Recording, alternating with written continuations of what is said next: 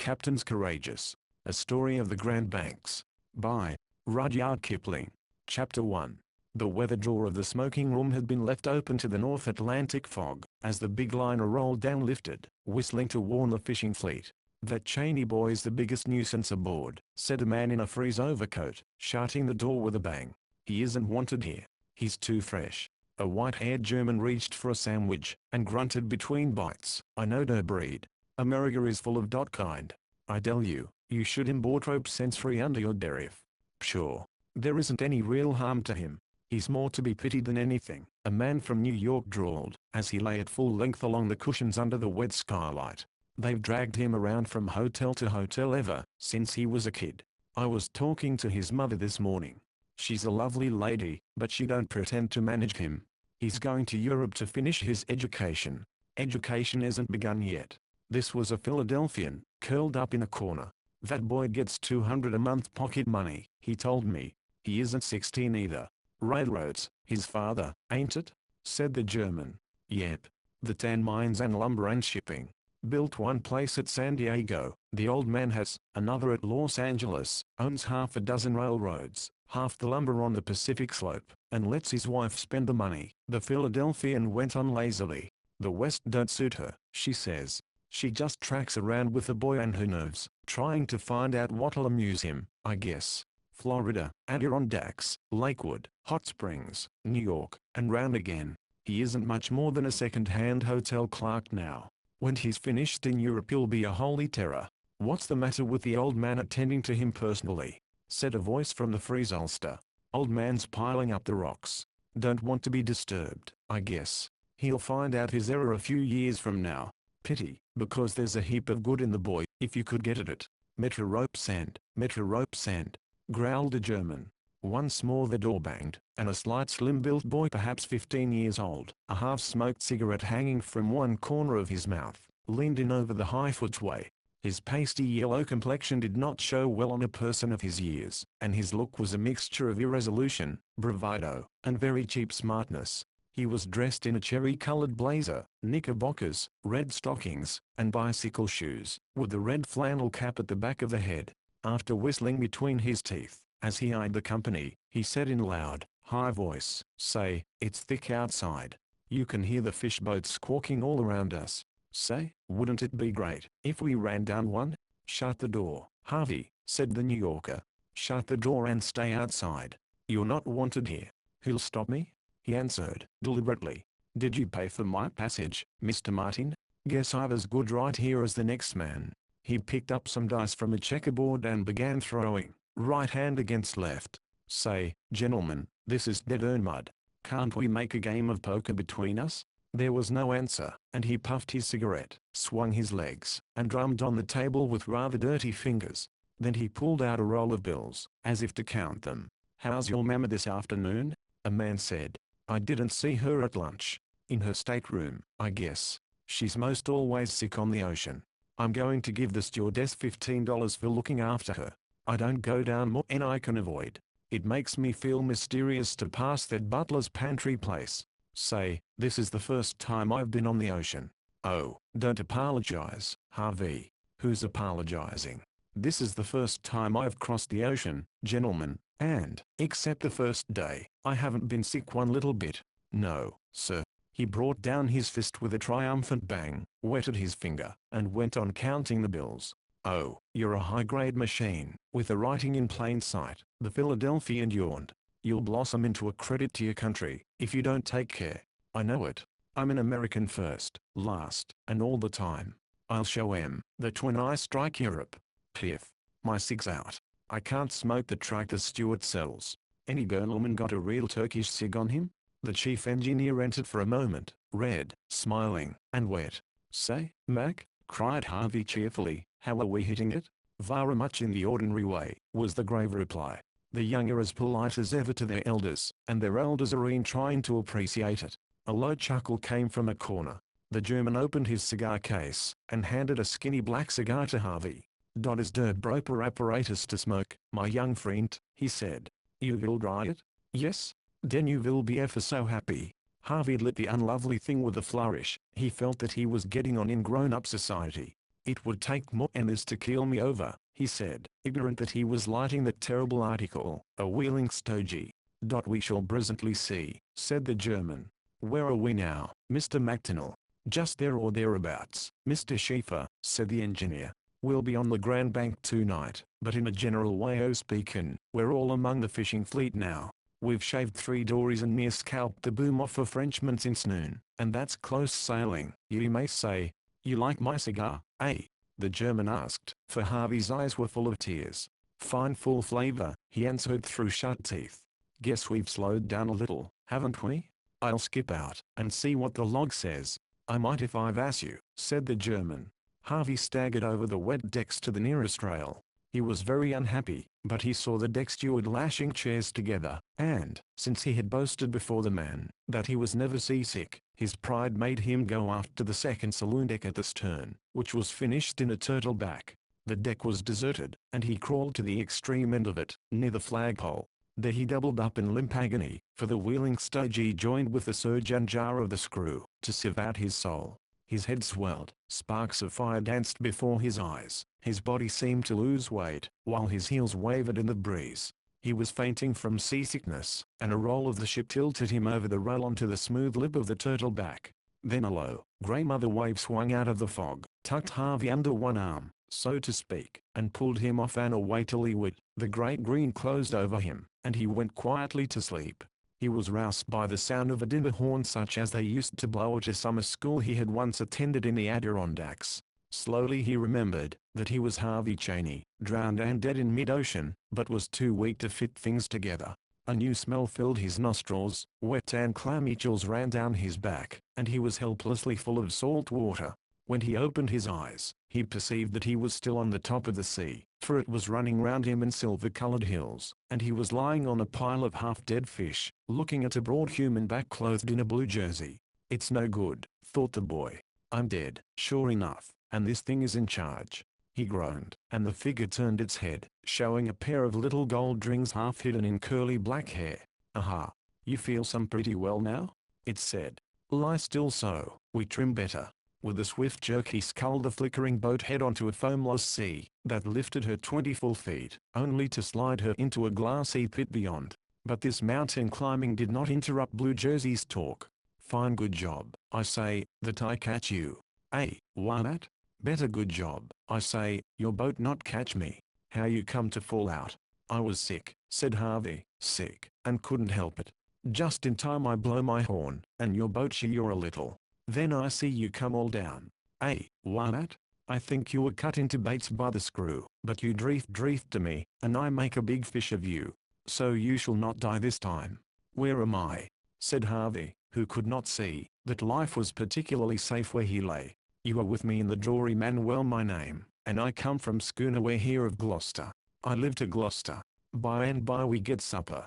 "Eh, why that?" He seemed to have 2 pairs of hands and a head of cast iron, for, not content with blowing through a big conch shell, he must needs stand up to it, swaying with the sway of the flat-bottomed dory, and send a grinding, thuttering shriek through the fog.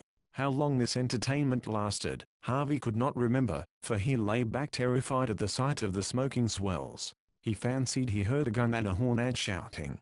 Something bigger than the dory, but quite as lively, loomed alongside. Several voices talked at once. He was dropped into a dark, heaving hole, where men in oilskins gave him a hot drink, and took off his clothes, and he fell asleep. When he waked he listened for the first breakfast bell on the steamer, wondering why his stateroom had grown so small. Turning, he looked into a narrow triangular cave, lit by a lamp, hung against a huge square beam. A 3-cornered table within arm's reach ran from the angle of the bows to the foremast. At the after end, behind a well-used Plymouth stove, sat a boy about his own age, with a flat red face and a pair of twinkling grey eyes. He was dressed in a blue jersey and high rubber boots. Several pairs of the same sort of footwear, an old cap, and some worn-out woolen socks lay on the floor, and black and yellow oilskins swayed to and fro beside the bunks. The place was packed as full of smells as a balers of cotton. The oilskins had a peculiarly thick flavor of their own which made a sort of background to the smells of fried fish, burnt grease, paint, pepper, and stale tobacco. But these, again, were all hooped together by one encircling smell of ship and salt water. Harvey saw with disgust that there were no sheets on his bedplace. He was lying on a piece of dinghy ticking full of lumps and nubbles. Then too, the boat's motion was not that of a steamer. She was neither sliding nor rolling, but rather wriggling herself about in a silly, aimless way, like a colt at the end of a halter. Water noises ran by close to his ear, and beams creaked and whined about him. All these things made him grunt despairingly, and think of his mother. "Feeling better?" said the boy, with a grin. "Have some coffee?" He brought a tin cup full, and sweetened it with molasses. "Isn't there milk?" said Harvey, looking round the dark double tier of bunks, as if he expected to find a cow there. "Well, no," said the boy. "Nay, there ain't likely to be till Bayo at mid-September. 'Tain't bad coffee. I made it." Harvey drank in silence, and the boy handed him a plate full of pieces of crisp fried pork, which he ate ravenously. "I've dried your clothes. Guess they've shrunk some," said the boy. "They ain't our style much, none of 'em. Twist round and see if you're hurt any." Harvey stretched himself in every direction, but could not report any injuries. "That's good," the boy said heartily. "Fix yourself and go on deck. Dad wants to see you." "I'm his son Dan. They call me and I'm cook's helper and everything else aboard that's too dirty for the men. There ain't no boy here 'cept me since Otto went overboard and he was only a Dutchie, and 20-year-old at that. How'd you come to fall off in a dead flat calm?" "'Twasn't a calm," said Harvey, sulkily. "It was a gale, and I was seasick. Guess I must have rolled over the rail. There was a little common swell just dodging last night," said the boy. "But if that's your notion of a gale," he whistled, "you'll know more 'fore you're through. Hurry. Dad's waiting." Like many other unfortunate young people, Harvey had never in all his life received a direct order, never, at least, without long, and sometimes tearful, explanations of the advantages of obedience and the reasons for the request. Mrs. Cheney lived in fear of breaking his spirit, which, perhaps, was the reason that she herself walked on the edge of nervous prostration.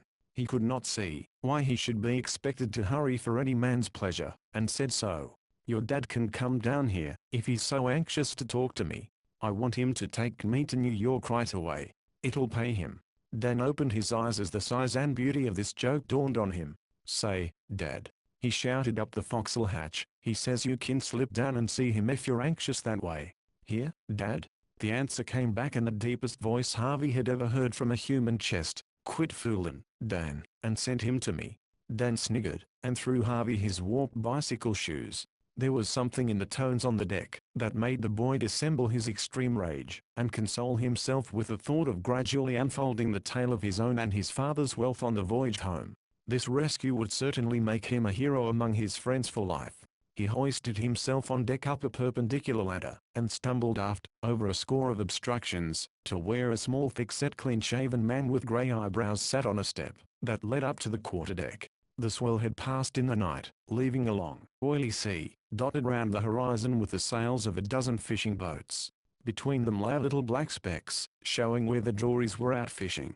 The schooner, with a triangular riding sail on the mainmast, played easily at anchor, and except for the man by the cabin roof house they call it, she was deserted. "Morning, good afternoon, I should say. You've nice leapt the clock round, young fella," was the greeting. "Mornin'," said Harvey. He did not like being called young fella, and, as one rescued from drowning, expected sympathy. His mother suffered agonies whenever he got his feet wet, but this mariner did not seem excited. "Nay, oh, let's hear all about it. It's quite providential, first and last, for all concerned. What might be your name? Where from? We mistrust it's New York, and where Bayon't, we mistrust it's Europe." Harvey gave his name, the name of the steamer, and a short history of the accident, winding up with a demand to be taken back immediately to New York, where his father would pay anything anyone chose to name. "Humph," said the shaven man, quite unmoved by the end of Harvey's speech. "I can't say we think special of any man, or boy even, that falls overboard from that kind o' packet in a flat calm. Least of all, when his excuse is that he's seasick." "Excuse?" cried Harvey. "D'you suppose I'd fall overboard into your dirty little boat for fun? Not now in what your notions of fun may be, I can't rightly say, young fella. But if I was you, I wouldn't call the boat which, under Providence, was the means o' saving ye, names. In the first place, it's blame irreligious. In the second, it's annoying to my feelings, and I'm disco troop o' the we're here o' Gloucester, which you don't seem rightly to know." "I don't know, and I don't care," said Harvey. I'm grateful enough for being saved and all that, of course, but I want you to understand that the sooner you take me back to New York the better it'll pay you. Meaning hey-oh. Troop raised one shaggy eyebrow over a suspiciously mild blue eye. Dollars and cents, said Harvey, delighted to think that he was making an impression. Cold dollars and cents. He thrust a hand into a pocket and threw out his stomach a little, which was his way of being grand. You've done the best day's work you ever did in your life, when you pulled me in. I'm all the son Harvey Chaney has. He's been favored, said Disco, dryly. And if you don't know who Harvey Chaney is, you don't know much, that's all.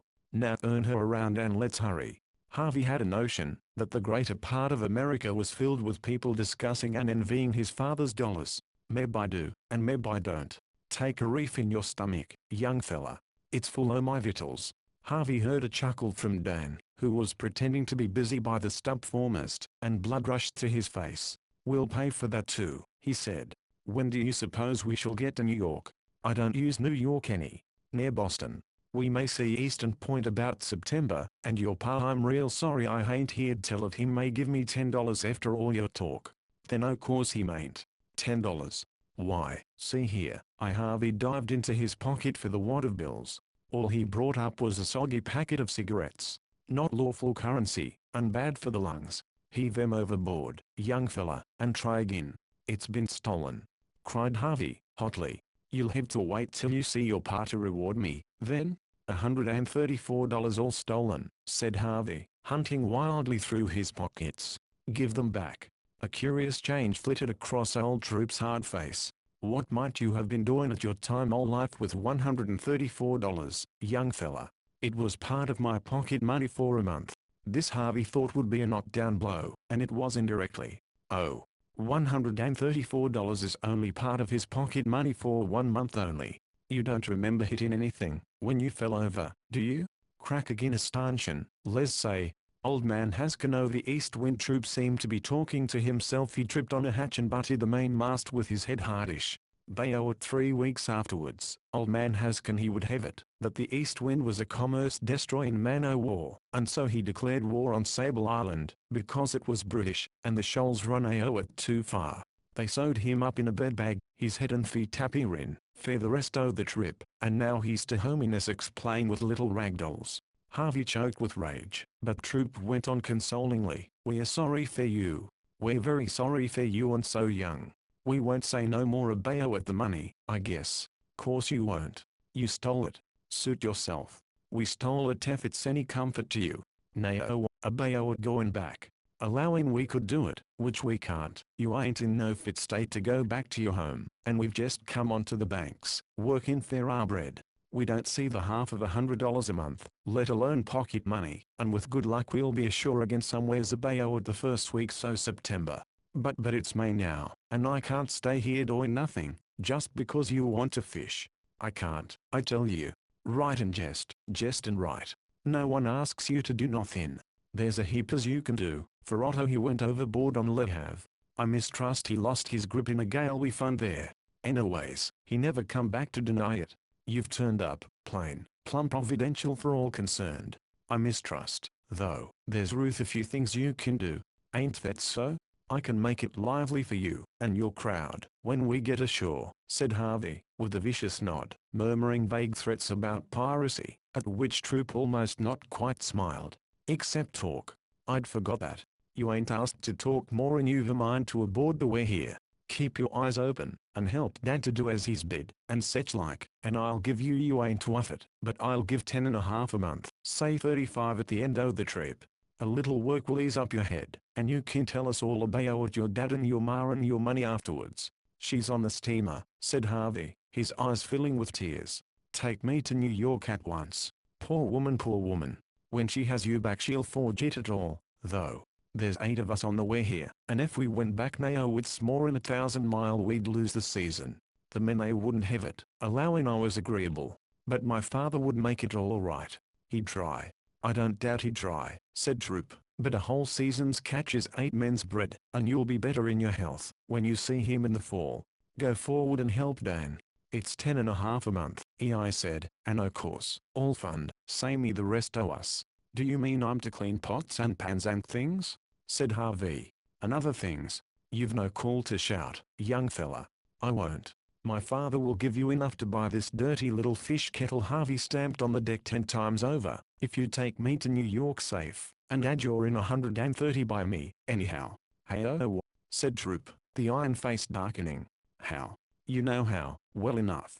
On top of all that, you want me to do menial work. Harvey was very proud of that adjective till the fall. I tell you I will not. You hear? Troop regarded the top of the mainmast with deep interest for a while, as Harvey harangued fiercely all around him. HSH, he said at last. I'm figuring out my responsibilities in my own mind. It's a matter of judgment. Dan stole up, and plucked Harvey by the elbow. Don't go to tampering with Dad anymore, he pleaded. You've called him a thief 2 or 3 times over, and he don't take that from any living being. I won't. Harvey almost shrieked, disregarding the advice, and still Troop meditated. Seems kinda unneighborly, he said at last, his eye traveling down to Harvey. I don't blame you, not a mite, young feeler, nor you won't blame me when the bile's out o' your system. Be sure you sense what I say? 10.5 fair second boy on the schooner and all found fair to teach you and fair the sake o' your health. Yes or no?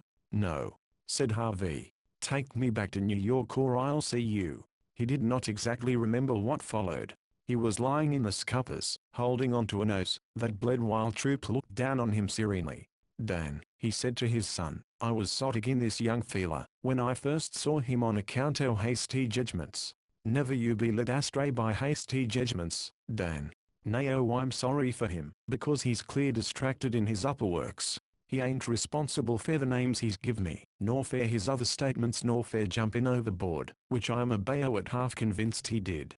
You be gentle with him, Dan, or I'll give you twice what I've give him. Them hemorrhages clears the head.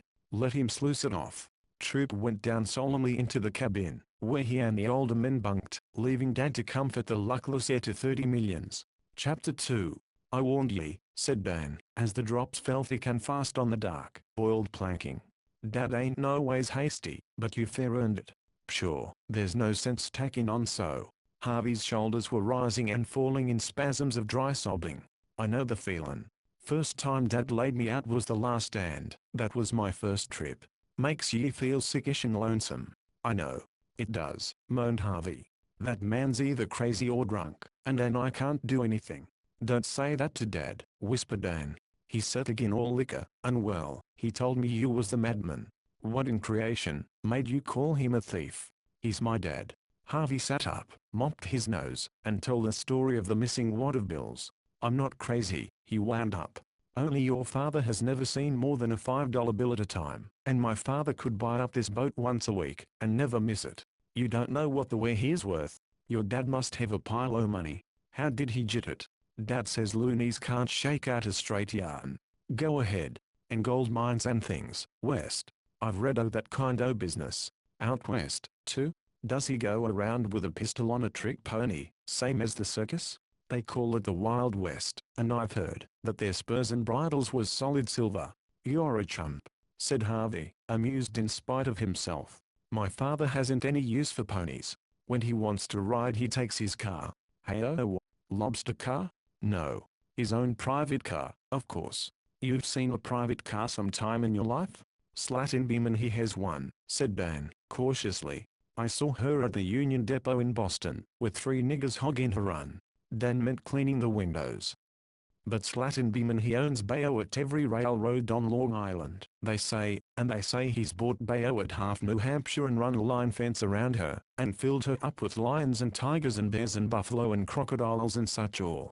Slatin Beeman he's a millionaire. I've seen his car. Yes? Well, my father's what they call a multi-millionaire, and he has 2 private cars. One's named for me, the Harvey, and one for my mother, the Constance. Hold on, said Dan.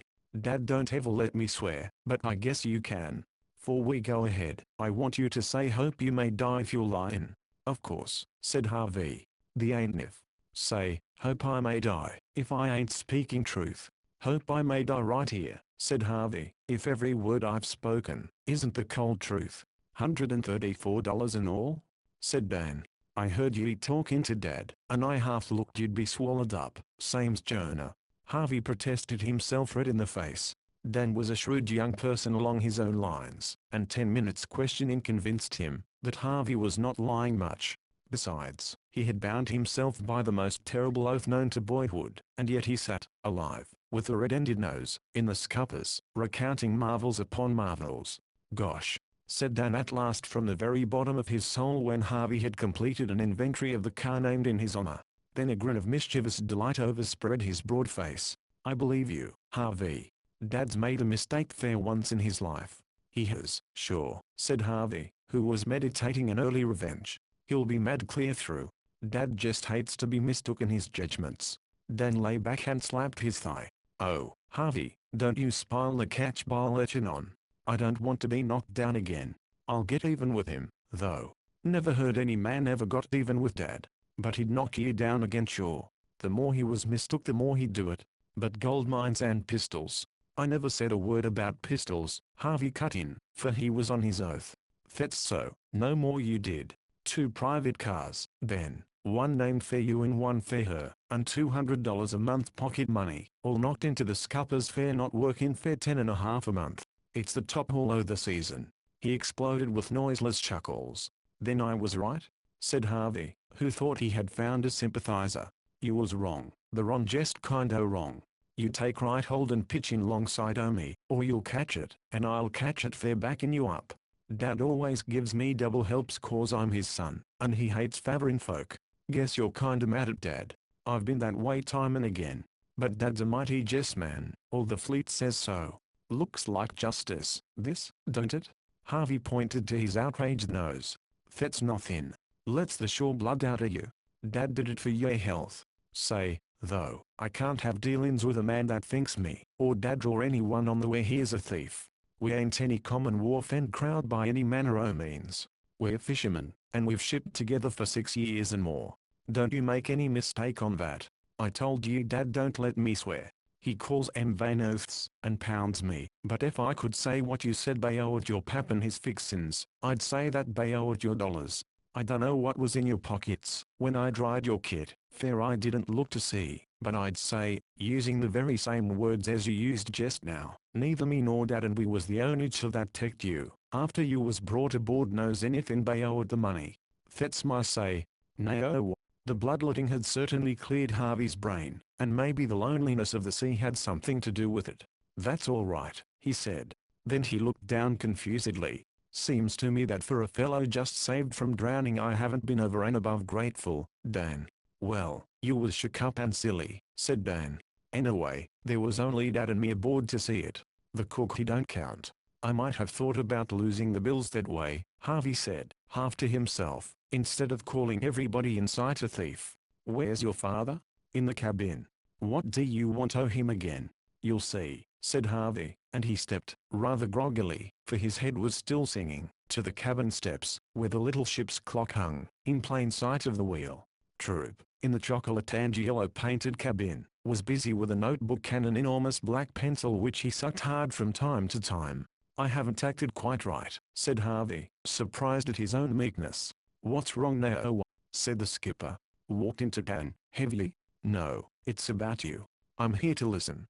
"Well, I'm here to take things back," said Harvey very quickly. "When a man's saved from drowning," he gulped. You'll make a man yet if you go on this way. He oughtn't begin by calling people names." "Jest and right and jest," said Troop, with the ghost of a dry smile. "So I'm here to say I'm sorry." Another big gulp. Troop heaved himself slowly off the locker he was sitting on, and held out an 11-inch hand. "I mistrusted twould you sight so good, and this shows I weren't mistook in my judgments." A smothered chuckle on deck caught his ear. "I am very seldom mistook in my judgments." The 11-inch hand closed on Harvey's, numbing it to the elbow. "We'll put a little more gristle to that 'fore we've done with you, young fella, and I don't think any worse of you for anything that's gone by. You wasn't fairly responsible. Go right about your business and you won't take no hurt." "You're white," said Dan, as Harvey regained the deck, flushed to the tips of his ears. "I don't feel it," said he. "I didn't mean that way. I heard what Dad said. When Dad allows he don't think the worse of any man, Dad's give himself away. He hates to be mistook in his judgments too. Ho, ho. Dad has a judgment, he'd sooner dip his colors to the British than change it. I'm glad it's settled right up." Dad's right when he says he can't take you back. It's all the living we make here fish in. The men'll be back like sharks after a dead whale in half an hour. What for? Said Harvey. Supper, o' course. Don't your stomach tell you? You've a heap to learn. Guess I have, said Harvey, dolefully, looking at the tangle of ropes and blocks overhead. She's a daisy, said Dan, enthusiastically, misunderstanding the look. Wait till our mainsail's bent, and she walks home with all her salt wet. There's some work first, though. He pointed down into the darkness of the open main hatch between the two masts. What's that for? It's all empty, said Harvey. You and me and a few more have got to fill it, said Dan. That's where the fish goes. Alive? Said Harvey. Well, no. They are supposed to be rooted dead and flat in salt. There's 100 hogshead o' salt in the bins, and we hain't more'n covered our dunnage to now. Where are the fish, though? In the sea they say, in the boats we pray, said Dan, quoting a fisherman's proverb. You come in last night with bayo at 40 of 'em. He pointed to a sort of wooden pen just in front of the quarterdeck. You and me, we'll sluice that out when they're through. Send we'll have full pens tonight. I've seen her down half a foot with fish waiting to clean, and we stood to the tables till we was splitting ourselves instead o' them. We was so sleepy. Yes, they are calm in now. Dan looked over the low bulwarks at half a dozen dories rowing towards them over the shining, silky sea. I've never seen the sea from so low down, said Harvey. It's fine.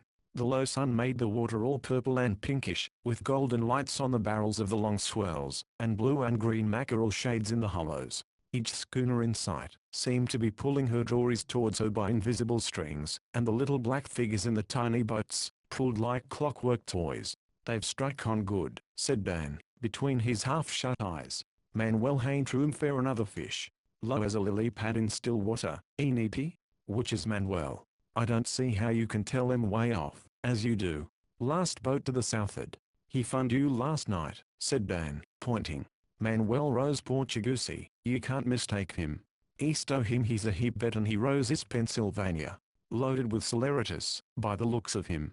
East o' him see how pretty they string out all along with the humpy shoulders, is Long Jack. He's a Galway man inhabit in South Boston, where they all live mostly, and mostly them Galway men are good in a boat. North, away yonder you'll hear him tune up in a minute is Tom Platt. Man o' war's man he was on the old Ohio first of our Navy, he says, to go Arroyo and the Horn. He never talks of much else, 'cept when he sings, but he has fair fishy luck.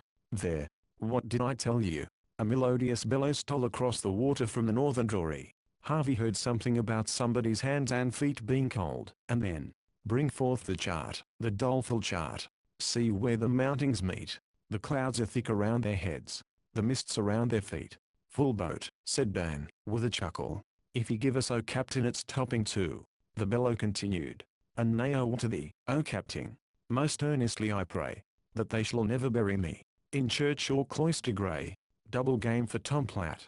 He'll tell you all about the old Ohio tomorrow. See that blue dory behind him? He's my Uncle Dad's own brother and if there's any bad luck loose on the bank she'll fetch up agin Uncle Salters. Sure. Look how tender he's rowing. I'll lay my wage, and share he's the only man stung up today and he's stung up good. What'll sting him? Said Harvey, getting interested. Strawberries, mostly. Pumpkins, sometimes, and sometimes lemons and cucumbers. Yes, he's stung up from his elbows down. That man's luck's perfectly in. Now we'll take a holt o' the tackles and hist him in. Is it true what you told me just now, that you never done a hand's turn no work in all your born life? Must feel kinda awful, don't it? I'm going to try to work, anyway, Harvey replied stoutly. Only it's all dead new. Lay a holt o' that tackle, then. Behind ye. Harvey grabbed at a rope and long iron hook dangling from one of the stays of the mainmast, while Dan pulled down another that ran from something he called a topping lift, as Manuel drew alongside in his loaded dory. The Portuguese smiled a brilliant smile, that Harvey learned to know well later, and with a short-handled fork, began to throw fish into the pen on deck. 231, he shouted. Give him the hook, said Dan, and Harvey ran it into Manuel's hands. He slipped it through a loop of rope at the dory's bow, caught Dan's tackle, hooked it to the stern becket, and clambered into the schooner. Pull! Shouted Dan, and Harvey pulled, astonished to find how easily the dory rose. Hold on, she don't nest in the crosstrees. Dan laughed, and Harvey held on, for the boat lay in the air above his head. Lower away, Dan shouted, and as Harvey lowered, Dan swayed the light boat with one hand till it landed softly just behind the mainmast. They don't weigh nothing MT. That was right smart fairer passenger. There's more trick to it in a seaway. Aha, said Manuel, holding out a brown hand. You were some pretty well now? This time last night the fish they fish for you. Now you fish for fish. Eh, why that? I'm ever so grateful, Harvey stammered, and his unfortunate hand stole to his pocket once more. But he remembered that he had no money to offer. When he knew Manuel better, the mere thought of the mistake he might have made would cover him with hot, uneasy blushes in his bunk. There is no to be thankful for to me, said Manuel. How shall I leave you drift all around the banks? Now you are a fisherman, eh? Why that? Bow. Or, he bent backward and forward stiffly from the hips, to get the kinks out of himself. I have not cleaned boat today. Too busy. They struck on quick. Danny, my son, clean for me. Harvey moved forward at once. Here was something he could do for the man who had saved his life. Dan threw him a swab, and he leaned over the dory, mopping up the slime clumsily, but with great goodwill. Hike out the footboards, they slide in them grooves, said Dan. Swab 'em and lay 'em down. Never let a footboard jam. Ye may want her bad someday. Here's Long Jack. A stream of glittering fish flew into the pen from a dory alongside. Manuel, you take the tackle. I'll fix the tables. Harvey, clear Manuel's boat. Long Jack's nested on the top of her. Harvey looked up from his swabbing at the bottom of another dory just above his head. Just like the Indian puzzle boxes, ain't they? Said Dan, as the one boat dropped into the other. Takes two up like a duck to water, said Long Jack, a grizzly shin long-lipped Galway man, bending to and fro exactly as Manuel had done. Disco in the cabin, growled up the hatchway, and they could hear him suck his pencil. 149.5 bad luck to ye, Discobolus, said Long Jack. I'm murdering myself to fill your pockets. Slate hut for a bad catch. The Portuguese has bait me. Whack came another dory alongside, and more fish shot into the pen. 203. Let's look at the passenger. The speaker was even larger than the Galway man, and his face was made curious by a purple cut running slantways from his left eye to the right corner of his mouth. Not knowing what else to do, Harvey swabbed each dory as it came down, pulled out the footboards, and laid them in the bottom of the boat. He's caught on good, said the scarred man, who was Tom Platt, watching him critically. There are two ways o' doing everything. One's fisher fashion any end first and a slippery hitch over all, and the others. What we did on the old Ohio. Dan interrupted, brushing into the knot of men with a long board on legs. Get out o' here, Tom Platt, and leave me fix the tables. He jammed one end of the board into two nicks in the bulwarks, kicked out the leg, and ducked just in time to avoid a swinging blow from the man-o'-war's man. And they did that on the Ohio too, Danny. See? Said Tom Platt, laughing.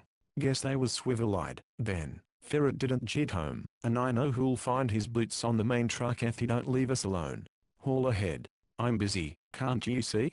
Danny, you lie on the cable and sleep all day, said Long Jack. You're the height of impudence, and I'm persuaded you'll corrupt our supercargo in a week. His name's Harvey, said Dan, waving two strangely shaped knives, and he'll be worth 5 of any Sue Boston clam digger for long. He laid the knives tastefully on the table, cocked his head on one side, and admired the effect. I think it's 42, said a small voice overside, and there was a roar of laughter as another voice answered. Then my luck's turned ferranct, 'cause I'm 45, though I be stung out of all shape. 42 or 45. I've lost count, the small voice said. It's been an Uncle Salter's KO hunting catch. This beats the circus any day, said Dan. Just look at him. Come in, roared Long Jack. It's wet out yonder, children. 42, ye said. This was Uncle Salter's. I'll count again, then, the voice replied meekly. The two dories swung together, and bunted into the schooner's side. Patience, O Jerusalem, snapped Uncle Salters, backing water with a splash. What possessed a farmer like you to set foot in a boat beats me. You've nigh stove me all up. I am sorry, Mr. Salters. I came to sea on account of nervous dyspepsia. You advised me, I think. You and your nervous dyspepsy be drowned in the whale hole, roared Uncle Salters, a fat and tubby little man. You're coming down on me again. Did you say 42 or 45? I've forgotten, Mr. Salters. Let's count. Don't see as it could be 45. I'm 45, said Uncle Salters. You count careful, Pen. Disco Troop came out of the cabin. Salters, you pitch your fish in Nao at once, he said in the tone of authority. Don't spoil the catch, Dad, Dan murmured. Them two are only just beginning. Mother Abdelight. He's forking them one by one, howled Long Jack, as Uncle Salters got to work laboriously, the little man in the other dory counting a line of notches on the gunwale. That was last week's catch, he said, looking up plaintively, his forefinger where he had left off. Manuel nudged Dan, who darted to the after tackle, and, leaning far overside, slipped a hook into the stern rope as Manuel made her fast forward. The others pulled gallantly, and swung the boat in man, fish, and all. 1, 2, 4, 9, said Tom Platt, counting with a practiced eye. 47. Pen, you're it. Dan let the after tackle run, and slid him out of the stern onto the deck amid a torrent of his own fish. Hold on, roared Uncle Salters, bobbing by the waist. Hold on, I'm a bit mixed in my KO-ant. He had no time to protest, but was hove inboard, and treated like Pennsylvania. 41, said Tom Platt. Beat by Farmer, Salters. I knew such a sailor, too. 'Tweren't fair KO-ant, said he, stumbling out of the pen, and I'm stung up all to pieces. His thick hands were puffy, and mottled purply white.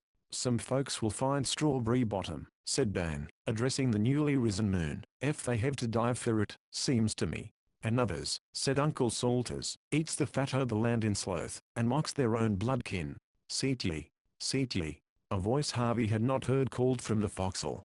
Disco Troop, Tom Platt, Long Jack, and Salters went forward on the word. Little Pen bent above his square deep sea reel and the tangled cod lines. Manuel lay down full length on the deck, and Dan dropped into the hold, where Harvey heard him banging casks with a hammer. Salt, he said, returning. Soon as we're through supper we jet to dressing down. You'll pitch to Dad. Tom Platt and Dad they stow together, and you'll hear him arguing. We're second half, you and me and Manuel and Pen the youth and beauty o' the boat. What's the good of that? Said Harvey. I'm hungry. They'll be through in a minute. Suff. She smells good tonight. Dad ship's a good cook if he do suffer with his brother. It's a full catch today, ain't it? He pointed at the pens piled high with cod. What water did you have, Manuel? 25 father, said the Portuguese, sleepily. They strike on good and quick. Some day I show you, Harvey. The moon was beginning to walk on the still sea before the elder men came aft. The cook had no need to cry second half. Dan and Manuel were down the hatch, and at table ere Tom Platt, last and most deliberate of the elders, had finished wiping his mouth with the back of his hand.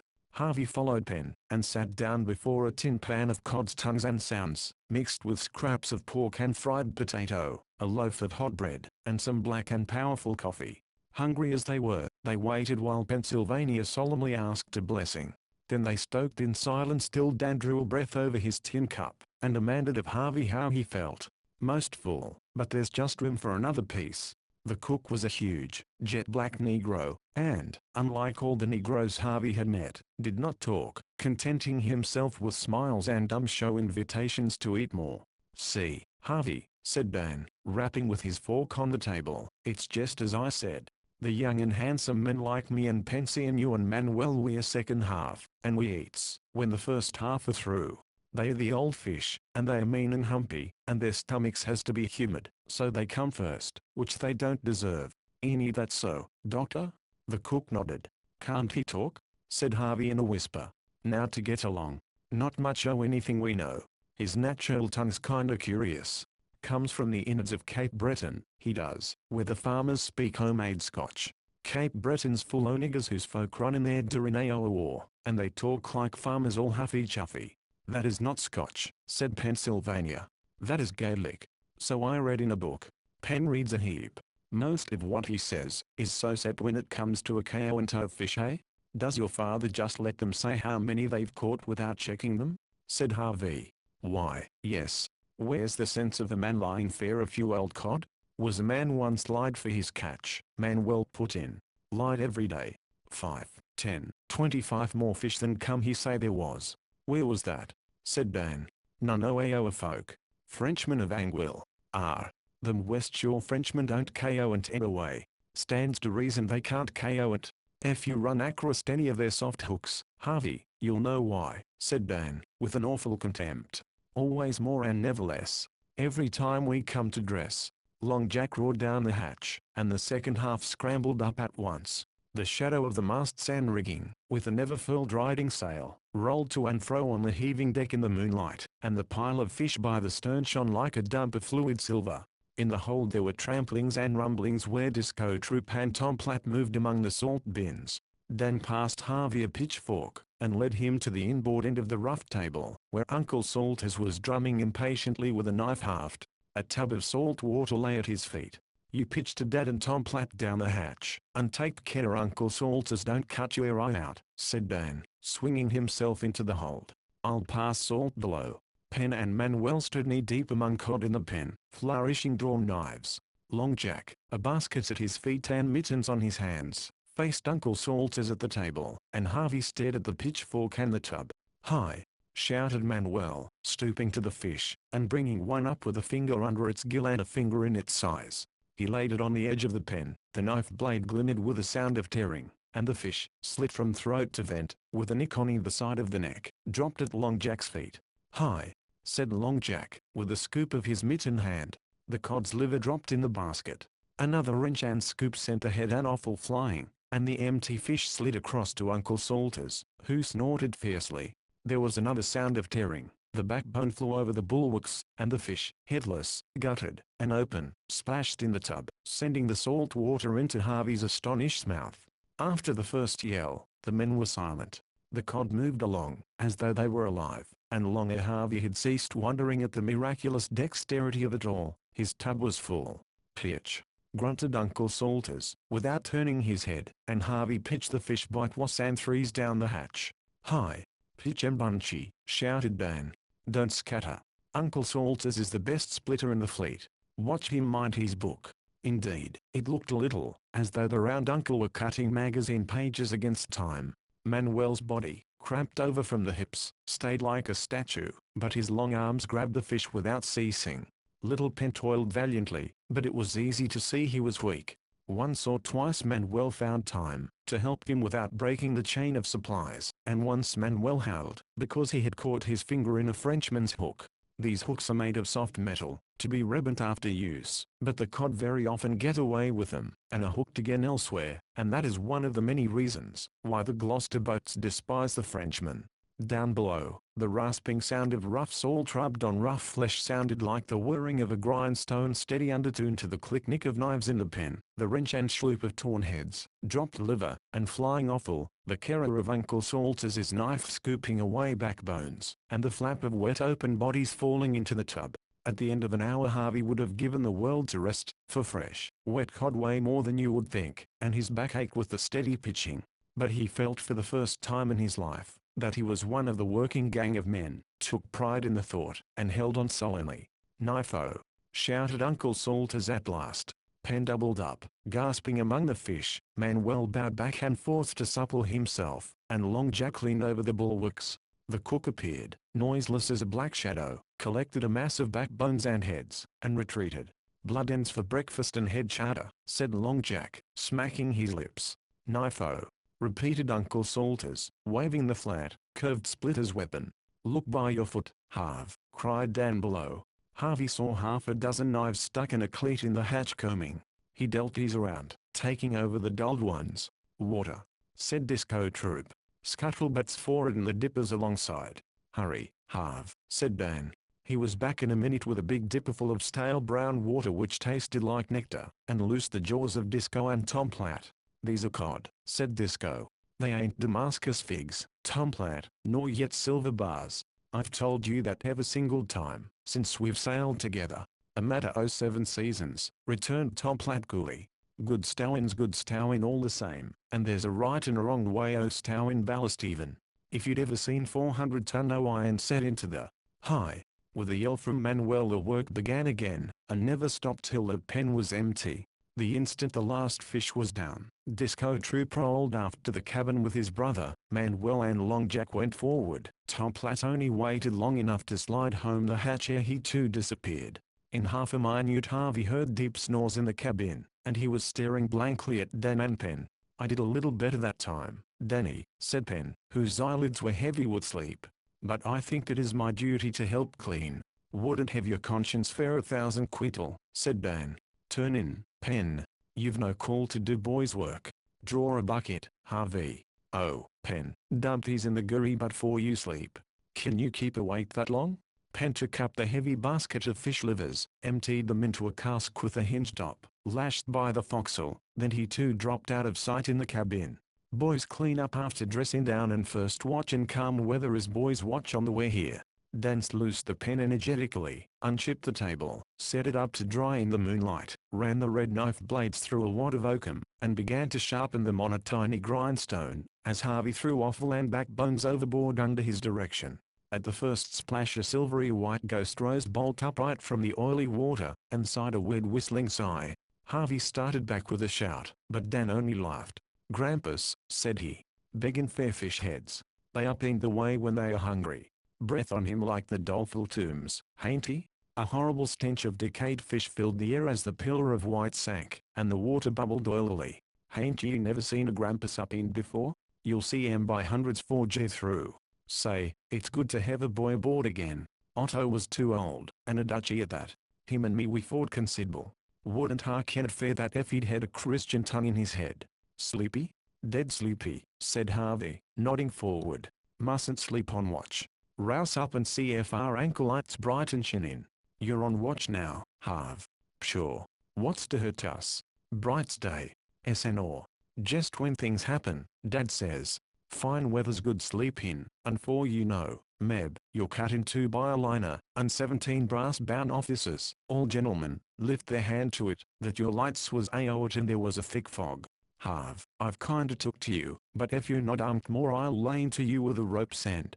The moon, who sees many strange things on the banks, looked down on a slim youth in knickerbockers and a red jersey, staggering around the cluttered decks of a 70-ton schooner, while behind him, waving a knotted rope, walked, after the manner of an executioner, a boy who yawned and nodded between the blows he dealt. The lashed wheel groaned and kicked softly, the riding sail slatted a little in the shifts of the light wind, the windlass creaked, and the miserable procession continued. Harvey expostulated, threatened, whimpered, and at last wept outright, while Dan, the words clotting on his tongue, spoke of the beauty of watchfulness, and slashed away with the rope's end, punishing the dories as often as he hit Harvey.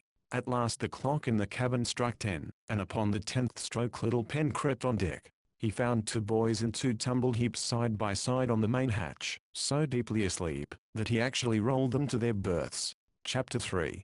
It was the 40-fathom slumber that clears the soul and eye and heart, and sends you to breakfast ravening. They emptied a big tin dish of juicy fragments of fish the blood into the crook had collected overnight. They cleaned up the plates and pans of the elder mess, who were out fishing, sliced pork for the midday meal, swabbed down the forecastle, filled the lamps, drew coal and water for the cook, and investigated the forehold, where the boat's stores were stacked. It was another perfect day, soft, mild, and clear, and Harvey breathed to the very bottom of his lungs. More schooners had crept up in the night, and the long blue seas were full of sails and dories.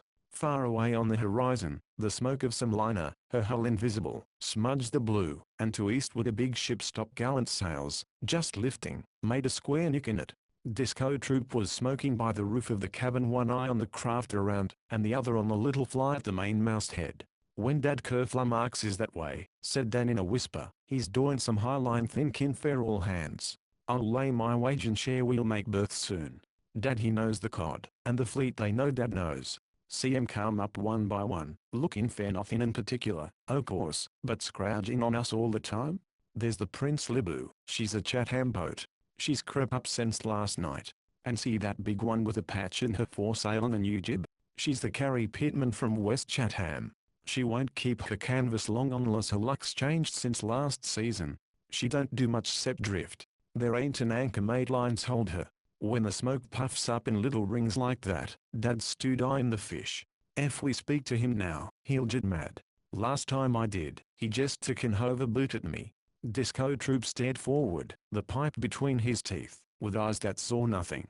As his son said, he was studying the fish, pitting his knowledge and experience on the banks against the roving cod in his own sea. He accepted the presence of the inquisitive schooners on the horizon as a compliment to his powers. But now that it was paid, he wished to draw away, and make his berth alone, till it was time to go up to the Virgin and fish in the streets of that drawing town upon the waters. So Disco Troop thought of recent weather, and gales, currents, food supplies, and other domestic arrangements. From the point of view of a 20-pound cod, was, in fact, for an hour a cod himself, and looked remarkably like one. Then he removed the pipe from his teeth. "Dad," said Dan, "we've done our chores. Can't we go overside a piece? It's good catching weather. Not in that cherry-colored rig near them half-baked brown shoes. Give him something fit to wear." "Dad's pleased, that settles it," said Dan, delightedly, dragging Harvey into the cabin, while Troop pitched a key down the steps. "Dad keeps my spare rig where he can overhaul it, 'cause Ma says I'm careless." He rummaged through a locker, and in less than 3 minutes Harvey was adorned with fisherman's rubber boots that came half up his thigh, a heavy blue jersey well down at the elbows, a pair of nippers, and a sou'wester. "Now we look something like," said Dan. "Hurry. Keep 9 handy," said Troop, "and don't go visiting Rayo and the fleet. If anyone asks you what I'm calling to do, speak the truth, for you don't know." A little red dory, labeled Hattie S, lay astern of the schooner. Dan hauled in the painter, and dropped lightly onto the bottom boards, while Harvey tumbled clumsily after. "That's no way of jetting into a boat," said Dan. "If there was any sea you'd go to the bottom, sure. You got to learn to meet her." Dan fitted the thole pins, took the forward thwart, and watched Harvey's work. The boy had rowed, in a ladylike fashion, on the Adirondack ponds, but there is a difference between squeaking pins and well-balanced rough-locks light sculls, and stubby 8-foot sea oars. They stuck in the gentle swell, and Harvey grunted. "Short. Row short," said Dan. "If you crab yaw, or in any kind o' sea, you're liable to turn her over. Ain't she, Daisy?" "Mine, too." The little dory was specklessly clean. In her bows lay a tiny anchor, 2 jugs of water, and some 70 fathoms of thin brown dory roding. A tin dinner horn rested in cleats just under Harvey's right hand, beside an ugly-looking maul, a short gaff, and a shorter wooden stick. A couple of lines, with very heavy leads and double cod hooks, all neatly coiled on square eels, were stuck in their place by the gunwale. "Where's the sail and mast?" said Harvey, for his hands were beginning to blister. Dan chuckled. "You don't sail fishing dories much. You pull, but you needn't pull so hard. Don't you wish you owned her?" "Well, I guess my father might give me 1 or 2 if I asked him," Harvey replied. He had been too busy to think much of his family till then. "That's so. I forgot your dad's a millionaire. You don't act millionary any, no. But a dory and craft and gear," Dan spoke, as though she were a whaleboat, "costs a heap. Think your dad'd give you one fair fare of pet like?" "Shouldn't wonder. It would be most the only thing I haven't stuck him for yet. Must be an expensive kind of kid to home. Don't slitheroo that way, Harv. Short's the trick, because no sea's ever dead still, and the swell's lines." Crack. The loom of the oar kicked Harvey under the chin, and knocked him backwards. "That was what I was going to say. I had to learn too, but I wasn't more than 8 years old when I got my schooling." Harvey regained his seat with aching jaws and a frown. "No good getting mad at things, Dad says. It's our own fault if we can't handle them, he says. Let's try here. Manuel lines give us the water." The Portuguese was rocking fully a mile away, but when Dan upended an oar he waved his left arm 3 times. 30 fathom, said Dan, stringing a salt clam onto the hook. "Over with the dough, boys. Bait same's I do, Harvey, and don't snarl your reel." Dan's line was out long before Harvey had mastered the mystery of baiting and heaving out the leads. The dory drifted along easily. It was not worth while to anchor till they were sure of good ground. "Here we come," Dan shouted, and a shower of spray rattled on Harvey's shoulders as a big cod flapped and kicked alongside. "Muckle, Harvey, muckle. Under your hand. Quick." Evidently muckle could not be the dinner horn, so Harvey passed over them all, and Dan scientifically stunned the fish, before he pulled it inboard, and wrenched out the hook with a short wooden stick he called a gobstick. Then Harvey felt a tug, and pulled up zealously. "Why, these are strawberries," he shouted. "Look." The hook had fouled among a bunch of strawberries, red on one side and white on the other, perfect reproductions of the land fruit, except that there were no leaves, and the stem was all pippy and slimy. "Don't take 'em. Slap 'em off. Don't." The warning came too late. Harvey had picked them from the hook, and was admiring them. "Ouch," he cried, for his fingers throbbed, as though he had grasped many nettles. "Now ye know what strawberry bottom means. Nothing 'cept fish should be ticked with the naked fingers, Dad says. Slap 'em off agin the gunnel, and bait up, Harv. Looking won't help any. It's all in the wages." Harvey smiled at the thought of his $10.50 a month, and wondered what his mother would say if she could see him hanging over the edge of a fishing dory in mid-ocean.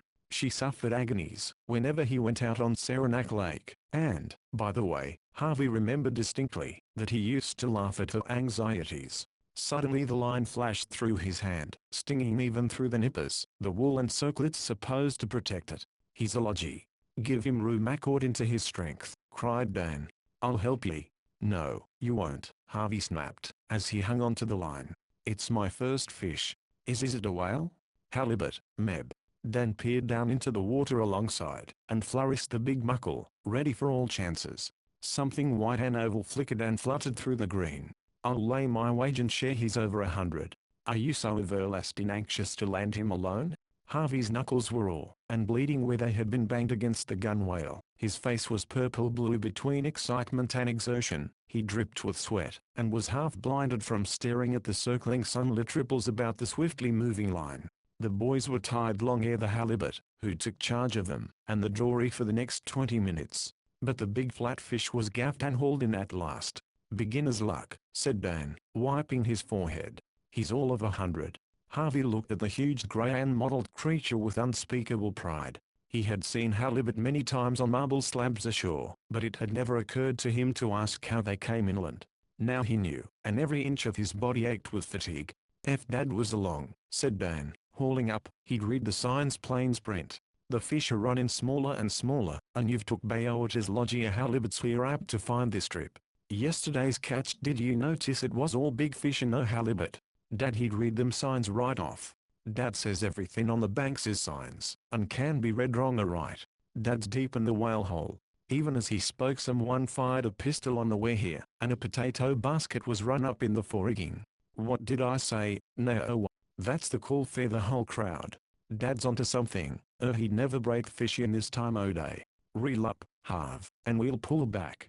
They were to windward of the schooner, just ready to float the dory over the still sea, when sounds of woe half a mile off led them to Penn, who was careering around a fixed point for all the world like a gigantic waterbug. The little man backed away, and came down again with enormous energy, but at the end of each maneuver his dory swung round, and snubbed herself on her rope. We'll have to help him, else he'll root and seed here, said Dan. What's the matter? Said Harvey. This was a new world, where he could not lay down the law to his elders, but had to ask questions humbly. And the sea was horribly big and unexcited. Anchors fouled. Penn's always losing Lost to this trip already on Sandy Bottom too, and Dad says next one he loses, Shaw's fish in, he'll give him the kelleg. That'd break Penn's heart. What's a kelleg? Said Harvey, who had a vague idea it might be some kind of marine torture, like keel hauling in the storybooks. Big stone instead of an anchor. You can see a kelleg ridden in the bow's first you can see a dory, and all the fleet knows what it means. They'd guy him dreadful. Penn couldn't stand that no more than a dog with a dipper to his tail. He's so earlist insensitive. Hello, Penn. Stuck again? Don't try any more o' your patents. Come up on her, and keep your rod in straight up and down. It doesn't move, said the little man, panting. It doesn't move at all, and instead I tried everything. What's all this hora's nest for it? Said Dan, pointing to a wild tangle of spear oars and dory roding, all matted together by the hand of inexperience. Oh, that, said Penn proudly, is a Spanish windlass. Mr. Salters showed me how to make it, but even that doesn't move her. Dan bent low over the gunwale to hide a smile, twitched once or twice on the roding, and, behold, the anchor drew at once. Haul up, Penn, he said laughing, she'll get stuck again. They left him regarding the weed-hung flukes of the little anchor with big pathetic blue eyes, and thanking them profusely. Oh, say, while I think of it, Harv, said Dan when they were out of earshot, Penn ain't quite all corked. He ain't no wise dangerous, but his minds give out. See? Is that so, or is it one of your father's judgments? Harvey asked as he bent to his oars. He felt he was learning to handle them more easily. Dad ain't mistook this time. Penn's a sure enough loony. No, he ain't that exactly, so much as a harmless idjit. It was this way. You're rowing quite so, Harv, and I tell you cause it's right you ought to know. He was a Moravian preacher once.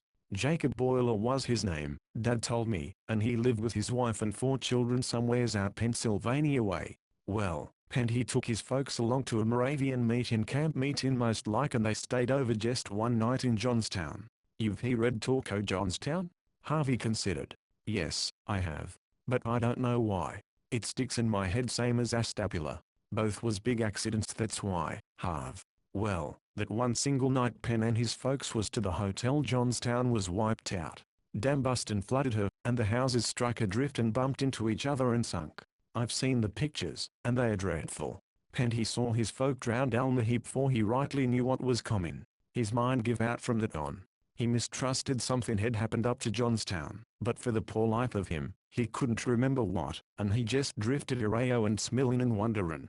He didn't know what he was, nor yet what he had been, and that way he run agin Uncle Salters, who was visiting in Allegheny City. Half my mother's folks they live scattered inside Pennsylvania, and Uncle Salters he visits areo and winters. Uncle Salters he kinda adopted Penn, well now in what his trouble was, and he brought him east, and he give him work on his farm. Why, I heard him calling Penn a farmer last night when the boats bumped. Is your Uncle Salters a farmer? Farmer, shouted Dan. There ain't water enough tween here and Hatteras to wash the furrow mold offen his boots. He's just a everlasting farmer. Why, Harv, I've seen that man hitch up a bucket, long towards sundown, and set twiddling the spigot to the scuttlebutt same's ef to ask a cow's bag. He's that much farmer. Well, Penn and they ran the farm up Exeter way twere. Uncle Salters he sold it this spring to a Jay from Boston as wanted to build a summer hay-o-oos, and he got a heap for it. Well, them two loonies scratched along till, one day, Penn's church he'd belonged to the Moravians found out where he was drifted and lain, and wrote to Uncle Salters. Never heard what they said exactly, but Uncle Salters was mad. He's Episcopalian mostly, but he just let him have it both sides o' the bow, as if he was a Baptist, and says he won't going to give up Penn to any blame Moravian connection in Pennsylvania or anywheres else. Then he come to Dad, Tow in Penn that was 2 trips back, and says he and Penn must fish a trip for their health. Guess he thought the Moravians wouldn't hunt the banks fair Jacob Boiler. Dad was agreeable fair Uncle Salters he'd been fishing off and on fair 30 years, when he warned invent and patent manures, and he took quarter share in the way here, and the trip done Penn so much good, Dad made a habit o' tacking him.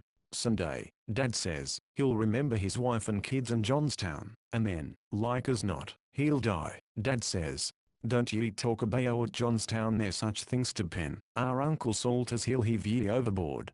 Poor Penn, murmured Harvey.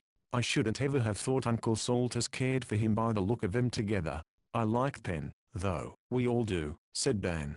We ought to give him a tow, but I wanted to tell ye first. They were close to the schooner now, the other boat's a little behind them. You needn't even the dories till after dinner, said Troop from the deck. We'll dress Dale and ride off.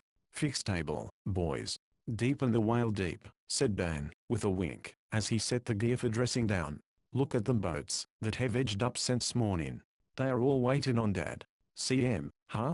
They are all alike to me. And indeed to a landsman, the nodding schooners around seemed run from the same mold. They ain't, though. That y'all a dirty packet with her bowsprit Steve that way. She's the hope of Prague. Nick Brady's her skipper, the meanest man on the banks. We'll tell him so when we strike the main ledge. Way off yonder's the Day's Eye. The 2 Geralds own her. She's from Harwich. Fastish too, and has good luck, but Dad he'd find fish in a graveyard. The mother 3, side along, they the Margie Smith, Rose, and Edith S. Wallen, all from home. Guess we'll see the Abby dealing tomorrow, Dad, won't we? They are all slipping over from the Shayolo Hero. You won't see many boats tomorrow, Danny. When Troop called his son Danny, it was a sign that the old man was pleased. Boys, we're too crowded, he went on, addressing the crew as they clambered inboard. We'll leave 'em to bait big and catch small. He looked at the catch in the pen, and it was curious to see how little and level the fish ran. Save for Harvey's halibut, there was nothing over 15 pounds on deck. I'm waiting on the weather, he added. You'll have to make it yourself, Disco, for there's no sign I can see, said Long Jack, sweeping the clear horizon. And yet, half an hour later, as they were dressing down, the bank fog dropped on them, between fish and fish, as they say. It drove steadily and in wreaths, curling and smoking along the colorless water. The men stopped dressing down without a word. Long Jack and Uncle Salters slipped the windlass brakes into their sockets, and began to heave up the anchor, the windlass jarring as the wet hempen cable strained on the barrel. Manuel and Tom Platt gave a hand at the last. The anchor came up with a sob, and the riding sail leader's troop steadied her at the wheel. "Up jib and foresail," said he. "Slip em and the smother," shouted Long Jack, making fast the jib sheet, while the others raised the clacking, rattling rings of the foresail, and the foreboom creaked as the Weir looked up into the wind, and dived off into blank, whirling white.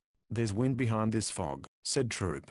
It was wonderful beyond words to Harvey, and the most wonderful part was, that he heard no orders, except an occasional grunt from Troop, ending with, "That's good, my son." "Never seen anchor weighed before?" said Tom Platt, to Harvey gaping at the damp canvas of the foresail. "No. Where are we going?" "Fish and make berth, as you'll find out 'fore you've been a week aboard.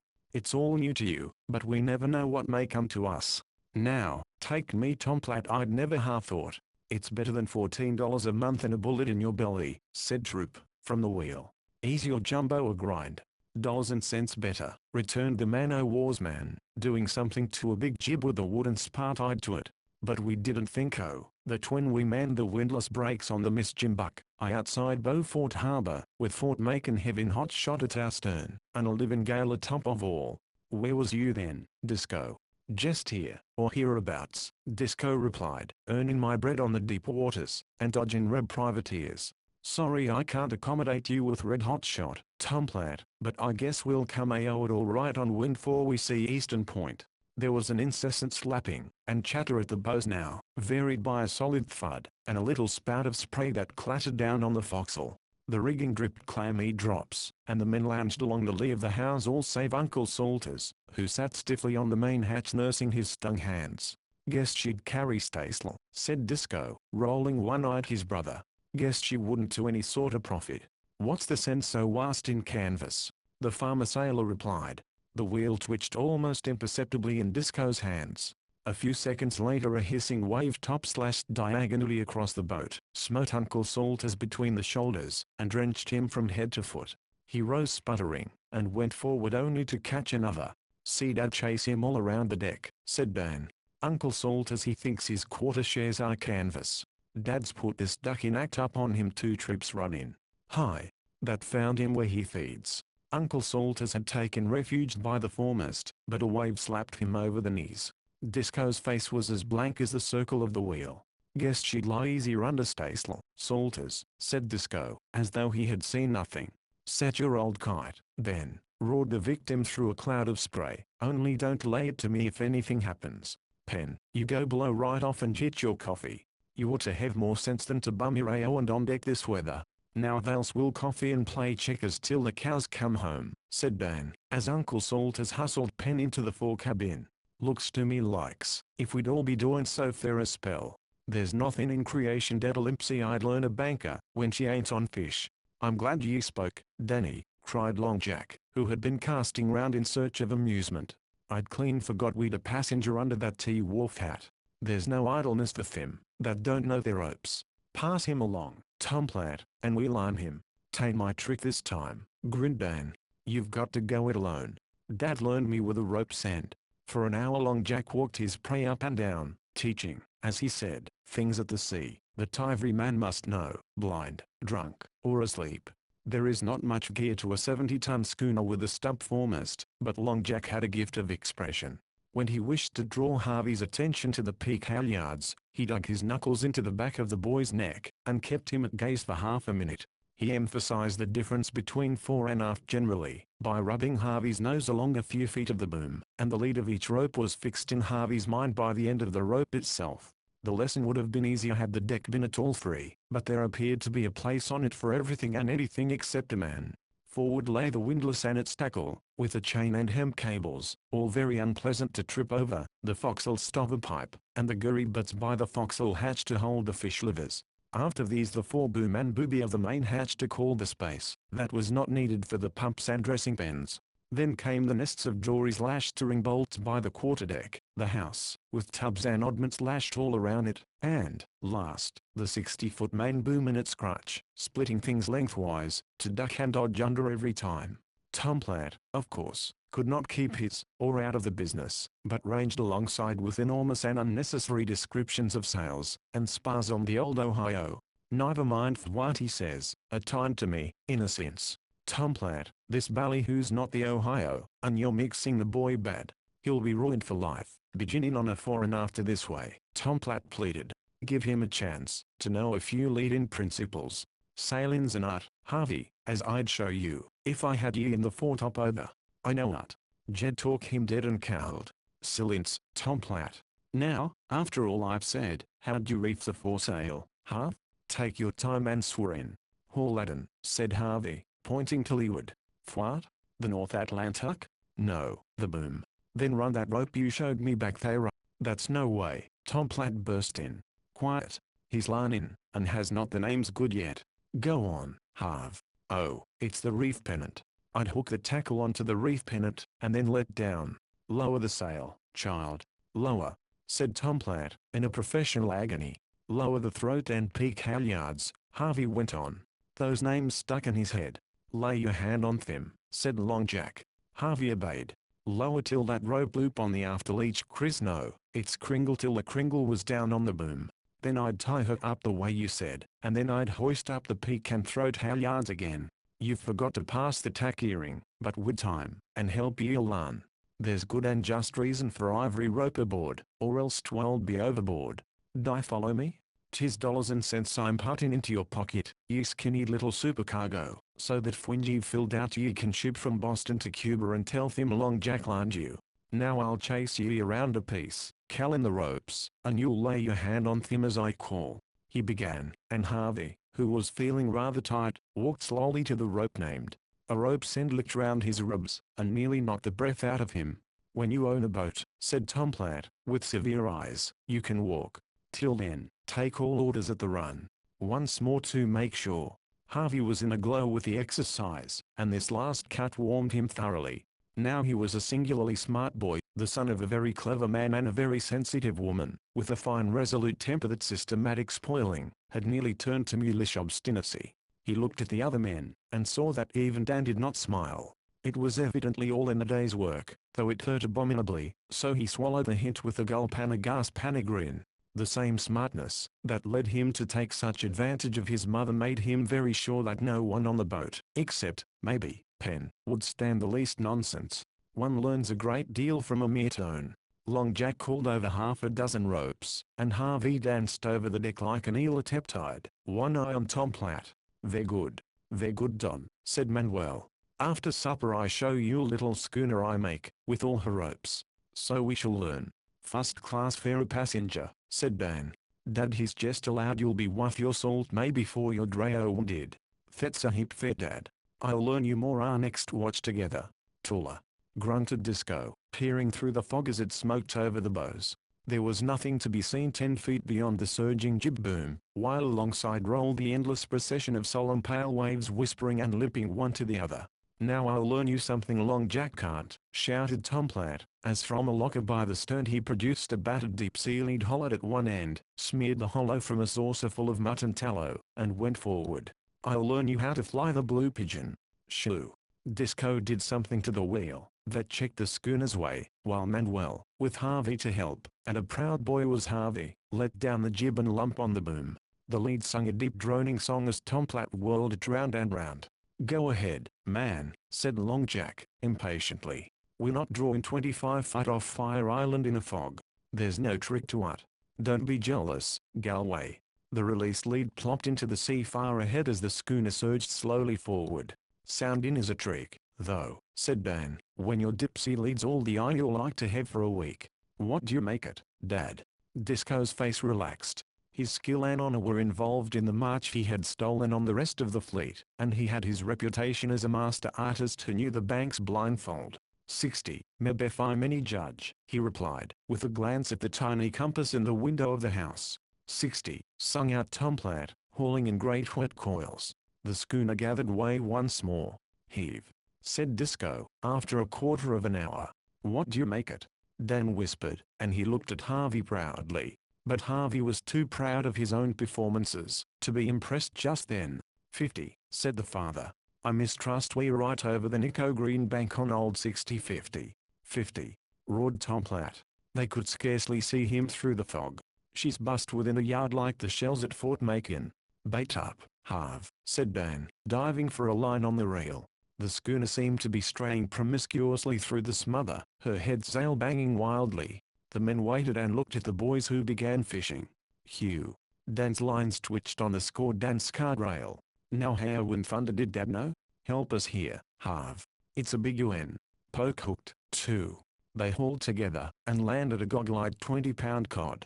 He had taken the bait right into his stomach. Why, he's all covered with little crabs, cried Harvey, turning him over.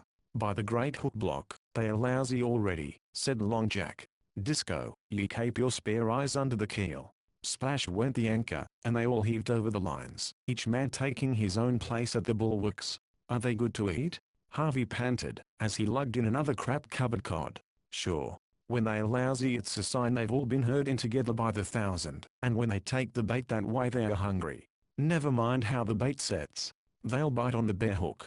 Say, this is great, Harvey cried, as the fish came in gasping, and splashing nearly all poke-hooked, as Dan had said. Why can't we always fish from the boat instead of from the dories? Alice can, till we begin to dress day one. After that, the heads and offals and scare the fish to fundy. Boat fishing ain't reckoned progressive, though, unless you know as much as Dad knows. Guess we'll run AO at AO a trawl tonight. Harder on the back, this, than from the dory, ain't it? It was rather back-breaking work, for in a dory the weight of the cod is waterborne till the last minute, and you are, so to speak, abreast of him, but the few feet of a schooner's freeboard make so much extra dead hauling, and stooping over the bulwarks cramps the stomach. But it was wild and furious sport, so long as it lasted, and a big pile lay aboard, when the fish ceased biting. Where's Pen and Uncle Salters? Harvey asked, slapping the slime off his oilskins, and reeling up the line in careful imitation of the others. Jet coffee and see. Under the yellow glare of the lamp on the pole post, the forecastle table down and opened, utterly unconscious of fish or weather, sat the two men, a checkerboard between them, Uncle Salters snarling at Pen's every move. What's the matter now? Said the former, as Harvey, one hand in the leather loop at the head of the ladder, hung shouting to the cook.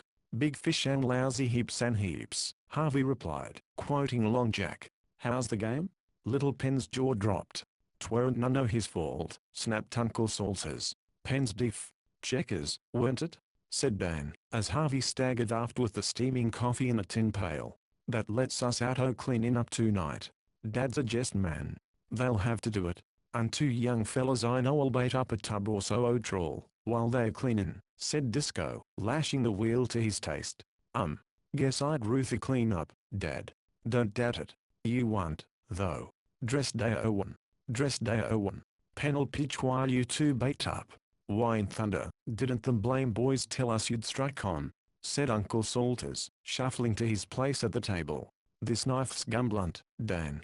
F sticking out cable don't wake ye. Guess you'd better hire a boy o' your own, said Dan, muddling about in the dusk over the tubs full of trawl line lashed to windward of the house. Oh, Harv, don't ye want to slip down and test bait?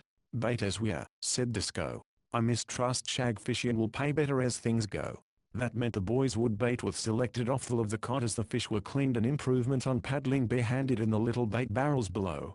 The tubs were full of neatly coiled line carrying a big hook each few feet, and the testing and baiting of every single hook, with a stowage of the baited line, so that it should run clear when shot from the dory, was a scientific business. Dan managed it in the dark, without looking, while Harvey caught his fingers on the barbs, and bewailed his fate. But the hooks flew through Dan's fingers like tatting on an old maid's lap. I helped bait up trawl as sure for I could well walk, he said. But it's a putterin' job all the same. Oh, Dad. This shouted towards the hatch, where Disco and Tom Platt were salting. How many skates you reckon we'll need? They owed 3. Hurry. There's 300 fathom to each tub, Dan explained, more'n enough to lay out tonight. Ouch. Slipped up there, I did. He stuck his finger in his mouth. I tell you, Harv, there ain't money in Gloucester I'd hire me to ship on a regular trawler. It may be progressive, but, bearing that, it's the putterinest slim jimest business top of earth. I don't know what this is, if tisn't regular trawling, said Harvey sulkily. My fingers are all cut to frazzles. Pshaw. This is just one o' Dad's blame experiments. He don't trawl unless there's mighty good reason for it. Dad knows. That's why he's baitin' as he is. We'll have her sag in full. When we take her up we won't see a fin. Pen and Uncle Salters cleaned up as Disco had ordained, but the boys profited little. No sooner were the tubs furnished than Tom Platt and Long Jack, who had been exploring the inside of a dory with a lantern, snatched them away, loaded up the tubs and some small, painted trawl buoys, and hove the boat overboard into what Harvey regarded as an exceedingly rough sea. "They'll be drowned. Why, the dory's loaded like a freight car," he cried. "We'll be back," said Long Jack, "and in case you'll not be looking for us, we'll lay into you both." If the trawls snarled, the dory surged up on the crest of a wave, and just when it seemed impossible that she could avoid smashing against the schooner's side, slid over the ridge, and was swallowed up in the damp dusk. "Take a hold here, and keep ringing steady," said Dan, passing Harvey the lanyard of a bell that hung just behind the windlass. Harvey rang lustily, for he felt 2 lives depended on him. But Disco in the cabin, scrawling in the logbook, did not look like a murderer, and when he went to supper he even smiled dryly at the anxious Harvey. "This ain't no weather," said Dan. "Why, you and me could set that trawl. They've only gone out just far now so's not to foul our cable. They don't need no bell really." Clang, clang, clang. Harvey kept it up, varied with occasional rub-a-dubs, for another half hour. There was a bellow and a bump alongside. Manuel and Dan raced to the hooks of the dory tackle. Long Jack and Tom Platt arrived on deck together, it seemed, one half the North Atlantic at their backs, and the dory followed them in the air, landing with a clatter. "Nary snarl," said Tom Platt as he dripped. "Danny, you'll do yet." "The pleasure of your company to the banquet," said Long Jack, squelching the water from his boots as he capered like an elephant, and stuck an oil-skinned arm into Harvey's face. "We do be condescending to honor the second half with our presence." And off they all 4 rolled to supper, where Harvey stuffed himself to the brim on fish chowder and fried pies, and fell fast asleep, just as Manuel produced from a locker a lovely 2-foot model of the Lucy Holmes, his first boat, and was going to show Harvey the ropes. Harvey never even twiddled his fingers as Penn pushed him into his bunk.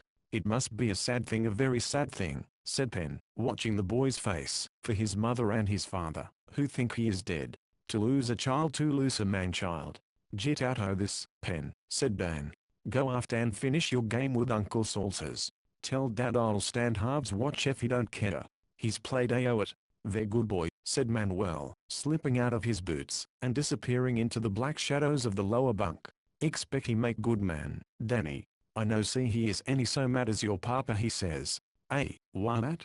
Dan chuckled, but the chuckle ended in a snore. It was thick weather outside, with a rising wind, and the elder men stretched their watches.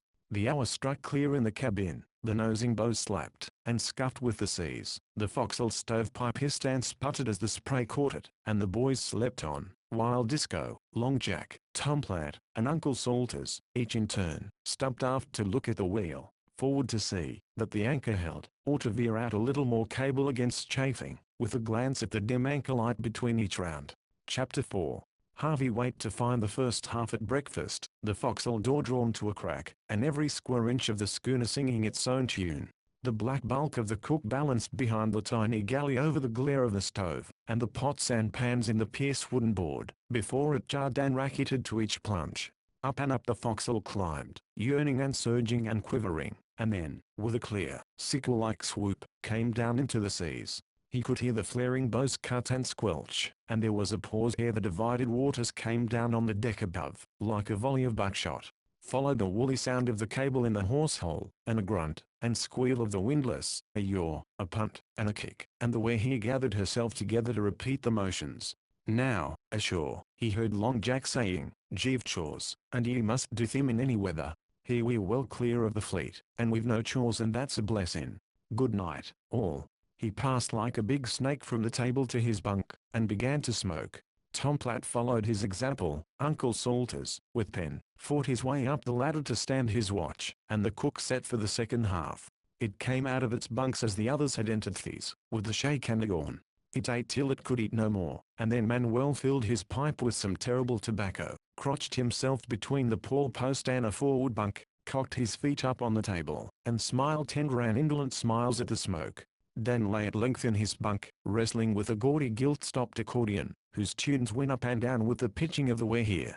The cook, his shoulders against the locker, where he kept the fried pies. Dan was fond of fried pies, peeled potatoes, with one eye on the stove in event of too much water finding its way down the pipe, and the general smell and smother were past all description.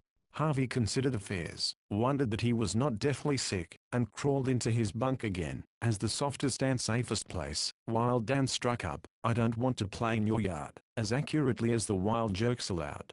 "How long is this for?" Harvey asked of Manuel. "Till she get a little quiet, and we can rote it all. Perhaps 2 night. Perhaps 2 days more. You do not like? Why not? I should have been crazy sick a week ago, but it doesn't seem to upset me now much. That is because we make you fishermen, these days. If I was you, when I come to Gloucester I would give 2, 3 big candles for my good luck." "Give who?" "To be sure, the Virgin of our church on the hill. She is very good to fishermen all the time. That is why so few of us Portuguese men ever are drowned." "You are a Roman Catholic, then?" "I am a Madeira man. I am not a Porto Pico boy." "Shall I be Baptist, then?" Why not? I always give candles 2, 3 more when I come to Gloucester. The good Virgin, she never forgets me." "Manuel, I don't sense it that way," Tom Platt put in from his bunk, his scarred face lit up by the glare of a match as he sucked at his pipe. "It stands to reason the sea's the sea, and you'll get just about what's goin', candles or kerosene, for that matter." "'Tis a mighty good thing," said Long Jack, "to have a friend at court, though. I'm o' Manuel's way o' thinkin'. About 10 years back I was crew to a Sue Boston market boat. We was off Minutes Ledge with a northeaster, but first, atop of us, Fickernberg do. The old man was drunk, his chin wagging on the tiller, and I says to myself, if ever I stick my boat huck into T Wharf again, I'll show the since Flight Manrow craft they saved me out average. Now, I'm here, as ye can well see, and the model of the dirty old Kathleen, that took me a month to make, I gave up to the priest, and he hung it up for an the altar. There's more sense in giving a model that's by way o' being a work of art than any candle. Ye can buy candles at store, but a model shows the good since ye've took trouble and are grateful. D'ye believe that, Irish?" said Tom Platt, turning on his elbow. "Would I do it, if I did not, Ohio? Wow, Enoch Fuller he made a model o' the old Ohio, and she's to Callum Museum now. Mighty pretty model too, but I guess Enoch he never done it fair, no sacrifice, and the way I take it is." There were the makings of an hour-long discussion of the kind that fishermen love, where the talk runs in shouting circles and no one proves anything at the end. Had not Dan struck up this cheerful rhyme, up jumped the mackerel with his stripe back, reef in the mainsail, and haul on the tack. For it's windy weather. Here Long Jack joined in. "And it's blowy weather. When the winds begin to blow, pipe all hands together." Dan went on, with a cautious look at Tom Platt, holding the accordion low in the bunk. Up jumped the cod with his chucklehead. Went to the main chains, to heave at the lead. "For it's windy weather," etc. Tom Platt seemed to be hunting for something. Dan crouched lower, but sang louder. Up jumped the flounder that swims to the ground. "Chucklehead. Chucklehead. Mind where ye sound." Tom Platt's huge rubber boot whirled across the forecastle, and caught Dan's uplifted arm. There was war between the man and the boy ever since Dan had discovered that the mere whistling of that tune would make him angry as he heaved the lead. "Thought I'd fetch ye there," said Dan, returning the gift with precision. "If you don't like my music, get out your fiddle. I ain't going to lie here all day and listen to you and Long Jack arguing bayo at candles. Fiddle, Tom Platt, or I'll learn half hear the tune." Tom Platt leaned down to a locker, and brought up an old white fiddle. Manuel's eye glistened, and from somewhere behind the pawl post he drew out a tiny guitar-like thing with wire strings, which he called a machete. "'Tis a concert," said Long Jack, beaming through the smoke. "A regular Boston concert." There was a burst of spray as the hatch opened, and Disco, in yellow oilskins, descended. Just in time, Disco. "Fwart's she point outside?" "Just this." He dropped onto the lockers with a push and heave of the "we're here. We're singin' to Cape our breakfasts down. Ye'll lead, of course, Disco," said Long Jack. "Guess there ain't more'n bayo at 2 old songs I know, and you've heard them both." His excuses were cut short by Tom Platt launching into a most dolorous tune, like unto the moaning of winds and the creaking of masts. With his eyes fixed on the beams above, Disco began this ancient ditty, Tom Platt flourishing all round him to make the tune and words fit a little. "There is a crack packet o' fame. She hails from New York, and the Dreadnought's her name. You may talk o' your flies Swallowtail and Blackball, but the Dreadnought's the packet that can beat them all. Now the Dreadnought she lies in the River Mersey, because of the tugboat to take her to sea. But when she's off soundings you shortly will know." Chorus. She's the Liverpool packet, oh Lord, let her go. Now the dreadnought she's howling crossed the banks so Newfoundland, where the water's all shallow and the bottom's all sand, says all the little fishes that swim to and fro. Chorus. She's the Liverpool packet, oh Lord, let her go. There were scores of verses, for he worked the dreadnought every mile of the way between Liverpool and New York as conscientiously as though he were on her deck, and the accordion pumped, and the fiddle squeaked beside him. Tom Platt followed with something about the rough and tough McGinn, who would pilot the vessel in. Then they called on Harvey, who felt very flattered, to contribute to the entertainment, but all that he could remember were some pieces of Skipper Ireson's ride that he had been taught at the camp school in the Adirondacks. It seemed that they might be appropriate to the time and place, but he had no more than mentioned the title, when Disco brought down one foot with a bang, and cried, "Don't go on, young fella. That's a mistaken judgment, one o' the worst kind too, because it's catching to the ear. I oughta ha' warned you," said Dan. "Fetalis fetch his dad." "What's wrong?" said Harvey, surprised and a little angry. "All you're going to say," said Disco. "All dead wrong from start to finish, and Whittier he's to blame. I have no special call to write any Marblehead man, but 'tweren't no fault o' Ireson's. My father he told me the tale time and again, and this is the way 'twas." For the 100th time, putting Long Jack under his breath. Ben Ireson he was skipper o' the Betty, young fella, comin' home from the banks, that was before the War of 1812, but justice is justice at all times. They fund the active o' Portland, and Gibbons o' that town he was her skipper. They fund her leaking off Cape Cod Light. There was a terrible gale on, and they was jetting the Betty home as fast as they could crowd her. Well, Ireson he said there warn't any sense to reskin a boat in that sea, the men they wouldn't have it, and he laid it before them to stay by the active till the sea run on a piece. They wouldn't have that either, hang in a and the Cape in any such weather, leak or no leak. They just up staysail and quit, naturally tacking Ireson with them. Folks to Marblehead was mad at him not running the risk, and because next day, when the sea was calm, they never stopped to think that some of the active's folks was took off by a true roman. They come into Marblehead with their own tale to tell, saying how Ireson had shamed his town, and so forth and so on, and Ireson's men they was scared, seeing public feeling agin him, and they went back on Ireson, and swore he was responsible for the whole act. 'Tweren't the women neither, that tarred and feathered him. Marblehead women don't act that way to us a passel o' men and boys, and they carted him mirao in town in an old dory till the bottom fell ao it, and Ireson he told them they'd be sorry for it some day. Well, the facts come ao it later, same's they usually do, too late to be anyways useful to an honest man, and Whittier he come along and picked up the slack end of the line tail, and tarred and feathered Ben Ireson all over Ankmore, after he was dead. 'Twas the only tune Whittier ever slipped up, and 'tweren't fair. I wailed Dan good when he brought that piece back from school. You don't know no better, o' course, but I've give you the facts, hereafter and evermore to be remembered. Ben Ireson weren't no such kind o' man as Whittier makes o' it. My father he knew him well, before and after that business, and you beware o' hasty judgments, young fella. Next. Harvey had never heard Disco talk so long, and collapsed with burning cheeks. But, as Dan said promptly, a boy could only learn what he was taught at school, and life was too short to keep track of every lie along the coast. Then Manuel touched the jangling, jarring little machete to a queer tune, and sang something in Portuguese about Nina, innocent, ending with a full-handed sweep, that brought the song up with a jerk. Then Disco obliged with his second song, to an old-fashioned creaky tune, and all joined in the chorus. This is one stanza. Now April is over, and melted the snow, and out to New Bedford we shortly must tow. Yes, out o' New Bedford we shortly must clear, where the whalers, that never see wheat in the ear. Here the fiddle went very softly for a while by itself, and then, wheat in the ear, my true love's posy blowin'. Wheat in the ear, we're going off to sea. Wheat in the ear, I left you fit for sowing. When I come back a loaf o' bread you'll be. That made Harvey almost weep, though he could not tell why. But it was much worse when the cook dropped the potatoes, and held out his hands for the fiddle. Still leaning against the locker door, he struck into a tune that was like something very bad but sure to happen whatever you did. After a little he sang, in an unknown tongue, his big chin down on the fiddle tail, his white eyeballs glaring in the lamplight.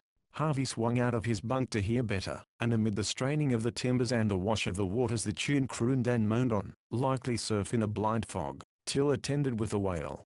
Jimmy Christmas. "That gives me the blue creevils," said Dan. "What in thunder is it?" "The Song of Finn McCall," said the cook. "When he was going to Norway." His English was not thick, but all clear-cut, as though it came from a phonograph. "Faith, I've been to Norway, but I didn't make that unwholesome noise. 'Tis like some of the old songs, though," said Long Jack, sighing.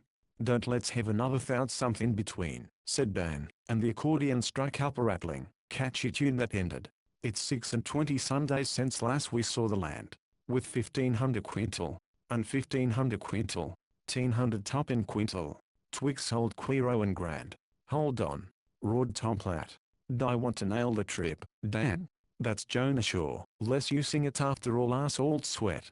"No, tain't, is it, Dad? Not unless you sing the very last verse. You can't learn me anything on Jonahs." "What's that?" said Harvey. "What's a Jonah?" "A Jonah's anything that spoils the luck. Sometimes it's a man, sometimes it's a boy or a bucket. I've known a split-in-knife Jonah 2 trips till we was onto her," said Tom Platt. "There's all sorts so Jonahs. Jim Burke was one till he was drowned on George's. I'd never ship with Jim Burke, not if I was starving. There was a green dory on the Ezra flood. That was a Jonah too, the worst sort o' Jonah. Drowned 4 men, she did, unused to shine fiery nights in the nest." "And you believe that?" said Harvey, remembering what Tom Platt had said about candles and models. "Haven't we all got to take what's served?" A mutter of dissent ran round the bunks. "Outboard, yes, inboard, things can happen," said Disco. "Don't you go making a mock of Jonahs, young fella." "Well, Harv ain't no Jonah. Day after we catched him, Dan Cuttin, we had a toppin' good catch." The cook threw up his head, and laughed suddenly, a queer, thin laugh. "He was a most disconcerting nigger." "Murder," said Long Jack. "Don't do this again, Doctor. We ain't choose to what." "What's wrong?" said Dan. "Ain't he our mascot, and didn't they strike on good, after we'd struck him?" "Oh, yes," said the cook. "I know that, but the catch ice not finished yet. He ain't going to do us any harm," said Dan, hotly. "Where are ye hinting and edging to? He's all right. No harm. No. But one day he will be your master, Danny." "That all?" said Dan, placidly. "He won't not buy a jug full." "Master," said the cook, pointing to Harvey. "Man," and he pointed to Dan. "That's news." "Hey-oh, soon?" said Dan, with a laugh. "In some years, and I shall see it. Master and man and master. How in thunder did I work that out?" said Tom Platt. "In my head, where I can see."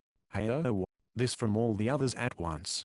"I do not know, but so it will be." He dropped his head, and went on peeling the potatoes, and not another word could they get out of him. "Well," said Dan, "I heap o' things'll have to come about at 4 halves any master o' mine, but I'm glad the doctor ain't choosing to mark him for a Jonah. Now, I mistrust Uncle Salter's fair the Jonerest Jonah in the fleet triggered in his own special luck. Dunno if it's spread in same smallpox. He ought to be on the Carrie Pitman. That boat's her own Jonah, shore cruise and gear made no differ to her drift in. Jiminy Christmas. She lets loose in a flat calm. We're well clear o' the fleet, anyway," said Disco. "Carrie Pitman and all." There was a rapping on the deck. "Uncle Salters has catched his luck," said Dan as his father departed. "It's blown clear," Disco cried, and all the forecastle tumbled up for a bit of fresh air. The fog had gone, but a sullen sea ran in great rollers behind it. The way here slid, as it were, into long, sunk avenues and ditches which felt quite sheltered and home-like if they would only stay still, but they changed without rest or mercy, and flung up the schooner to crown one peak of 1,000 grey hills, while the wind hooted through her rigging as she zigzagged down the slopes. Far away a sea would burst into a sheet of foam, and the others would follow suit as at a signal, till Harvey's eyes swam with the vision of interlacing white sand greys. 4 or 5 Mother Carey's chickens stormed round in circles, shrieking as they swept past the bows. A rain squall or two strayed aimlessly over the hopeless waste, ran downwind and back again, and melted away. "Seems to me, I saw something flicker just now over yonder," said Uncle Salters, pointing to the northeast. "Can't be any of the fleet," said Disco, peering under his eyebrows, a hand on the forecastle gangway as the solid bows hatcheted into the troughs. "Sea's oilin' over dreadful fast. Danny, don't you want to skip up a piece and see how our trawl boy lays?" Danny, in his big boots, trotted rather than climbed up the main rigging. This consumed Harvey with envy, hitched himself around the reeling crosstrees, and let his eye rove till it caught the tiny black buoy flag on the shoulder of a mile-away swell. She's all right, he hailed. Say low. Dead to the north'ard, coming down like smoke. Schooner she be, too. They waited yet another half hour, the sky clearing in patches, with a flicker of sickly sun from time to time that made patches of olive green water. Then a stub foremast lifted, ducked, and disappeared, to be followed on the next wave by a high stern with old-fashioned wooden snails' horn davits. The snails were red and Frenchman, shouted Dan. No, tain't, neither. Dad. That's no French, said Disco. Salters, your blame luck holds tight, turn a screw in a keg head. I've eyes. It's Uncle Abishai. You can't no wise tell for sure. The head king of all Jonahs, groaned Tom Platt. Oh, Salters, why wasn't you abed and asleep? How could I tell? Said poor Salters, as the schooner swung up. She might have been the very Flying Dutchman, so foul, draggled, and unkempt was every rope and stick aboard. Her old-style quarterdeck was some, or 5 feet high, and her rigging, flew knotted and tangled, like weed at a wharf end. She was running before the wind, yawing frightfully, her staysail let down, to act as a sort of extra foresail, scandalized, they call it, and her foreboom guide out over the side. Her bowsprit cocked up like an old-fashioned frigate's, her jib boom had been fish-stand spliced and nailed and clamped beyond further repair, and as she hove herself forward, and sat down on her broad tail, she looked for all the world like a blousy, frowsy, bad old woman sneering at a decent girl. That's Abishai, said Salters. Full gin and Judique men, and the judgments o' Providence lain fair him and never tack in good holt he's running to bait, me quillin' way. He'll run her under, said Long Jack. That's no rig fair this weather. Not he. He'd a done it long ago, Disco replied. Looks as if he calated to run us under. Ain't she day a one by the head more en natural, Tom Platt? If it's his style o' load in her she ain't safe, said the sailor slowly. If she spewed her oakum he'd better jet to his pumps mighty quick. The creature threshed up, wore round with a clatter and rattle, and lay head to wind within earshot. A grey beard wagged over the bulwark, and a thick voice yelled something Harvey could not understand. But Disco's face darkened. He dressed every stick he has to carry bad news. Says we're in for a shift o' wind. He's in for worse. Abishai. He waved his arm up and down with the gesture of a man at the pumps, and pointed forward. The crew mocked him and laughed. Jounce ye, and strip ye and trip ye, yelled Uncle Abishai. A living gale. Yab. Cast up for your last trip, all you Gloucester haddocks. You won't see Gloucester no more. Crazy fool as usual, said Tom Platt. Wish he hadn't spied us, though. She drifted out of hearing, while the grey-head yelled something about a dance at the Bay of Bulls and a dead man in the forecastle. Harvey shuddered. He had seen the Sloventil decks and the savage-eyed crew. And that's a fine little float in hell for her draft, said Long Jack. I wonder what mischief he's been at ashore. He's a trawler, Dan explained to Harvey, and he runs in fair bait all along the coast.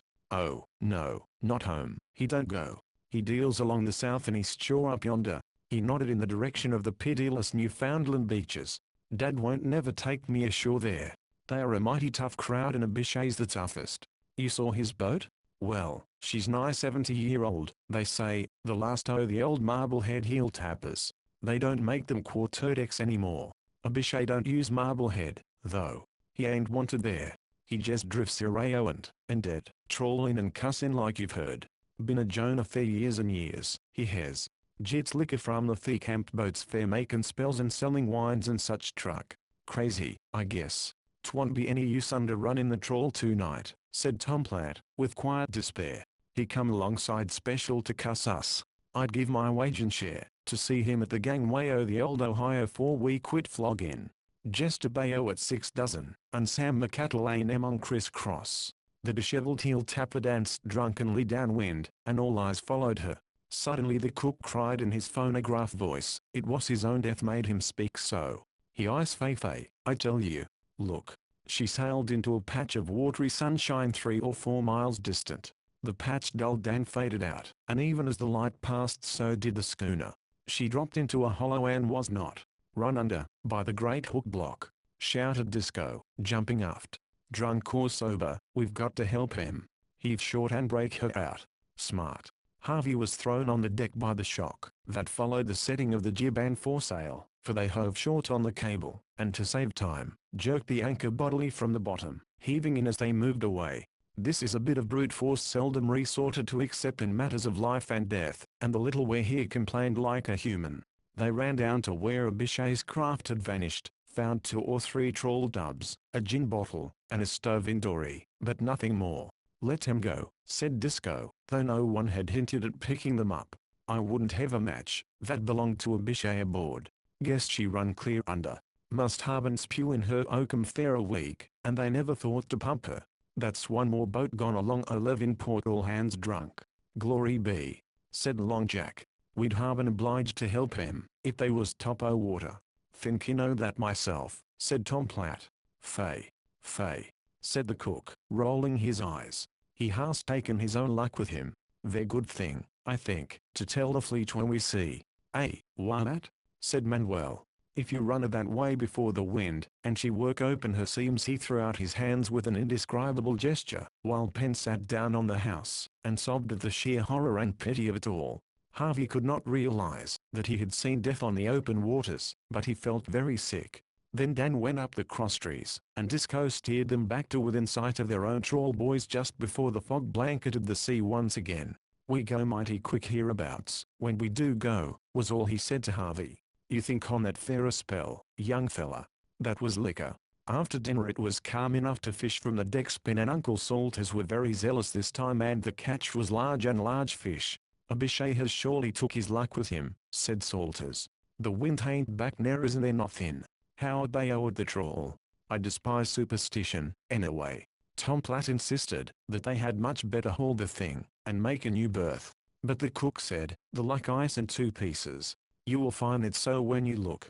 "I know." This so tickled Long Jack, that he overbought Tom Platt, and the two went out together. Underrunning a trawl means pulling it in on one side of the dory, picking off the fish, rebaiting the hooks, and passing them back to the sea again, something like pinning and unpinning linen on a wash line. It is a lengthy business and rather dangerous, for the long, sagging line may twitch a boat under in a flash. But when they heard a "Nao to thee, O Captain," booming out of the fog, the crew of the Wehir took heart. The dory swirled alongside well loaded, Tom Platt yelling for Manuel to act as relief boat. "The luck's cut square in 2 pieces," said Long Jack, forking in the fish, while Harvey stood open-mouthed at the skill with which the plunging dory was saved from destruction. "One half was just pumpkins. Tom Platt wanted to haul her and hard done with it, but I said, 'I'll back the doctor, that has the second sight,' and the other half come up sagging full o' big ends. Hurry, Manel, and brings a tub o' bait. There's luck afloat tonight." The fish bit at the newly baited hooks from which their brethren had just been taken, and Tom Platt and Long Jack moved methodically up and down the length of the trawl, the boat's nose surging under the wet line of hooks, stripping the sea cucumbers that they called pumpkins, slatting off the fresh caught cod against the gunwale, rebaiting, and loading Manuel's dory till dusk. "I'll take no risks," said Disco then, not with him floating around so near. "Abishai won't sink for a week. Heaving the dories and we'll dress day o' one after supper." That was a mighty dressing down, attended by 3 or 4 blowing grampuses. It lasted till 9 o'clock, and Disco was thrice heard to chuckle as Harvey pitched the split fish into the hold. "Say, you're hauling ahead dreadful fast," said Dan, when they ground the knives after the men had turned in. "There's something of a sea tonight, and I hain't heard you make no remarks on it." "Too busy," Harvey replied, testing a blade's edge. "Come to think of it, she is a high kicker." The little schooner was gambling all around her anchor among the silver-tipped waves. Backing with a start of affected surprise at the sight of the strained cable, she pounced on it like a kitten, while the spray of her descent burst through the horse holes with the report of a gun. Shaking her head, she would say, "Well, I'm sorry I can't stay any longer with you. I'm going north," and would sidle off, halting suddenly with a dramatic rattle of her rigging. "As I was just going to observe," she would begin, as gravely as a drunken man addressing a lamp-post. The rest of the sentence, she acted her words in dumb show, of course, was lost in a fit of the fidgets, when she behaved like a puppy chewing a string, a clumsy woman in a side saddle, a hen with her head cut off, or a cow stung by a hornet, exactly as the whims of the sea took her. See her saying her piece. "She's Patrick Henry Nao," said Dan. She swung sideways on a roller, and gesticulated with her jib boom from port to starboard. "But as for me, give me liberty or give me death." Whop! She sat down in the moon path on the water, courtesying with a flourish of pride impressive enough had not the wheel gear sniggered mockingly in its box. Harvey laughed aloud. "Why, it's just as if she was alive," he said. "She's as steady as a hayose and as dry as a heron," said Dan enthusiastically, as he was slung across the deck in a batter of spray. "Fends em off and fends em off, and don't you come anig me," she says. "Look at her, just look at her. Sakes. You should see one o' them toothpicks hissing up her anchor on her spike out of 15-fathom water." "What's a toothpick, Dan?" "Them new haddockers and herring boats. Finds a yacht forward, with the yacht sterns to 'em, and spike bowsprits, and a hay-o-oos, that 'ud take our hold. I've heard that Burgess himself he made the models fair 3 or 4 of 'em. Dad's sot agin 'em on account o' their pitchin' and joltin', but there's heaps o' money in 'em. Dad can find fish, but he ain't no ways progressive, he don't go with the march o' the times. They chock full o' labour savingics and set shore. Ever see the Elector o' Gloucester? She's a daisy, if she is a toothpick." "What do they cost, Dan?" "Hills o' dollars. 15,000, faps, more, Meb. There's gold leaf and everything you can think of." Then to himself, half under his breath, "Guess I'd call her Hattie S. too." Chapter 5. That was the first of many talks with Dan, who told Harvey why he would transfer his Dory's name to the imaginary Burgess-modelled haddocker.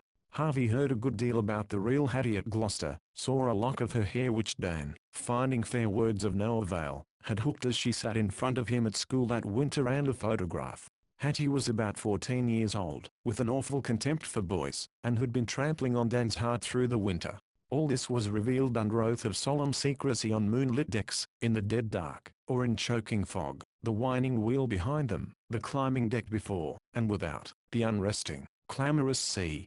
Once, of course, as the boys came to know each other, there was a fight, which raged from bow to stern till Penn came up and separated them, but promised not to tell Disco, who thought fighting on watch rather worse than sleeping.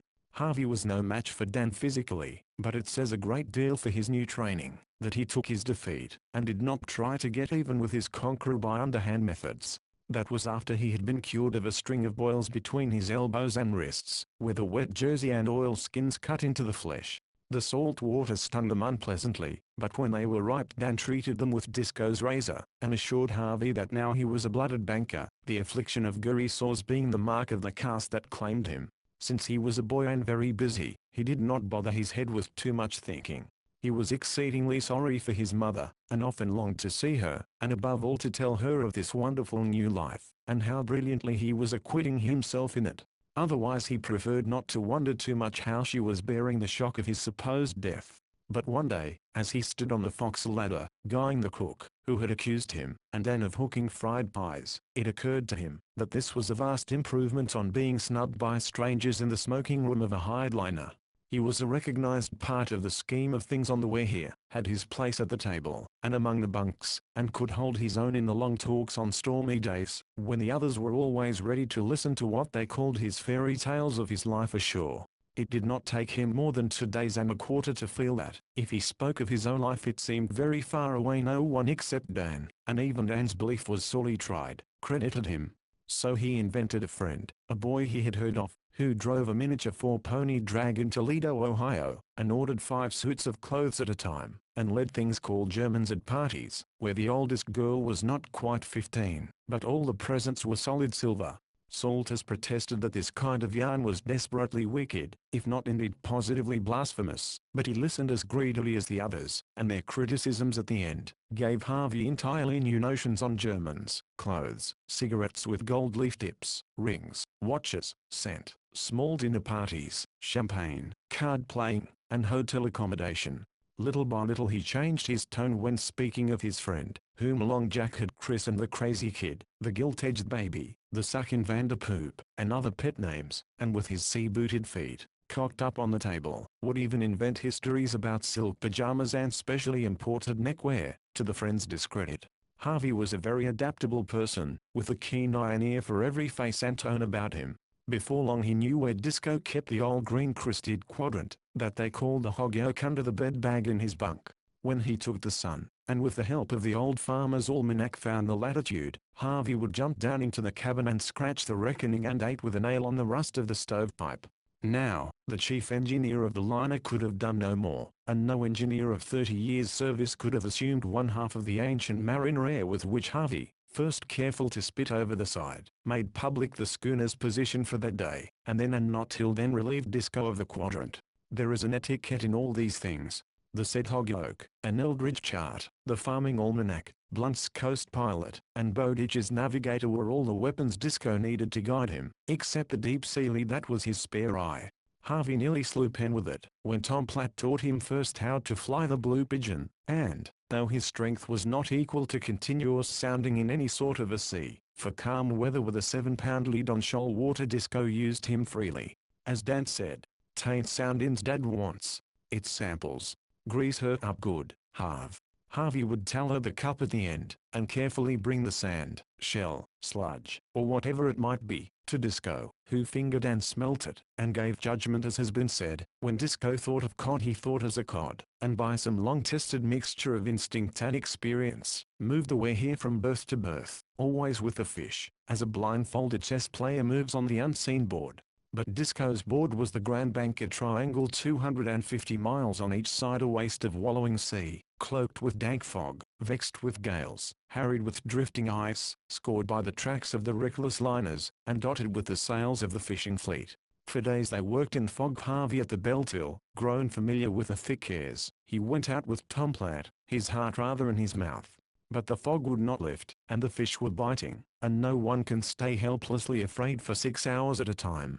Harvey devoted himself to his lines and the gaff or gobstick as Tom Platt called for them, and they rowed back to the schooner, guided by the bell and Tom's instinct, Manuel's conch sounding thin and faint beside them.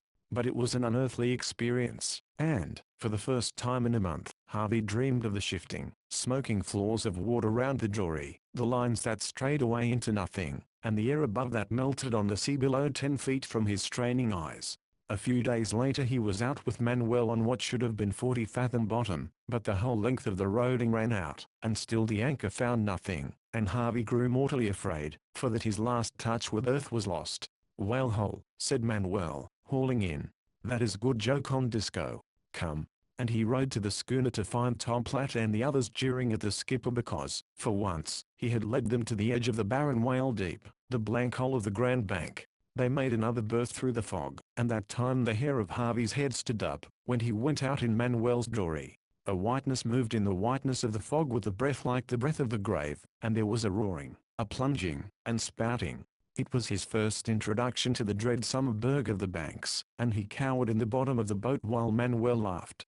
There were days, though, clear and soft and warm, when it seemed a sin to do anything but loaf over the handlines, and spank the drifting sunsqualls with an oar. And there were days of light airs, when Harvey was taught how to steer the schooner from one berth to another.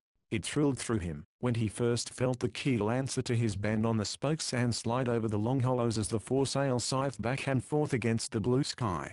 That was magnificent, in spite of Disco saying that it would break a snake's back to follow his wake. But, as usual, pride ran before a fall. They were sailing on the wind with the staysail an old one, luckily set, and Harvey jammed her right into it to show Dan how completely he had mastered the art. The foresail went over with a bang, and the foregaff stabbed Dan ripped through the staysail, which was, of course, prevented from going over by the mainstay. They lowered the wreck in awful silence, and Harvey spent his leisure hours for the next few days under Tom Platt's lee, learning to use a needle and palm. Dan hooted with joy, for, as he said, he had made the very same blunder himself in his early days. Boy-like, Harvey imitated all the men by turns, till he had combined Disco's peculiar stoop at the wheel, Long Jack's swinging overhand, when the lines were hauled, Manuel's round-shouldered but effective stroke in a dory, and Tom Platt's generous Ohio stride along the deck. "'Tis beautiful to see how he takes to it," said Long Jack, when Harvey was looking out by the windless one thick noon. "I'll lay my wage and share 'tis more and half play act into him, and he can't set himself he's a bold mariner. Watch his little bit have a back now." "That's the way we all begin," said Tom Platt. "The boys they make believe all the time till they've cheated themselves into being men, and so till they die pretendin' and pretendin'. I done it on the old Ohio, I know. Stood my first watch harbor watched feelin' fin and Farragut. Dan's full o' the same kind o' notions. See 'em now, actin' to be Jeanine Mossback's very hero Ropian and blood Stockholm Tower." He spoke down the cabin stairs. "Guess you're mistaken your judgments for once, Disco. What in Rome made you tell us all here the kid was crazy?" "He was," Disco replied. crazy as a loon, when he come aboard, but I'll say he's sobered up considerable sense. I cured him. He yarns good, said Tom Platt. T'other night he told us about a kid of his own size steering a canoe in Little Rig and 4 ponies up and down Toledo, Ohio, I think twice, and giving suppers to a crowd o' similar kids. Curious kind o' fairy tale, but blame interesting. He knows scores of 'em. Guess he strikes 'em out in his own head. Disco called from the cabin, where he was busy with the logbook. Stands to reason, that sort is all made up. It don't take no one but Dan, and he laughs at it. I've heard him, behind my back. You ever hear what Sim and Peter Cathound said, when they whacked up a match twixt his sister Hetty and Lauren Gerald, and the boys put up that joke on him day I went to George's? Drawled Uncle Salters, who was dripping peaceably under the lee of the starboard dory nest. Tom Platt puffed at his pipe in scornful silence. He was a Cape Cod man, and had not known that tale more than 20 years. Uncle Salters went on with a rasping chucky. Sim and Peter Cathound, he said, and he was just right. A bayo at Lauren, half on the Taoan, he said, until the half blame fool, and they told me she's married a rich man. Sim and Peter Cathound, he had no roof to his mouth, and talked that way. He didn't talk any Pennsylvania Dutch, Tom Platt replied. You'd better leave the Cape man to tell that tale. The Cathounds was gypsies from way back. Wall, I don't profess to be any elocutionist, Salter said. I'm comin' to the moral o' things. That's just a bayo at what I owe a half be. Half on the Taoan, until the half blame fool, and there's some'll believe he's a rich man. Yeah. Did ye ever think how sweet 'twould be, to sail with a full crew o' Salterses? Said Long Jack. Half in the fur or another half in the muck heap, as Cathound did not say, and makes out he's a fisherman. A little laugh went round at Salters's expense. Disco held his tongue, and wrote over the logbook, that he kept in a hatchet-faced square hand. This was the kind of thing that ran on, page after soiled page. July 17th. This day thick fog and few fish. Made berth to northward. So wins this day. July 18th. This day comes in with thick fog.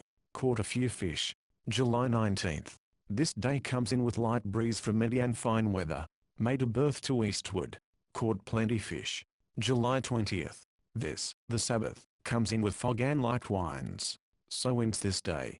Total fish caught this week, 3,478. They never worked on Sundays, but shaved, and washed themselves, if it were fine, and Pennsylvania sang hymns. Once or twice he suggested that, if it was not an impertinence, he thought he could preach a little.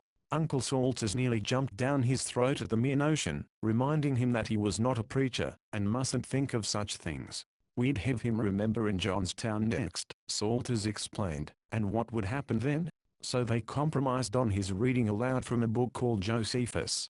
It was an old leather-bound volume, smelling of 100 voyages, very solid and very like the Bible, but enlivened with accounts of battles and sieges, and they read it nearly from cover to cover. Otherwise Penn was a silent little body. He would not utter a word for 3 days on end sometimes, though he played checkers, listened to the songs, and laughed at the stories. When they tried to stir him up, he would answer, I don't wish to seem unneighborly, but it is because I have nothing to say. My head feels quite empty. I've almost forgotten my name. He would turn to Uncle Salters with an expectant smile. Why, Pennsylvania Pratt, Salters would shout, you'll fudge at me next. No, never, Penn would say, shutting his lips firmly. Pennsylvania Pratt, of course, he would repeat over and over. Sometimes it was Uncle Salters who forgot, and told him he was Haskins or Rich or McVitie, but Penn was equally content till next time. He was always very tender with Harvey, whom he pitied both as a lost child, and as a lunatic, and when Salters saw that Penn liked the boy, he relaxed too. Salters was not an amiable person. He esteemed it his business to keep the boys in order, and the first time Harvey, in fear and trembling, on a still day, managed to shin up to the main truck, Dan was behind him ready to help. He esteemed it his duty to hang Salters' big sea boots up there, a sight of shame and derision to the nearest schooner.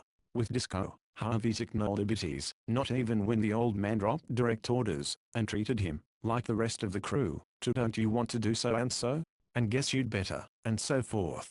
There was something about the clean-shaven lips and the puckered corners of the eyes that was mightily sobering to young blood. Disco showed him the meaning of the thumbed and pricked chart, which, he said, laid over any government publication whatsoever, led him, pencil in hand, from berth to berth over the whole string of banks. Let have, Western, Banquereau, St. Pierre, Green, and Grand Talking Cod meantime taught him too the principle on which the hog yoke was worked. In this Harvey excelled Dan, for he had inherited a head for figures, and the notion of stealing information from one glimpse of the sullen bank's sun appealed to all his keen wits. For other sea matters his age handicapped him. As Disco said, he should have begun when he was 10. Dan could bait up trawl, or lay his hand on any rope in the dark, and at a pinch, when Uncle Salters had a gurry score on his palm, could dress down by sense of touch. He could steer in anything short of half a gale from the feel of the wind on his face, humoring the Weir just when she needed it. These things he did as automatically as he skipped about the rigging, or made his dory a part of his own will and body. But he could not communicate his knowledge to Harvey. Still there was a good deal of general information flying about the schooner on stormy days, when they lay up in the forecastle, or sat on the cabin lockers, while spare eye bolts, leads, and rings rolled and rattled in the pauses of the talk.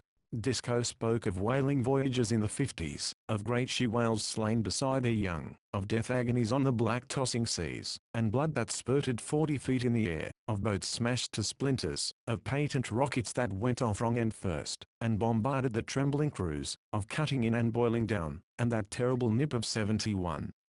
When 1,200 men were made homeless on the ice in 3 days. Wonderful tales, all true. But more wonderful still were his stories of the cod, and how they argued and reasoned on their private businesses deep down below the keel. Long Jack's tastes ran more to the supernatural. He held them silent with ghastly stories of the yohos on Marnamoy Beach, that mock and terrify lonely clam diggers, of sandwalkers and gin haunters who were never properly buried, of hidden treasure on Fire Island guarded by the spirits of kids' men, of ships that sailed in the fog straight over Truro Township, of that harbor in Maine where no one but a stranger will light anchor twice in a certain place because of a dead crew who row alongside at midnight with the anchor in the bow of their old-fashioned boat, whistling not calling, but whistling for the soul of the man who broke their rest. Harvey had a notion that the east coast of his native land, from Mount Desert south, was populated chiefly by people who took their horses there in the summer, and entertained in country houses with hardwood floors and vantine portieres. He laughed at the ghost tales not as much as he would have done a month before, but ended by sitting still and shuddering. Tom Platt dealt with his interminable trip round the Horn on the old Ohio in flogging days, with a navy more extinct than the dodo, the navy that passed away in the Great War. He told them how red-hot shot had dropped into a cannon, a wad of wet clay between them and the cartridge, how they sizzle and reek when they strike wood, and how the little ship boys of the Miss Jimbuck hove water over them, and shouted to the fort to try again. And he told tales of blockade-long weeks of swaying at anchor, varied only by the departure and return of steamers that had used up their coal. There was no chance for the sailing ships, of gales and cold, that kept 200 men, night and day, pounding and chopping at the ice on cable, blocks, and rigging, when the galley was as red-hot as the fort's shot, and men drank cocoa by the bucket. Tom Platt had no use for steam. His service closed when that thing was comparatively new. He admitted that it was a specious invention in time of peace, but looked hopefully for the day when sails should come back again on 10,000-ton frigates with 190-foot booms. Manuel's talk was slow and gentle, all about pretty girls in Madeira washing clothes in the dry beds of streams, by moonlight, under waving bananas, legends of saints, and tales of queer dances or fights away in the cold Newfoundland baiting ports. Salters was mainly agricultural, for, though he read Josephus and expounded it, his mission in life was to prove the value of green manures, and specially of clover, against every form of phosphate whatsoever. He grew libelous about phosphates. He dragged greasy orange jud books from his bunk and intoned them, wagging his finger at Harvey, to whom it was all Greek. Little Pen was so genuinely pained when Harvey made fun of Salters' lectures, that the boy gave it up, and suffered in polite silence. That was very good for Harvey. The cook naturally did not join in these conversations. As a rule, he spoke only when it was absolutely necessary, but at times a queer gift of speech descended on him, and he held forth, half in Gaelic, half in broken English, an hour at a time. He was especially communicative with the boys, and he never withdrew his prophecy that one day Harvey would be Dan's master, and that he would see it. He told them of mail carrying in the winter up Cape Breton Way, of the dog train that goes to Cowdray, and of the ramp steamer Arctic, that breaks the ice between the mainland and Prince Edward Island. Then he told them stories that his mother had told him, of life far to the southward, where water never froze, and he said that when he died his soul would go to lie down on a warm white beach of sand with palm trees waving above. That seemed to the boys a very odd idea for a man who had never seen a palm in his life. Then too, regularly at each meal, he would ask Harvey, and Harvey alone, whether the cooking was to his taste, and this always made the second half laugh. Yet they had a great respect for the cook's judgment, and in their hearts considered Harvey something of a mascot by consequence. And while Harvey was taking in knowledge of new things at each pour and hard health with every gulp of the good air, the Where went her ways, and did her business on the bank, and the silvery grey kenches of well-pressed fish mounted higher and higher in the hold. No one day's work was out of common, but the average days were many and close together. Naturally, a man of Disco's reputation was closely watched, scrouged upon. Dan called it by his neighbors, but he had a very pretty knack of giving them the slip through the curdling, gritty fog banks. Disco avoided company for two reasons. He wished to make his own experiments, in the first place, and in the second, he objected to the mixed gatherings of a fleet of all nations. The bulk of them were mainly Gloucester boats, with a scattering from Provincetown, Harwich, Chatham, and some of the main ports, but the crews drew from goodness knows where. Risk breeds recklessness, and when greed is added there are fine chances for every kind of accident in the crowded fleet, which, like a mob of sheep, is huddled round some unrecognized leader. "Let the two Geralds lead them," said Disco. "We're bound to lay among 'em for a spell on the eastern shoals, though if luck holds, we won't have to lay along. We're winnow, Harv, ain't considered no ways good Greyhound, ain't it?" said Harvey, who was drawing water. He had learned just how to wiggle the bucket, after an unusually long dressing down. "Shouldn't mind striking some poor ground for a change, then. All the Greyhound I want to see don't want to strike her as Eastern Point," said Dan. "Say, Dad, it looks as if we wouldn't have to lay more'n 2 weeks on the shoals. You'll meet all the company you want then, Harv. That's the time we begin to work. No regular meals for no one then. Mug up when you're hungry, and sleep when you can't keep awake. Good job you wasn't picked up a month later than you was, or we'd never ha had you dressed in shape for the Old Virgin." Harvey understood from the Eldridge chart that the Old Virgin and a nest of curiously named shoals were the turning point of the cruise, and that with good luck they would wet the balance of their salt there. But seeing the size of the Virgin, it was one tiny dot. He wondered how even Disco with the hog yoke and the lead could find her.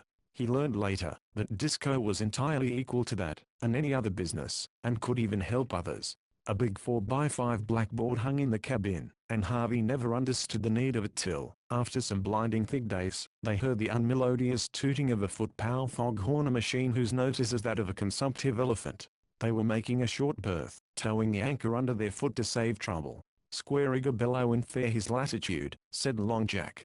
The dripping red-head sails of a bark glided out of the fog, and the Where rang her bell thrice, using sea shorthand. The larger boat backed her topsail with shrieks and shoutings. "Frenchman," said Uncle Salters, scornfully. "Miquelon boat from St. Malo."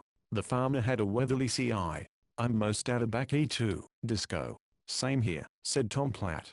"Hi. Back as vouse. Stand as away as, you butt-ended mucho bono. Where you from, St. Malo, ha. Mucho bono. Aui. Clos Paulet St. Malo. St. Pierre et Miquelon," cried the other crowd, waving woolen caps and laughing. Then all together, "Board. Bring up the board, Danny. Beats me how them Frenchmen fetch anywheres, except in America's fairish broadly. 46-49's good enough for them, and I guess it's about right, too." Dan chalked the figures on the board, and they hung it in the main rigging to a chorus of mercies from the bark. "Seems kinda unably to let him swedge off like this," Salters suggested, feeling in his pockets. "Have you learned French then since last trip?" said Disco. "I don't want no more stone ballast hove at us long o' your cowlin' Miquelon boats footy cochins, same's you did off the have. Harmon Rush," he said, "that was the way to rise them. Plain United States is good enough for me. We're all dreadful short on turbicca. Young fella, don't you speak French?" "Oh, yes," said Harvey valiantly, and he bawled, "Hi. Say, arrêtez vous. Attendez. Now sommes venant pour tabac." Tabac, they cried, and laughed again. That hit him. "Let's heave a dory over, anyway," said Tom Platt. I don't exactly hold no certificates on French, but I know another lingo that goes, I guess. Come on, Harv, and interpret. The raffle and confusion, when he and Harvey were hauled up the bark's black side was indescribable. Her cabin was all stuck round with glaring, colored prints of the Virgin of Newfoundland, they called her. Harvey found his French of no recognized bank brand, and his conversation was limited to nods and grins. But Tom Platt waved his arms, and got along swimmingly. The captain gave him a drink of unspeakable gin, and the opera comique crew, with their hairy throats, red caps, and long knives, greeted him as a brother. Then the trade began. They had tobacco, plenty of it American, that had never paid duty to France. They wanted chocolate and crackers. Harvey rode back to arrange with the cook and Disco, who owned the stores, and on his return the cocoa tins and cracker bags were counted out by the Frenchman's wheel. It looked like a piratical division of loot, but Tom Platt came out of it roped with black pigtail, and stuffed with cakes of chewing and smoking tobacco. Then those jovial mariners swung off into the mist, and the last Harvey heard was a gay chorus. Parderiches martant. Ilia un boist jali. Et lera signal y chant. Et ledjor et larnut. Donny Riesvaus, Bell. Tu la menerate ici? Jedon rake Quebec. Sorrel et Saint Denis. How was it my French didn't go, and your sign talk did? Harvey demanded when the barter had been distributed among the wareheers. Sign talk. Platt guffawed. Well, yes, 'twas sign talk, but a heap old earn your French, Harv. Them French boats are chock full of Freemasons, and that's why. Are you a Freemason, then? Looks that way, don't it? Said the man-o'-war's man, stuffing his pipe, and Harvey had another mystery of the deep sea to brood upon. Chapter 6.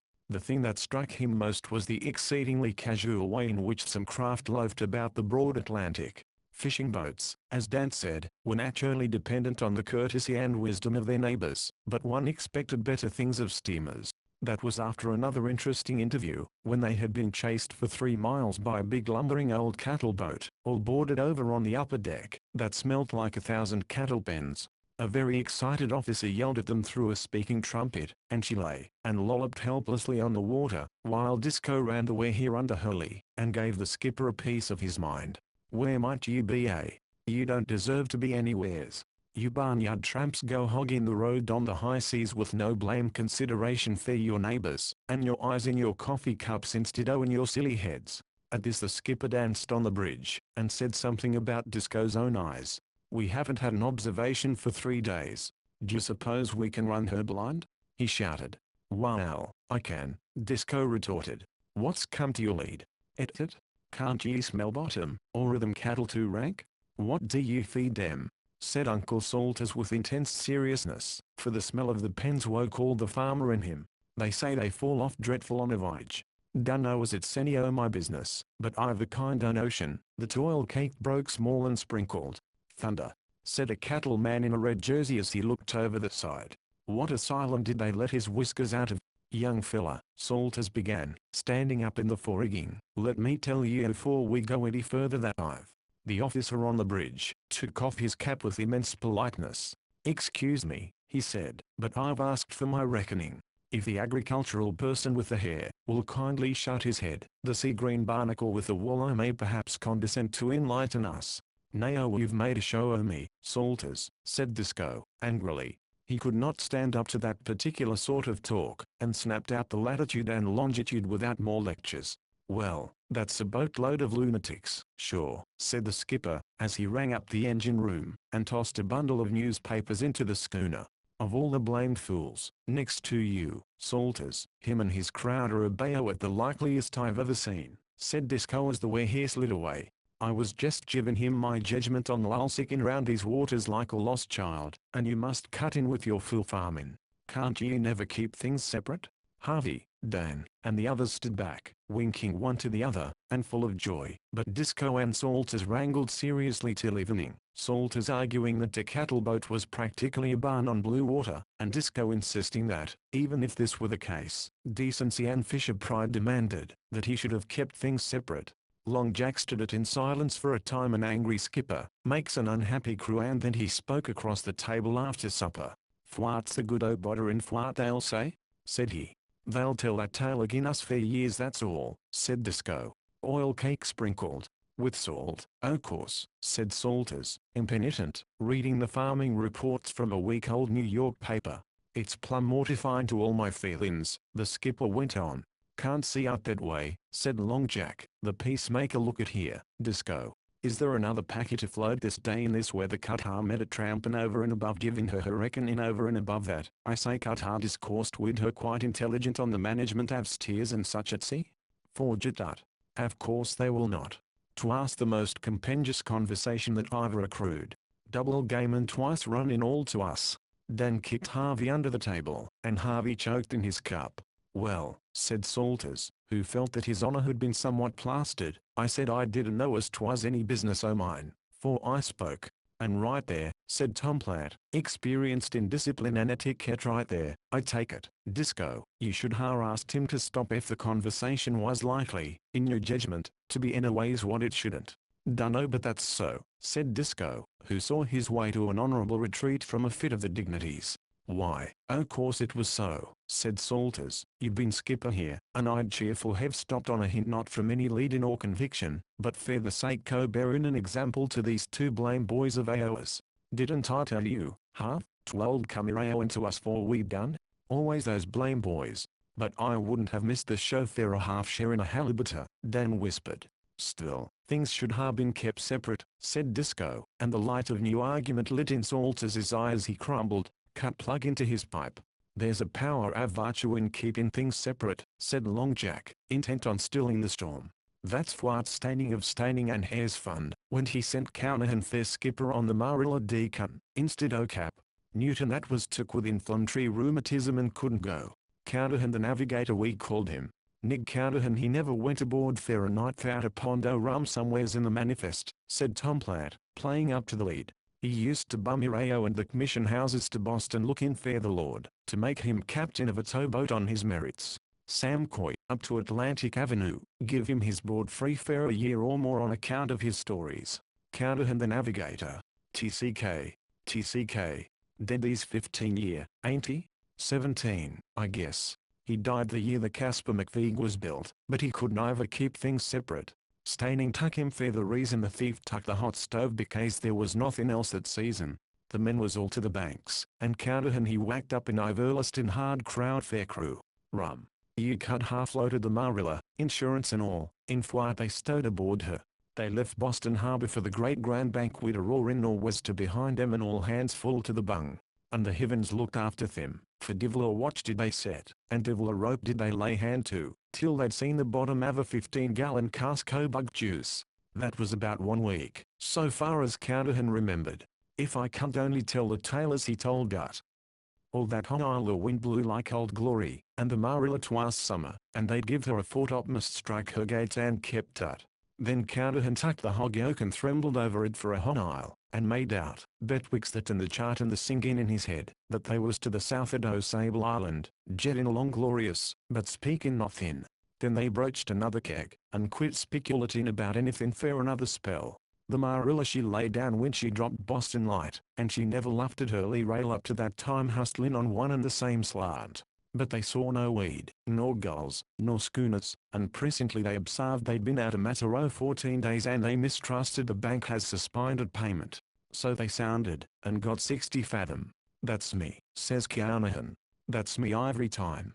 I've run her slat on the bank for you, and when we get 30 fathom we'll turn in like little men. Carnahan is the buy, says he. Carnahan the navigator. Next cast they got 90. Says Carnahan, either the lead line's tucked to stretching or else the bank's sunk. They hauled that up, being just about in that state, when that seemed right and reasonable, and sat down on the deck counting the knots, and jetting her snarled up hitches. The Marilla she'd struck her gait, and she hauled that, and presently along came a tramp, and Carnahan spoke her. Have you seen any fishing boats now, says he, quite casual. There's lashings of them off the Irish coast, says the tramp. Go shake yourself, says Carnahan. What have I to do with the Irish coast? Then what are you doing here, says the tramp. Suffering Christianity, says Carnahan. He always said that when his pump sucked and he was not feeling good. Suffering Christianity, he says. Where am I at? 35 mile west-southwest o' Cape Clear, says the tramp. If that's any consolation to you. Carnahan fetched one jump, 4 feet 7 inches, measured by the cook. Consolation, says he, bold as brass. Die take me fairer dialect? 35 mile from Cape Clear, and 14 days from Boston Light. Suffer in Christianity, 'tis a record, and by the same token I've a mother to Skibbereen. Think have it. The gall have But ye see he could neither keep things separate. The crew was mostly Cork and Kerry men, bearing one Marylander, that wanted to go back, but they called him a mutineer, and they ran the old Marilla into Skibbereen, and they had an elegant time visiting around with friends on the old sod for a week. Then they went back, and it cost them 32 days, to beat to the banks again. 'Twas jetting on towards fall, and grub was low, so Carnahan ran her back to Boston, with no more bones to it. And what did the firm say? Harvey demanded. What could they? The fish was on the banks, and Carnahan was at T-Wharf talking of his record trip east. They took their satisfaction out of that, and that all came of not keeping the crew and the rum separate in the first place, and confusing Skibbereen with Quiro, in the second. Carnahan the navigator, rest his soul. He was an impromptu citizen. Once I was in the Lucy Holmes, said Manuel, in his gentle voice. They not want any of her fish in Gloucester. Eh, why that? Give us no price. So we go across the water, and think to sell to some fail man. Then it blow fresh, and we cannot see well. Eh, why that? Then it blow some more fresh, and we go down below, and drive very fast no one nowhere. By and by we see land, and it gets some hot. Then come 2, 3 nigger in a brick. Eh, why that? We ask where we are, and they say now, what you all think? Grand Canary, said Disco, after a moment. Manuel shook his head, smiling. Blanco, said Tom Platt. No. Worse than that. We was below Bazagas, and the bricks you was from Liberia. So we sell our fish there. Not bad, so? Eh, why that? Can a schooner like this go right across to Africa? Said Harvey. Go Arao and the Horn if there's anything worth going for, and the grub holds AO it, said Disco. My father he run his packet, and she was a kind o' pinky, a bayo at 50 ton. I guess the Rupert he run her over to Greenland's icy mountains the year half our fleet was trying after cod there. And what's more, he took my mother along with him to show her how the money was earned. I presume and they was all iced up, and I was born at Disco. Don't remember nothing about it, o' course. We come back, when the ice ceased in the spring, but they named me fair the place. Kinda mean trick to put up on a baby, but we're all bayoing to make mistakes in our lives. Sure, said Salters, wagging his head. All bayoing to make mistakes, and I tell you two boys here that, after you've made a mistake you don't make fewer than 100 a day. The next best thing's to own up to it like men. Long Jack winked one tremendous wink that embraced all hands, except Disco and Salters, and the incident was closed. Then they made berth after berth to the northward, the dories out almost every day, running along the east edge of the Grand Bank in 30 to 40 fathom water, and fishing steadily. It was here Harvey first met the squid, who is one of the best cod baits, but uncertain in his moods. They were waked out of their bunks one black night by yells of squiddo from Salters, and for an hour and a half every sullerboard hung over his squid jig a piece of lead painted red, and armed at the lower end with a circle of pins bent backward like half-opened umbrella ribs. The squid for some unknown reason likes, and wraps himself round, this thing, and is hauled up ere he can escape from the pins. But as he leaves his home he squirts first water and next ink into his captor's face, and it was curious to see the men weaving their heads from side to dodge the shot. They were as black as sweeps, when the flurry ended, but a pile of fresh squid lay on the deck, and the large cod thinks very well of a little shiny piece of squid tentacle at the tip of a clam-baited hook. Next day they caught many fish, and met the Carrie Pittman, to whom they shouted their luck, and she wanted to trade 7 cod for one fair-sized squid, but Disco would not agree at the price, and the Carrie dropped sullenly to leeward, and anchored half a mile away, in the hope of striking onto some for herself. Disco said nothing till after supper, when he sent Dan and Manuel out to buoy the Weir's cable, and announced his intention of turning in with the broadaxe. Dan naturally repeated these remarks to the dory from the Carrie, who wanted to know why they were buoying their cable, since they were not on rocky bottom. Dad says he wouldn't trust a ferry boat within 5 mile o' you, Dan howled cheerfully. Why don't he jet out, then? Who's hinderin'? Said the other. Cause you've just the same Esley bout him, and he don't take that from any boat, not to speak o' such a drift and gurry butt as you be. "She ain't drifting any this trip," said the man angrily, for the Carrie Pittman had an unsavory reputation for breaking her ground tackle. "Then how would you make berths?" said Dan. "It's her best pinto sailin'. And if she's quit driftin', what in thunder are you doing with a new jib boom?" That shot went home. "Hey, you Portuguese organ grinder, take your monkey back to Gloucester. Go back to school, Dan Troop," was the answer. "Overalls. Overalls," yelled Dan, who knew that one of the Carrie's crew had worked in an overall factory the winter before. "Shrimp. Gloucester shrimp. Gitao it, you novi. To call a Gloucester man an overscottian is not well received," Dan answered in kind. "Novi yourself, you Scrabbletowners, you Chatham wreckers. Gitao it with your brick and your stockin." And the forces separated, but Chatham had the worst of it. "I knew how it will be," said Disco. "She's drawed the wind rayo and already. Someone ought to put a desist on that packet. She'll snore till midnight, and just when we're jetting our sleep she'll strike adrift. Good job we ain't crowded with craft heraways. But I ain't going to up anchor for Chatham. She may hold." The wind, which had hauled round, rose at sundown and blew steadily. There was not enough sea, though, to disturb even a dory's tackle, but the Carrie Pittman was a law unto herself. At the end of the boys' watch they heard the crack crack crack of a huge muzzle-loading revolver aboard her. "Glory, glory, hallelujah," sung Dan. "Here she comes, Dad." But and first, walkin' in her sleep same's she done on Quiro.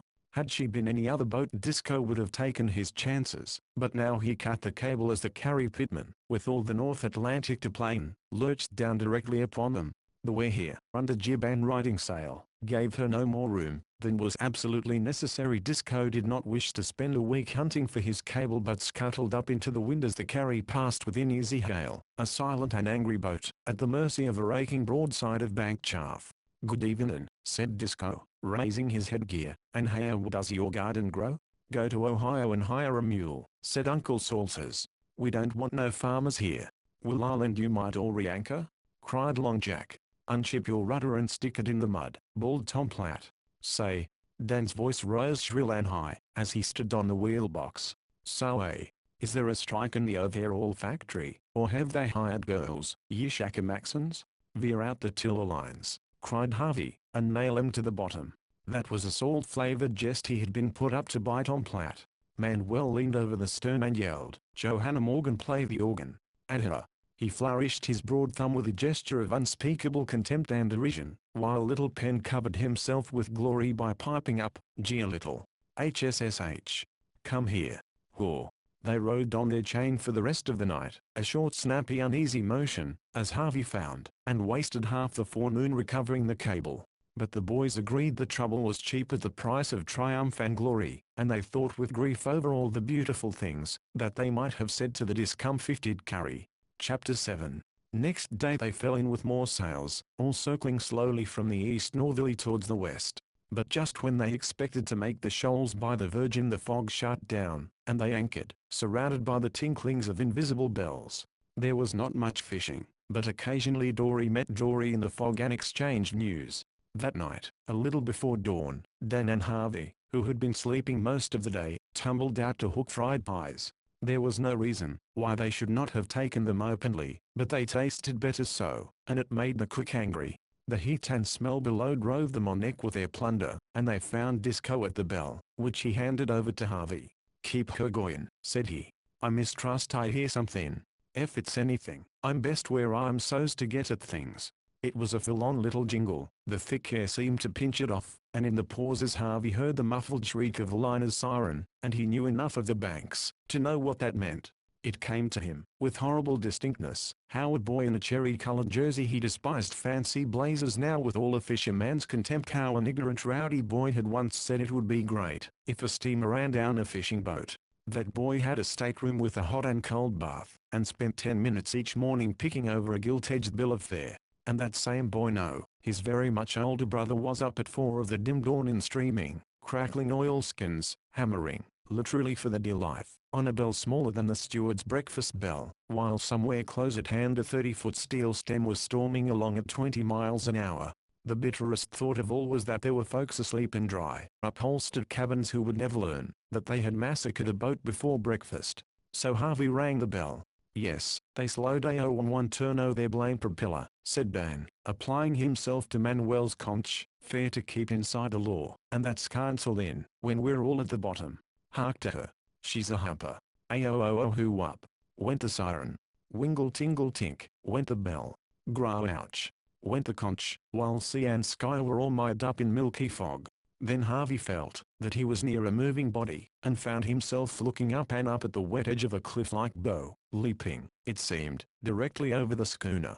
A jaunty little feather of water curled in front of it, and as it lifted it showed a long ladder of Roman numerals 15th, 16th, 17th, 18th, and so forth on a salmon-colored gleaming side. It tilted forward and downward with a heart-stilling, so the ladder disappeared. A line of brass-rimmed portholes flashed past. A jet of steam puffed in Harvey's helplessly uplifted hands. A spout of hot water roared along the rail of the weir, and the little schooner staggered and shook in the rush of screw-torn water as a liner's stern vanished in the fog.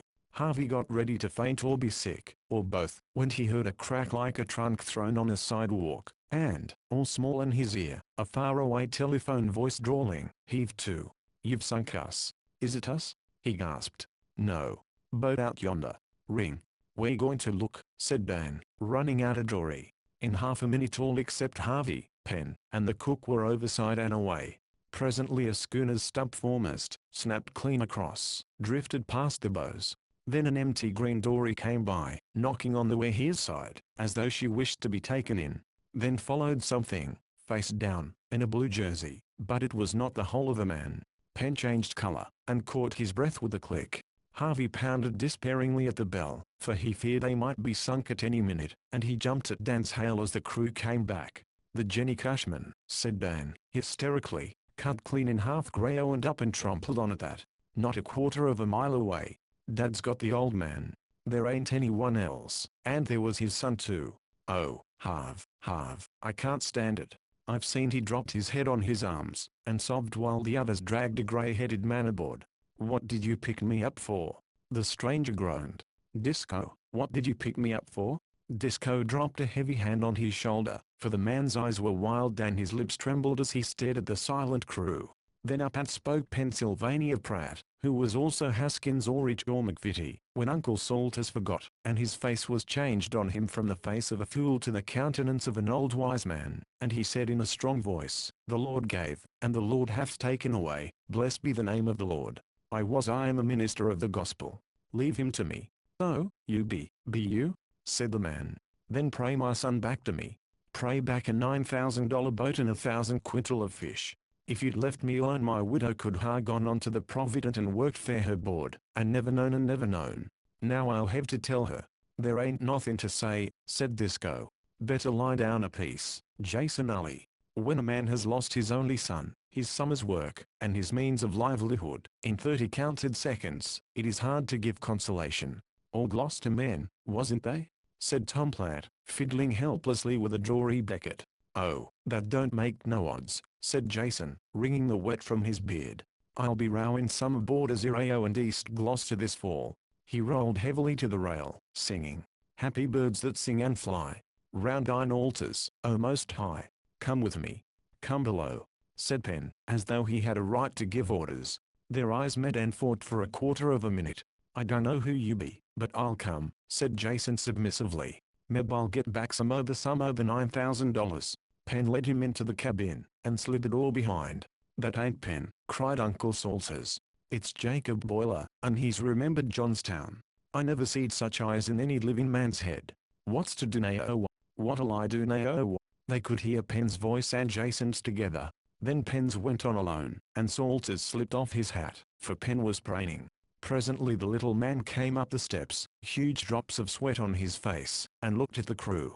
Dan was still sobbing by the wheel. "He don't know us," Salters groaned. "It's all to do over again, checkers and everything, and what'll he say to me?" Penn spoke. They could hear that it was to strangers. "I have prayed," said he. "Our people believe in prayer. I have prayed for the life of this man's son. Mine were drowned before my eyes, she and my eldest and the others.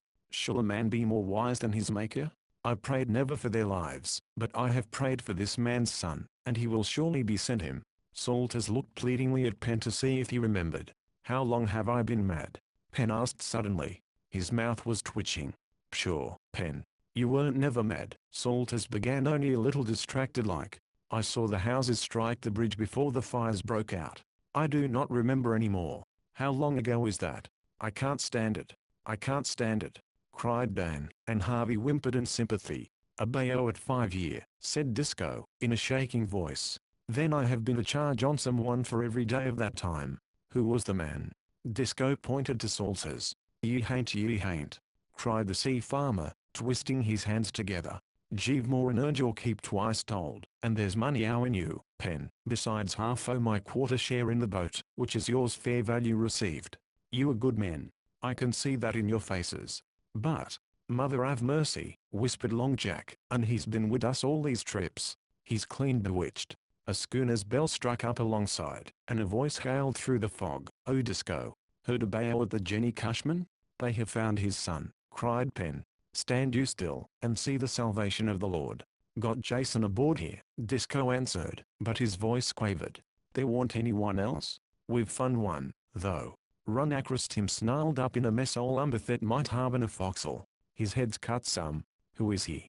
The way his heartbeats answered one another. "Guess it's young Ali," the voice drawled. Pen raised his hands, and said something in German. Harvey could have sworn that the bright sun was shining upon his lifted face, but the drawl went on. "So you fellas guide us considerable to the night. We don't feel like going any now," said Disco. "I know it, but to tell the honest truth we was kinda drifting when we run agin young Ali." It was the irrepressible Carrie Pittman, and a roar of unsteady laughter went up from the deck of the We're Here. "Hadn't you bayo it's well send the old man aboard? We're running in fair more bait and grayo and tackle. Guess you won't want him, anyway, and this blame windless work makes us short-handed. We'll take care of him. He married my woman's aunt. I'll give you anything in the boat," said Troop. "Don't want nothing less, Meb, an anchor that'll hold. Say, young Ali's cheating kinda balky and excited. Sent the old man along." Pen waked him from his stupor of despair, and Tom Platt rode him over. He went away without a word of thanks, not knowing what was to come, and the fog closed over all. "And now," said Pen, drawing a deep breath, as though about to preach. And now the erect body sank like a sword driven home into the scabbard. The light faded from the overbright eyes. The voice returned to its usual pitiful little titter. "And now," said Pennsylvania Pratt, "do you think it's too early for a little game of checkers, Mr. Salters?" The very thing I was going to say myself," cried Salters promptly. "It beats all, Pen, how you cheat onto what's in a man's mind." The little fellow blushed, and meekly followed Salters forward. "Up anchor. Hurry. Let's quit these crazy waters," shouted Disco, and never was he more swiftly obeyed. "Now what in creation I suppose is the meaning o' that all?" said Long Jack, when they were working through the fog once more, damp, dripping, and bewildered. "The way I sense it," said Disco, at the wheel, "is this: the Jenny Cushman business comin' on an empty stomach." He saw one of them go by," sobbed Harvey. "And that, o' course, kinda hove him out of water. Jullock running a craft ashore, hove him right it, I take it, to remembering Johnstown and Jacob Boiler and such like reminiscences. Well, can't tell in Jason there held him up a piece, same's shoring up a boat. Then, being weak, them props slipped, and he slided down the ways, and now he's waterborne again.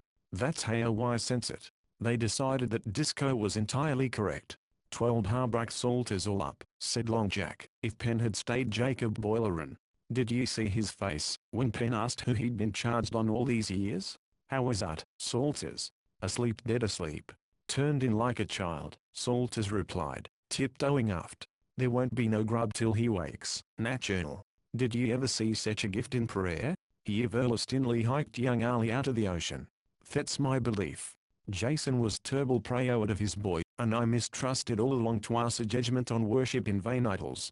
"There's others Jesus sot," said Disco. "That's different," Salters retorted quickly.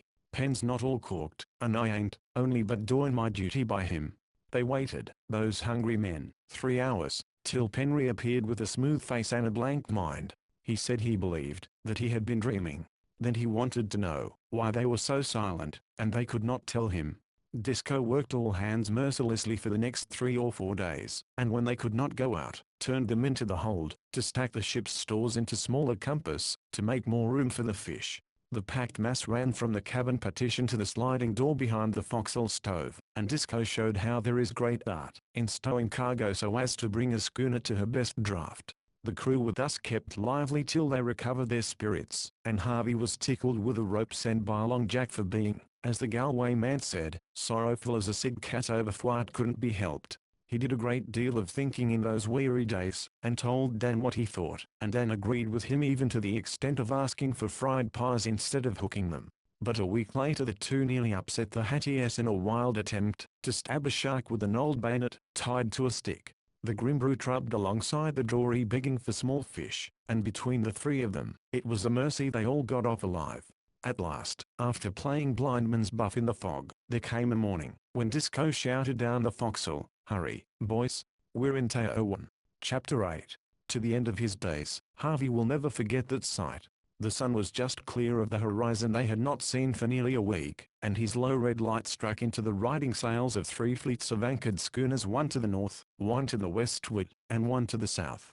There must have been nearly 100 of them, of every possible make and build, with, far away, a square-rigged Frenchman, all bowing and courtesying one to the other.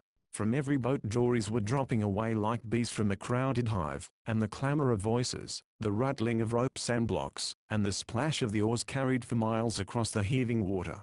The sails turned all colors, black, pearly gray, and white, as the sun mounted, and more boats swung up through the mists to the southward. The dories gathered in clusters, separated, reformed, and broke again, all heading one way, while men hailed and whistled, and cat called and sang, and the water was speckled with rubbish thrown overboard. "It's a town," said Harvey. Disco was right. "It is a town. I've seen smaller," said Disco. "There's about 1,000 men here, and yonder's the Virgin." He pointed to a vacant space of greenish sea, where there were no dories. The Werehear skirted round the northern squadron, Disco waving his hand to friend after friend, and anchored as nearly as a racing yacht at the end of the season. The Bank fleet passed good seamanship in silence, but a bungler is jeered all along the line. "Just in time, fair the Captain," cried the Mary Chilton. "Salt most wet?" asked the King Philip. "Hey, Tom Platt, come tea supper tonight?" said the Henry Clay, and so questions and answers flew back and forth. Men had met one another before, dory fishing in the fog, and there is no place for gossip like the Bank fleet. They all seemed to know about Harvey's rescue, and asked if he were worth his salt yet. The young bloods jested with Dan, who had a lively tongue of his own, and inquired after the health by the town nicknames they least liked. Manuel's countrymen jabbered at him in their own language, and even the silent cook was seen riding the jib boom, and shouting Gaelic to a friend as black as himself. After they had buoyed the cable all around the Virgin's rocky bottom, and carelessness means chafed ground tackle and danger from drifting after they had buoyed the cable, the dories went forth, to join the mob of boats anchored about a mile away. The schooners rocked and dipped at a safe distance, like mother ducks watching their brood, while the dories behaved like mannerless ducklings. As they drove into the confusion, boat banging boat, Harvey's ears tingled at the comments on his rowing. Every dialect from Labrador to Long Island, with Portuguese, Neapolitan, lingua franca, French, and Gaelic, with songs and shoutings and new oaths, rattled round him, and he seemed to be the butt of it all.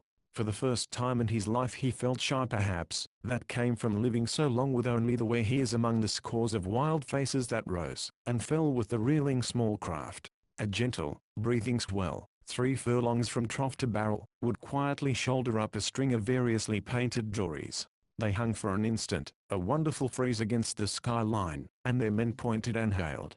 Next moment the open mouths, waving arms, and bare chests disappeared, while on another swell, came up an entirely new line of characters like paper figures in a toy theatre. So Harvey stared. "Watch out," said Dan, flourishing a dip net. "When I tell you dip, you dip. The Caplin'll school any time from now on.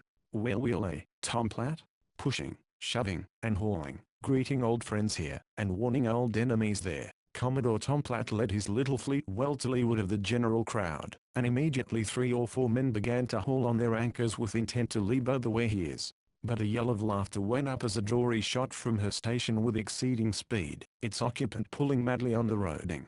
"Give her slack," roared 20 voices. "Let him shake it out." "What's the matter?" said Harvey, as the boat flashed away to the southward. "He's anchored, isn't he?"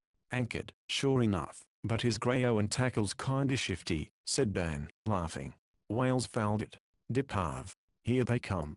The sea round them clouded and darkened, and then frizzed up in showers of tiny silverfish, and over a space of 5 or 6 acres the cod began to leap like trout in May, while behind the cod 3 or 4 broad greybacks broke the water into boils. Then everybody shouted and tried to haul up his anchor, to get among the school, and fouled his neighbor's line, and said what was in his heart, and dipped furiously with his dip net, and shrieked cautions and advice to his companions, while the deep fizzed, like freshly opened soda water, and cod, men, and whales together flung in upon the luckless bait. Harvey was nearly knocked overboard by the handle of Dan's net. But in all the wild tumult he noticed, and never forgot, the wicked, set little eye something like a circus elephant's eye of a whale that drove along almost level with the water, and, so he said, winked at him. 3 boats found their oatings fouled by these reckless mid-sea hunters, and were towed half a mile ere their horses shook the line free. Then the captain moved off, and 5 minutes later there was no sound, except the splash of the sinker's overside, the flapping of the cod, and the whack of the muckles as the men stunned them. It was wonderful fishing. Harvey could see the glimmering cod below, swimming slowly in droves, biting as steadily as they swam.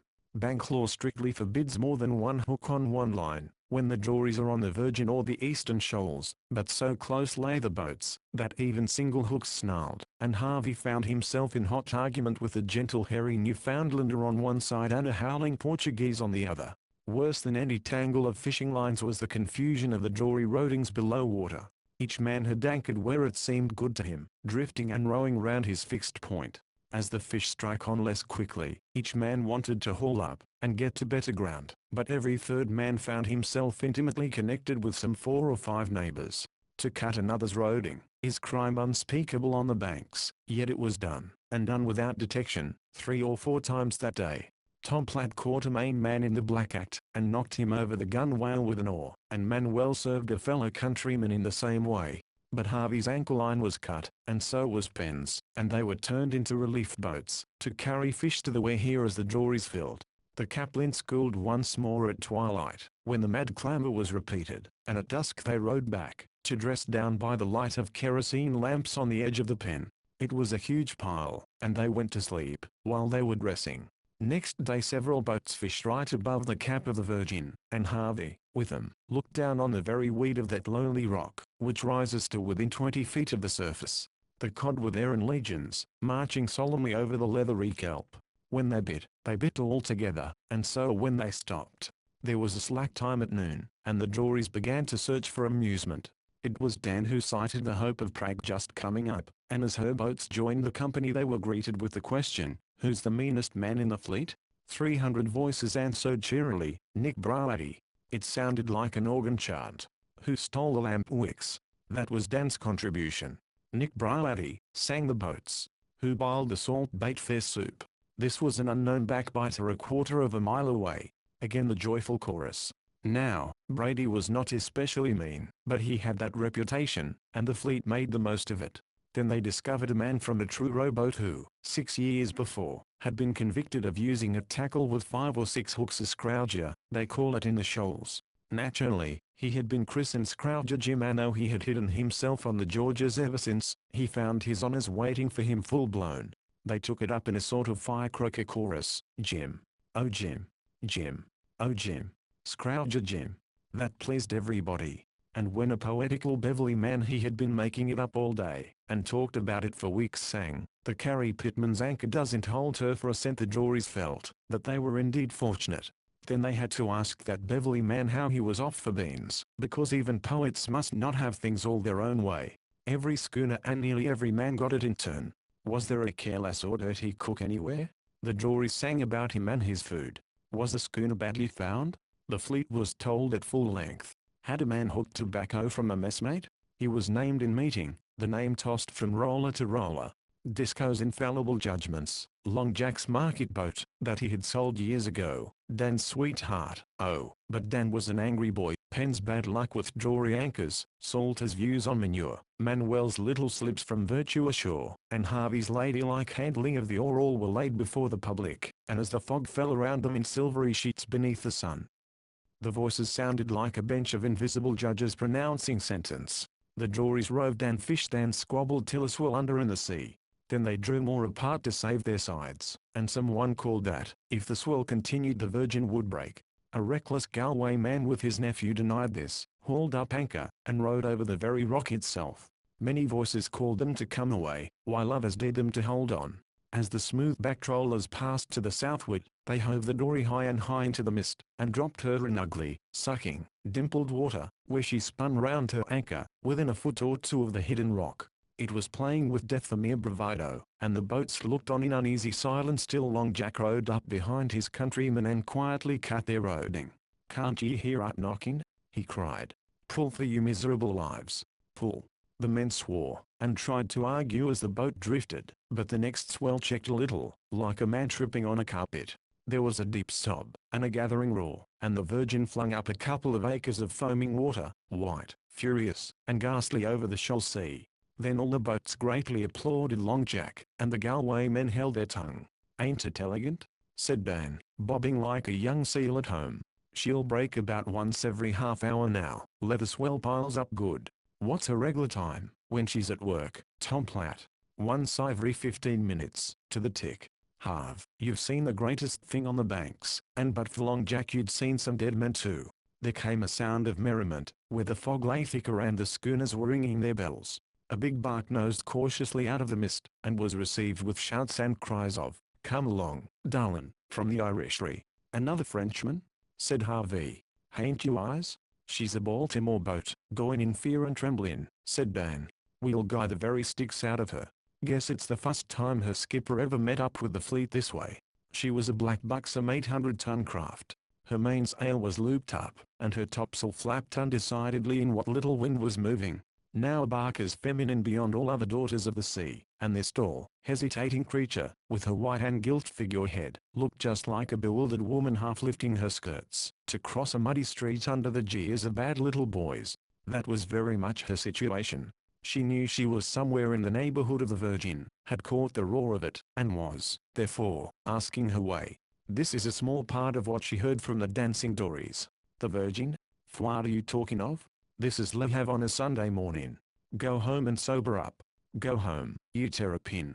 Go home and tell 'em we're comin'." Half a dozen voices together, in a most tuneful chorus, as her stern went down with a roll and a bubble into the troughs. "Faah she strikes.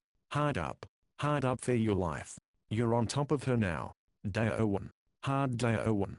Let go everything. All hands to the pumps. Day 01 jib and pole her." Here the skipper lost his temper and said things. Instantly fishing was suspended to answer him, and he heard many curious facts about his boat and her next port of call. They asked him if he were insured, and whence he had stolen his anchor, because, they said, it belonged to the Carrie Pitman. They called his boat a mudscow, and accused him of dumping garbage to frighten the fish. They offered to tow him, and charge it to his wife, and one audacious youth slipped up almost under the counter, smacked it with his open palm, and yelled, "Gid up, Buck." The cook emptied a pan of ashes on him, and he replied with cod heads. The bark's crew fired small coal from the galley, and the dories threatened to come aboard and rescue her. They would have warned her at once had she been in real peril, but, seeing her well clear of the Virgin, they made the most of their chances. The fun was spoilt when the rock spoke again, a half-mile to windward, and the tormented bark said everything that would draw and went her ways, but the dories felt that the honors lay with them. All that night the Virgin roared hoarsely, and next morning, over an angry, white-headed sea, Harvey saw the fleet with flickering masts waiting for a lead. Not a dory was hove out till 10 o'clock, when the two Geralds of the day's eye, imagining a lull which did not exist, set the example. In a minute half the boats were out, and bobbing in the cockly swells, but Troop kept away his at work dressing down. He saw no sense in bears, and as the storm grew that evening they had the pleasure of receiving wet strangers only too glad to make any refuge in the gale. The boys stood by the dory tackles with lanterns, the men ready to haul, one eye cocked for the sweeping wave, that would make them drop everything, and hold on for dear life. Out of the dark would come a yell of "Dory, dory!" They would hook up, and haul in a drenched man and a half-sunk boat, till their decks were littered down with nests of dories and the bunks were full. 5 times in their watch did Harvey, with Dan, jump at the foregaff where it lay lashed on the boom, and cling with arms, legs, and teeth to rope and spar, and sodden canvas as a big wave filled the decks. One dory was smashed to pieces, and the sea pitched the man headfirst onto the decks, cutting his forehead open, and about dawn, when the racing seas glimmered white all along their cold edges, another man, blue and ghastly, crawled in with a broken hand, asking news of his brother. 7 extra mouths sat down to breakfast, a Swede, a Chatham skipper, a boy from Hancock, Maine, 1 Duxbury, and 3 Provincetown men. There was a general sorting out among the fleet next day, and though no one said anything, all ate with better appetites when boat after boat reported full crews aboard. Only a couple of Portuguese and an old man from Gloucester were drowned, but many were cut or bruised, and 2 schooners had parted their tackle, and been blown to the southward, 3 days' sail. A man died on a Frenchman. It was the same bark that had traded tobacco with the Wahirs. She slipped away quite quietly one wet white morning, moved to a patch of deep water, her sails all hanging anyhow, and Harvey saw the funeral through Disco's spyglass. It was only an oblong bundle slid overside. They did not seem to have any form of service, but in the night, a tanker, Harvey heard them across the star-powdered black water, singing something that sounded like a hymn. It went to a very slow tune. La Brigantine. Qui va tourner. Roulette s'incline. Pour m'entraîner. Oh, Vech Marie. Pour moi prise Dieu. Adieu, patrie. Quebec, adieu. Tom Platt visited her, because, he said, the dead man was his brother as a Freemason. It came out that a wave had doubled the poor fellow over the heel of the bowsprit, and broken his back. The news spread like a flash, for, contrary to general custom, the Frenchman held an auction of the dead man's kit. He had no friends at St. Malo or Miquelon, and everything was spread out on the top of the house, from his red knitted cap to the leather belt with the sheath knife at the back. Dan and Harvey were out on 20-fathom water in the Hatties, and naturally rowed over to join the crowd. It was a long pull, and they stayed some little time, while Dan bought the knife, which had a curious brass handle. When they dropped overside, and pushed off into a drizzle of rain and a lop of sea, it occurred to them that they might get into trouble for neglecting the lines.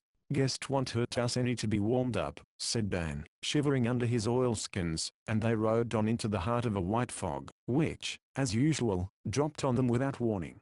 "There's too much blame tide hereabouts to trust to your instincts," he said. "Heave over the anchor, Harv, and we'll fish a piece till the thing lifts. Bend on your biggest lead. 3 pound ain't any too much in this water. See how she's tightened on her rod in already." There was quite a little bubble at the bows, where some irresponsible bank current held the dory full stretch on her rope, but they could not see a boat's length in any direction. Harvey turned up his collar, and bunched himself over his reel with the air of a wearied navigator. Fog had no special terrors for him now. They fished a while in silence, and found the cod struck on well. Then Dan drew the sheath knife, and tested the edge of it on the gunwale. "That's a daisy," said Harvey. "How did you get it so cheap?" "On account of their blamed Catholic superstitions," said Dan, jabbing with the bright blade. "They don't fancy tacking iron from off a dead man, so to speak. See the Merichet Frenchman step back when I bid? But an auction ain't taking anything off a dead man. It's business. We know it ain't, but there's no going in the teeth o' superstition.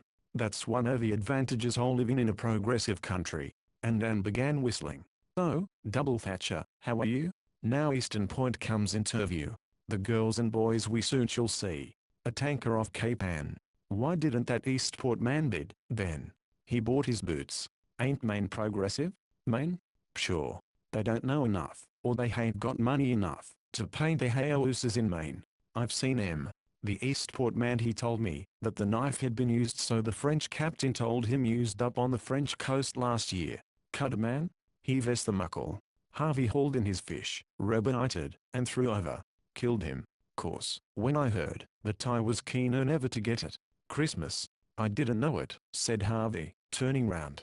"I'll give you $1 for it when I get my wages. Say, I'll give you $2. Honest? D'you like it as much as all that?" said Dan, flushing. "Well, to tell the truth, I kinda got it for you to give, but I didn't let on till I saw how you'd take it. It's yours and welcome, Harv, because we're dory mates, and so on and so forth, and so following. Catch a hold." He held it out, bell tenor. "But look at here, Dan, I don't see. Take it. 'Tain't no use to me. I wish you to have it." The temptation was irresistible. "Dan, you're a white man," said Harvey. "I'll keep it, as long as I live." "That's good herein," said Dan, with a pleasant laugh, and then, anxious to change the subject, "looks if your line was fast to something." "Found, I guess," said Harv, tugging. Before he pulled up he fastened the belt round him, and with deep delight heard the tip of the sheath click on the thwart. "Concern the thing," he cried. "She acts as though she were on strawberry bottom. It's all sand here, ain't it?" Dan reached over, and gave a judgmatic tweak. "Whole but'll act that way if he's sulky. That's no strawberry bottom. Yank her once or twice. She gives, sure. Guess we'd better haul up and make certain." They pulled together, making fast at each turn on the cleats, and the hidden weight rose sluggishly. "Prize, oh! Haul!" shouted Dan, but the shout ended in a shrill, double shriek of horror, for out of the sea came the body of the dead Frenchman buried 2 days before. The hook had caught him under the right armpit, and he swayed, erect and horrible, head and shoulders above water. His arms were tied to his side, and he had no face. The boys fell over each other in a heap at the bottom of the dory, and there they lay, while the thing bobbed alongside, held on the shortened line. The tide brought him," said Harvey with quivering lips, as he fumbled at the clasp of the belt. "Oh, Lord! Oh, Harv!" groaned Dan. "Be quick. He's come for it. Let him have it.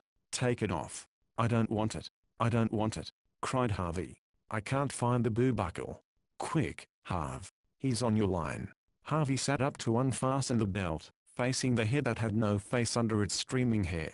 "He's fast still," he whispered to Dan, who slipped out his knife, and cut the line, as Harvey flung the belt far overside. The body shot down with a plop, and Dan cautiously rose to his knees, whiter than the fog. "He come for it. He come for it. I've seen a stale one hauled up on a trawl, and I didn't much care, but he come to us special. I wish I hadn't taken the knife. Then he'd have come on your line. Dunno as that would ha' made any differ. We're both scared out o' 10 years' growth. Oh, Harv, did ye see his head?" "Did I? I'll never forget it. But look at here, Dan, it couldn't have been meant. It was only the tide. He come for it, Harv. Why, they sunk him 6 miles to south'ard o' the fleet, and we're 2 miles from where she's lying now. They told me he was weighted with 1.5 fathom o' chain cable. Wonder what he did with the knife up on the French coast? Something bad. Guess he's bound to take it with him to the judgment." "And so what are you doing with the fish?" "Heaving him overboard," said Harvey. "What for?" "We shan't eat him." "I don't care. I had to look at his face while I was tacking the belt off. You can keep your catch if you like. I've no use for mine." Dan said nothing, but threw his fish over again. "Guess it's best to be on the safe side," he murmured at last. "I'd give a month's pay if this fog I'd lift. Things go a out in a fog that you don't see in clear weather, yo-hos and hollers and such like. I'm sorta relieved he come the way he did instead o' walk in. He might ha' walked." "Don't, Dan. We're right on top of him now. Wish I was safe aboard," pounded by Uncle Salsas. "They'll be looking for us in a little." Jim the Tutor. Dad took the tin dinner horn, but paused before he blew. "Go on," said Harvey. "I don't want to stay here all night. Question is, how will he take it? There was a man from down the coast, told me once he was in a schooner where they darsn't ever blow a horn to the dories, because the skipper not the man he was with, but a captain, that had run her 5 years before he drowned a boy alongside in a drunk fit, and never after, that boy he'd row alongside to and shout, 'Jory, Jory,' with the rest. Jory, Jory." A muffled voice cried through the fog. They cowered again, and the horn dropped from Dan's hand. "Hold on," cried Harvey, "it's the cook." "Dunno what made me think o' that fool tale, either," said Dan. "It's the doctor, sure enough." Dan. Danny. Dan. Harvey. Harvey. "We're here," sung both boys together. They heard oars, but could see nothing till the cook, shining and dripping, rode into them. "What ice happened?" said he. "You will be beaten at home. That's what we want. That's what we are suffering for," said Dan. "Anything home is good enough for us. We've had kinda depressing company." As the cook passed them a line, Dan told him the tale. "Yes, he come for his knife," was all he said at the end. Never had the little rocking where he looked so deliciously home-like as when the cook, born and bred in fogs, rode them back to her. There was a warm glow of light from the cabin and a satisfying smell of food forward, and it was heavenly to hear Disco and the others, all quite alive and solid, leaning over the rail, and promising them a first-class pounding. But the cook was a black master of strategy.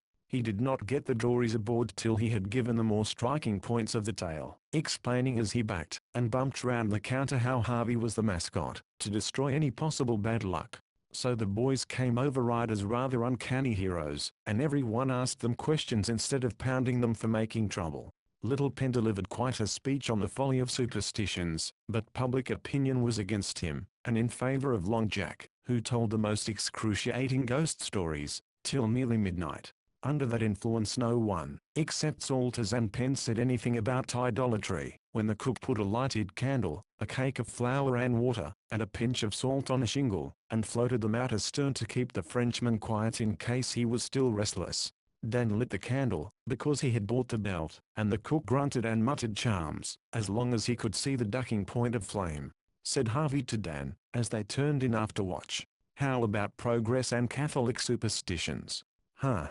I guess I'm as enlightened and progressive as the next man, but when it comes to a dead St. Malo deckhand scaring a couple o' poor boys stiff for the sake of a 30-cent knife, why, then, the cook can take hold fair all o' me. I mistrust foreigners, living or dead." Next morning all, except the cook, were rather ashamed of the ceremonies, and went to work double tides, speaking gruffly to one another. The Wehir was racing neck and neck for her last few loads against the Parry Norman, and so close was the struggle, that the fleet took side and betted tobacco.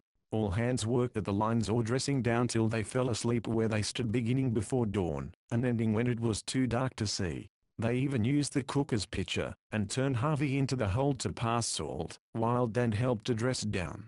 Luckily a Parry Norman man sprained his ankle falling down the forecastle, and the Wehirs gained. Harvey could not see how one more fish could be crammed into her, but Disco and Tom Platt stowed and planked the mast down with big stones from the ballast, and there was always just another day's work. Disco did not tell them when all the salt was wetted. He rolled to the lazarette aft the cabin, and began hauling out the big mainsail. This was at 10 in the morning. The riding sail was down, and the main and topsail were up by noon, and dories came alongside with letters for home, envying their good fortune.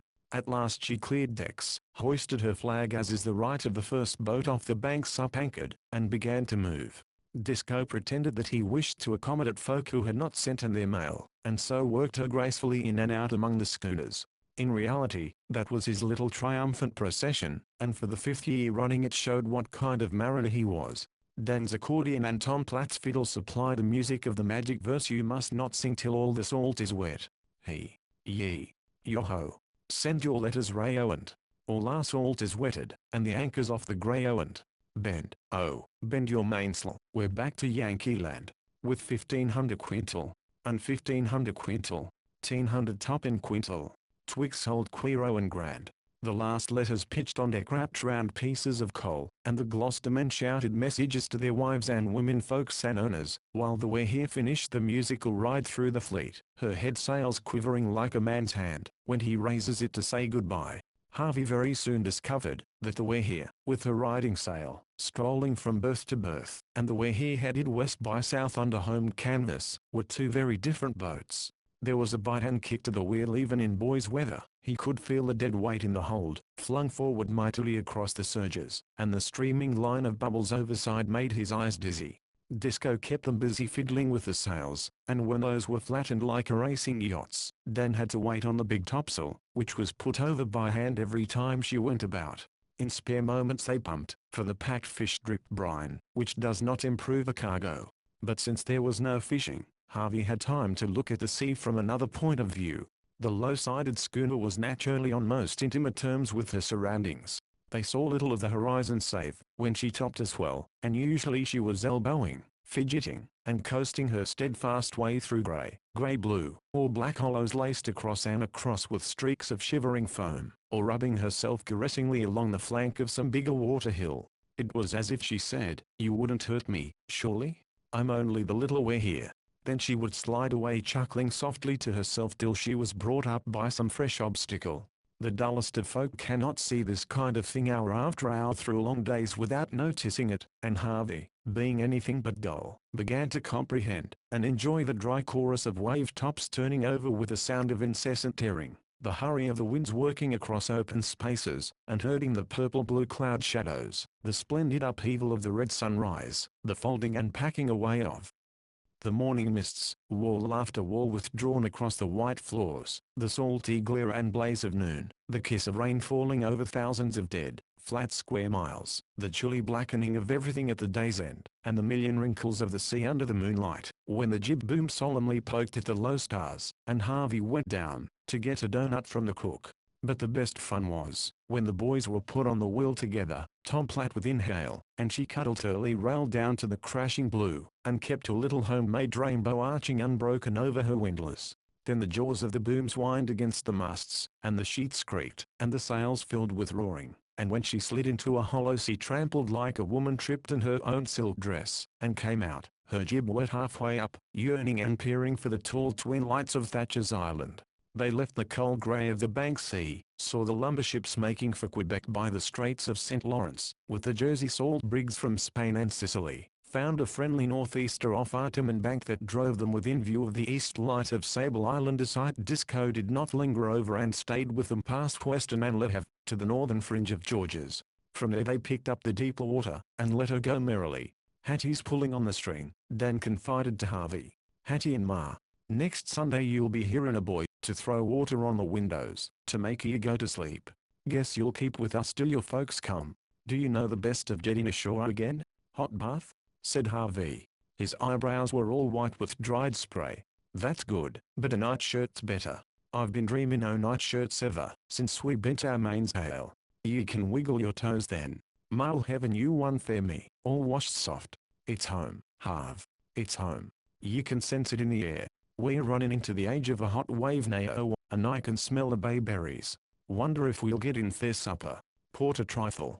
The hesitating sails flapped and lurched in the close air as the deep smoothed out, blue and oily, round them. When they whistled for a wind only the rain came in spiky rods, bubbling and drumming, and behind the rain the thunder and the lightning of mid-August. They lay on the deck with bare feet and arms, telling one another what they would order at their first meal ashore, for now the land was in plain sight.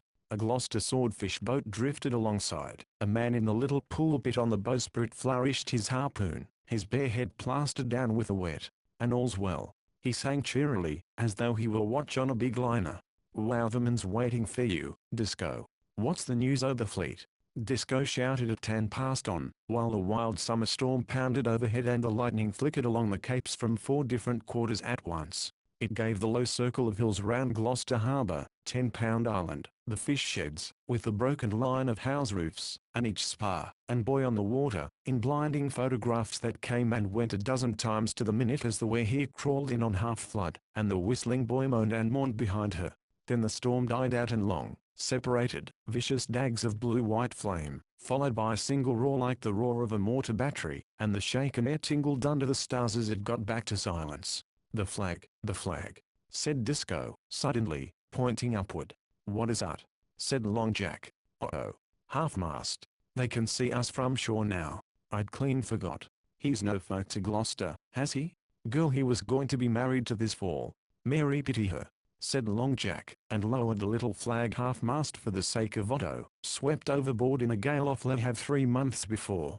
Disco wiped the wet from his eyes, and led the way here to Wowtherman's wharf, giving his orders in whispers, while she swung round moored tugs and night watchmen hailed her from the ends of inky black piers. Over and above the darkness and the mystery of the procession, Harvey could feel the land close round him once more, with all its thousands of people asleep, and the smell of earth after rain, and the familiar noise of a switching engine coughing to herself in a freight yard, and all those things made his heart beat, and his throat dry up as he stood by the foresheet. They heard the anchor watch snoring on a lighthouse dug, nosed into a pocket of darkness where a lantern glimmered on either side. Somebody waked with a grunt, threw them a rope, and they made fast to a silent wharf, flanked with great iron-roofed sheds full of warm emptiness, and lay there without a sound.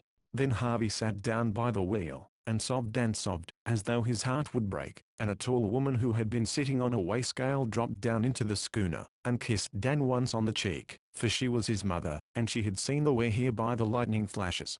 She took no notice of Harvey till he had recovered himself a little and Disco had told her his story. Then they went to Disco's house together as the dawn was breaking, and until the telegraph office was open, and he could wire his folk, Harvey Cheney was perhaps the loneliest boy in all America. But the curious thing was, that Disco and Dan seemed to think none the worse of him for crying. Wowtherman was not ready for Disco's prices till Disco, sure that the way he was at least a week ahead of any other Gloucester boat, had given him a few days to swallow them. So all hands played about the streets, and Long Jack stopped the Rocky Neck trolley, on principle, as he said, till the conductor let him ride free. But Dan went about with his freckled nose in the air, bungful of mystery and most haughty to his family. "Dan, I'll have to lay into you if you act this way," said Troop, pensively. "Since we've come ashore this time you've been a heap too fresh." "I'd lay into him nao if he was mine," said Uncle Salters, sourly. "He and Penn boarded with the troops." "Oh ho," said Dan, shuffling with the accordion round the backyard, ready to leap the fence, if the enemy advanced. "Dad, you're welcome to your own judgment, but remember I've warned ye. Your own flesh and blood ha warned ye. 'Tain't any o' my fault if you're mistook, but I'll be on deck to watch ye. And as for you, Uncle Salters, Pharaoh's chief butler ain't in it alongside o' you. You watch out and wait. You'll be plowed under like your own blamed clover, but me Dad Troop I'll flourish like a green bay tree, because I warn't stuck on my own opinion." Disco was smoking in all his shore dignity and a pair of beautiful carpet slippers. "You're jetting as crazy as poor Harv. You two go arayo and jiggling and squinching and kicking each other under the table till there's no peace in the hay-oos," said he. "There's going to be a heap less fearsome folks," Dan replied. "You wait and see." He and Harvey went out on the trolley to East Gloucester, where they tramped through the bayberry bushes to the lighthouse, and lay down on the big red boulders, and laughed themselves hungry. Harvey had shown Dan a telegram, and the two swore to keep silence till the shell burst. "Harv's folk?" said Dan, with an unruffled face after supper.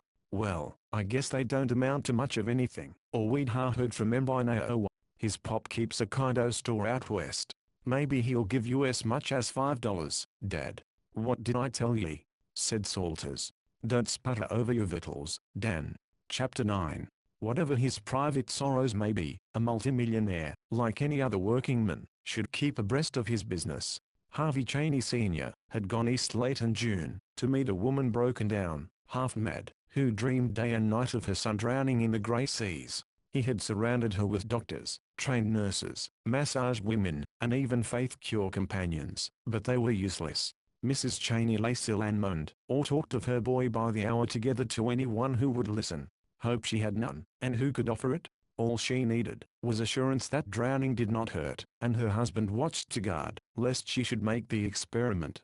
Of his own sorrow he spoke little, hardly realized the depth of it till he caught himself asking the calendar on his writing desk, "What's the use of going on?" There had always lain a pleasant notion at the back of his head that, some day, when he had rounded off everything, and the boy had left college, he would take his son to his heart, and lead him into his possessions. Then that boy, he argued, as busy fathers do, would instantly become his companion, partner, and ally, and there would follow splendid years of great works carried out together, the old head backing the young fire. Now his boy was dead lost at sea, as it might have been a sweet sailor from one of Cheney's big tea ships, the wife dying, or worse, he himself was trodden down by platoons of women and doctors and maids and attendants, worried almost beyond endurance by the shift and change of her poor restless whims, hopeless, with no heart to meet his many enemies. He had taken the wife to his raw new palace in San Diego, where she and her people occupied a wing of great price, and Cheney, in a veranda room, between a secretary and a typewriter, who was also a telegraphist, toiled along wearily from day to day. There was a war of rates among 4 western railroads in which he was supposed to be interested. A devastating strike had developed in his lumber camps in Oregon, and the legislature of the state of California, which has no love for its makers, was preparing open war against him. Ordinarily he would have accepted battle ere it was offered, and have waged a pleasant and unscrupulous campaign. But now he sat limply, his soft black hat pushed forward onto his nose, his big body shrunk inside his loose clothes, staring at his boots or the Chinese junks in the bay, and assenting absently to the secretary's questions as he opened the Saturday Mail. Cheney was wondering how much it would cost to drop everything and pull out. He carried huge insurances, could buy himself royal annuities, and between one of his places in Colorado and a little society that would do the wife good, say in Washington and the South Carolina Islands, a man might forget plans that had come to nothing. On the other hand, the click of the typewriter stopped. The girl was looking at the secretary, who had turned white. He passed Cheney a telegram repeated from San Francisco. picked up by fishing schooner where he having fallen off boat great times on banks fishing all well waiting Gloucester mass care disco troop for money or orders wire what she'll do, and how is Mama Harvey and Cheney. The father let it fall, laid his head down on the roller top of the shut desk, and breathed heavily. The secretary ran for Mrs. Cheney's doctor who found Cheney pacing to and fro. What do you think of it? Is it possible? Is there any meaning to it? I can't quite make it out, he cried. I can, said the doctor. I lose $7,000 a year, that's all. He thought of the struggling New York practice he had dropped at Cheney's imperious bidding, and returned the telegram with a sigh. You mean you tell her? Maybe a fraud? What's the motive? Said the doctor, coolly. Detection's too certain. It's the boy sure enough. Enter a French maid, impudently, as an indispensable one who is kept on only by large wages. Mrs. Cheney, she say you must come at once. She think you are sick. The master of 30 millions bowed his head meekly and followed Suzanne, and a thin high voice on the upper landing of the great Whitewood Square staircase cried, What is it? What has happened? No doors could keep out the shriek that rang through the echoing house a moment later, when her husband blurted out the news. And that's all right, said the doctor, serenely, to the typewriter. About the only medical statement in novels with any truth to it is, that joy don't kill, Miss Kinsey. I know it, but we've a heap to do first. Miss Kinsey was from Milwaukee, somewhat direct of speech, and as her fancy leaned towards the secretary, she divined there was work in hand. He was looking earnestly at the vast roller map of America on the wall. Milsom, we're going right across. Private car straight through Boston. Fix the connections, shouted Cheney down the staircase. I thought so. The secretary turned to the typewriter, and their eyes met. Out of that was born a story nothing to do with this story. She looked inquiringly, doubtful of his resources. He signed to her to move to the Morses as General brings brigades into action. Then he swept his hand musician-wise through his hair, regarded the ceiling, and set to work, while Miss Kinsey's white fingers called up the continent of America. K.H. Wade, Los Angeles. The Constance is at Los Angeles, isn't she, Miss Kinsey? Yep. Miss Kinsey nodded between clicks as the secretary looked at his watch. Ready? Send Constance, private car, here, and arrange for special to leave here Sunday in time, to connect with New York Limited at 16th Street, Chicago, Tuesday next. Click click click. Couldn't you better that? Not on those grades. That gives them 60 hours from here to Chicago. They won't gain anything by taking a special east of that. Ready? Also arrange with Lakeshore and Michigan Southern to take Constance on New York Central and Hudson River Buffalo to Albany, and BNA the same Albany to Boston. Indispensable I should reach Boston Wednesday evening. Be sure nothing prevents. Have also wired Caniff, Towsey, and Barnes sign, Cheney. Miss Kinsey nodded, and the secretary went on. Now then. Caniff, Towsey, and Barnes, of course. Ready? Caniff, Chicago. Please take my private car Constance from Santa Fe at 16th Street next Tuesday p.m. on NY Limited through to Buffalo, and deliver NYC for Albany. Ever been to New York, Miss Kinsey? We'll go someday. Ready? Take car Buffalo to Albany on Limited Tuesday p.m. That's for Towsey. Haven't been to New York, but I know that. With a toss of the head. Beg pardon. Now, Boston and Albany. Barnes, same instructions from Albany through to Boston. Leave 3:05 p. 1000. You needn't wire that. Arrive 9:05 p.m. Wednesday. That covers everything Wade will do, but it pays to shake up the managers. It's great, said Miss Kinsey, with a look of admiration. This was the kind of man she understood and appreciated. "'Tisn't bad," said Milsom, modestly. "Now, anyone but me would have lost 30 hours, and spent a week working out the run, instead of handing him over to the Santa Fe straight through to Chicago. But see here, about that New York Limited. Chauncey Depew himself couldn't hitch his car to her," Miss Kinsey suggested, recovering herself. "Yes, but this isn't Chauncey. It's Cheney Lightning. It goes. Even so, guess we'd better wire the boy. You've forgotten that, anyhow. I'll ask." When he returned with the father's message bidding Harvey meet them in Boston at an appointed hour, he found Miss Kinsey laughing over the keys. Then Milsom laughed too, for the frantic clicks from Los Angeles ran, "We want to know why? General uneasiness developed and spreading. 10 minutes later Chicago appealed to Miss Kinsey in these words: "If crime of century is maturing, please warn friends in time. We are all getting to cover here." This was capped by a message from Topeka, and wherein Topeka was concerned even Milsom could not guess. "Don't shoot, Colonel. We'll come down. Cheney smiled grimly at the consternation of his enemies when the telegrams were laid before him. They think we're on the warpath. Tell them we don't feel like fighting just now, Milsom. Tell them what we're going for. I guess you and Miss Kinsey had better come along, though it isn't likely I shall do any business on the road. Tell them the truth for once. So the truth was told. Miss Kinsey clicked in the sentiment, while the secretary added the memorable quotation, "Let us have peace," and in boardrooms 2,000 miles away the representatives of $63 million worth of variously manipulated railroad interests breathed more freely. Cheney was flying to meet the only son, so miraculously restored to him. The bear was seeking his cub, not the bulls. Hard men who had their knives drawn to fight for their financial lives put away the weapons, and wished him Godspeed, while half a dozen panic-smitten tin pot toads perked up their heads and spoke of the wonderful things they would have done, had not Cheney buried the hatchet. It was a busy weekend among the wires, for now that their anxiety was removed, men and cities hastened to accommodate. Los Angeles called to San Diego and Busto, that the Southern California engineers might know, and be ready in their lonely roundhouses. Busto passed the word to the Atlantic and Pacific, and Albuquerque flung it the whole length of the Atchison, Topeka, and Santa Fe management, even into Chicago. An engine, combination car with crew, and the great and gilded Constance private car were to be expedited over those 2,350 miles. The train would take precedence of 177 others meeting and passing. Dispatchers and crews of every one of those said trains must be notified.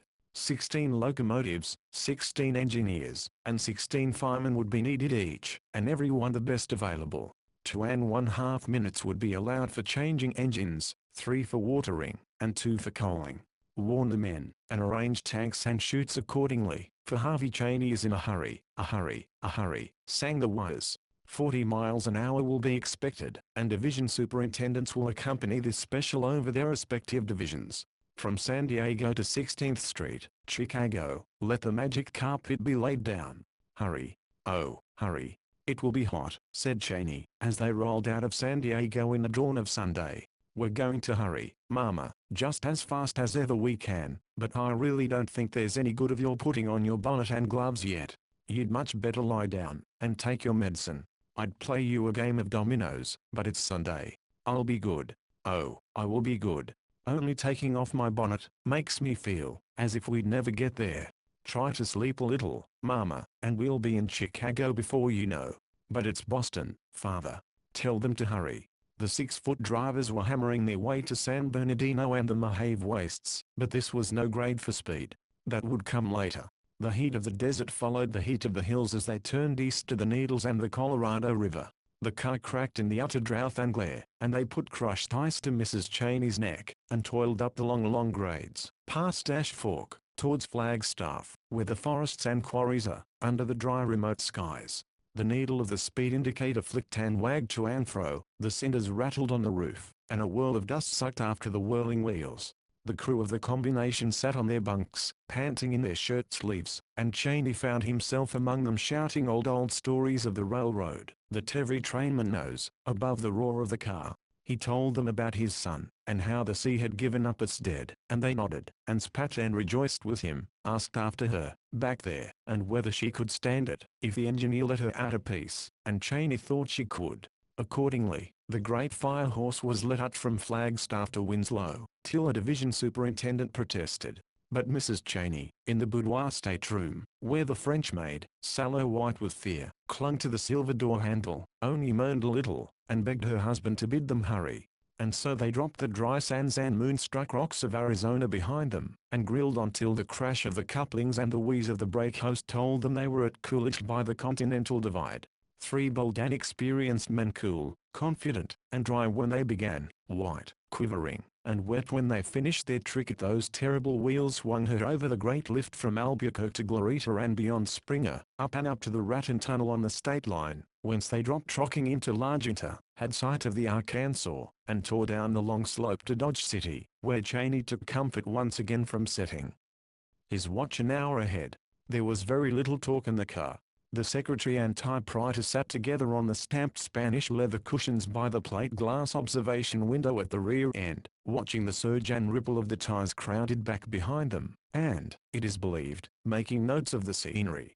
Cheney moved nervously between his own extravagant gorgeousness and the naked necessity of the combination, and lit cigar in his teeth, till the pitying crews forgot that he was their tribal enemy, and did their best to entertain him. At night the bunched electrics lit up that distressful palace of all the luxuries, and they fed sumptuously, swinging on through the emptiness of abject desolation. Now they heard the swish of a water tank, and the guttural voice of a Chinaman, the click-clink of hammers that tested the crop steel wheels, and the oath of a tramp chased off the rear platform, now the solid crash of coal shot into the tender, and now a beating back of noises as they flew past a waiting train. Now they looked out into great abysses, a trestle purring beneath their tread, or up to rocks that barred out half the stars. Now scour and ravine changed and rolled back to jagged mountains on the horizon's edge, and now broke into hills lower and lower, till at last came the true plains. At Dodge City an unknown hand threw in a copy of a Kansas paper containing some sort of an interview with Harvey, who had evidently fallen in with an enterprising reporter, telegraphed on from Boston. The joyful journalese revealed that it was beyond question their boy, and it soothed Mrs. Cheney for a while. Her one-word hurry was conveyed by the crews to the engineers at Nickerson, Topeka, and Marceline, where the grades are easy, and they rushed the continent behind them. Towns and villages were close together now, and a man could feel here that he moved among people. I can't see the dial, and my eyes ache so. What are we doing? The very best we can, Mama. There's no sense in getting in before the limited. We'd only have to wait. I don't care. I want to feel we're moving. Sit down and tell me the miles. Cheney sat down, and read the dial for her. There were some miles which stand for records to this day, but the 70-foot car never changed its long steamer-like roll, moving through the heat with the hum of a giant bee. Yet the speed was not enough for Mrs. Cheney, and the heat, the remorseless August heat, was making her giddy. The clock hands would not move, and when would they be in Chicago? It is not true that, as they changed engines at Fort Madison, Cheney passed over to the Amalgamated Brotherhood of Locomotive Engineers an endowment sufficient to enable them to fight him, and his fellows on equal terms forevermore. He paid his obligations to engineers and firemen as he believed they deserved, and only his bank knows what he gave the crews who had sympathized with him. It is on record that the last crew took entire charge of switching operations at 16th Street, because she was in a doze at last, and heaven was to help anyone who bumped her. Now the highly paid specialist who conveys the Lakeshore and Michigan Southern Limited from Chicago to Elkhart is something of an autocrat, and he does not approve of being told how to back up to a car. Nonetheless he handled the Constance as if she might have been a load of dynamite, and when the crew rebuked him, they did it in whispers and dumb show. Pshaw, said the Atchison, Topeka, and Santa Fe men, discussing life later. We weren't running for a record. Harvey Cheney's wife, she was sick back, and we didn't want to jounce her. Come to think of it, our run-in time from San Diego to Chicago was 57.54. You can tell that to the Eastern Way trains. When we're trying for a record, we'll let you know. To the Western man, though this would not please either city, Chicago and Boston are cheek by jowl, and some railroads encourage the delusion. The limited whirled the Constance into Buffalo and the arms of the New York Central and Hudson River. Illustrious magnates with white whiskers and gold charms on their watch chains boarded her here to talk a little business to Cheney, who slid her gracefully into Albany, where the Boston and Albany completed the run from Tidewater to Tidewater. Total time 87 hours and 35 minutes, or 3 days, 15 hours and 1/2. Harvey was waiting for them. After violent emotion most people and all boys demand food. They feasted the returned prodigal behind drawn curtains, cut off in their great happiness, while the trains roared in and out around them. Harvey ate, drank, and enlarged on his adventures all in one breath, and when he had a hand free his mother fondled it. His voice was thickened with living in the open, salt air, his palms were rough and hard, his wrists dotted with marks of gurusauce, and a fine full flavor of codfish hung round rubber boots and blue jersey. The father, well used to judging men, looked at him keenly. He did not know what enduring harm the boy might have taken. Indeed, he caught himself thinking that he knew very little whatever of his son, but he distinctly remembered an unsatisfied, doe-faced youth who took delight in calling down the old man, and reducing his mother to tears. Such a person as adds to the gaiety of public rooms and hotel piazzas, where the ingenuous young of the wealthy play with, or revile a bellboys. But this well-set-up fisher youth did not wriggle, looked at him with eyes steady, clear, and unflinching, and spoke in a tone distinctly, even startlingly, respectful.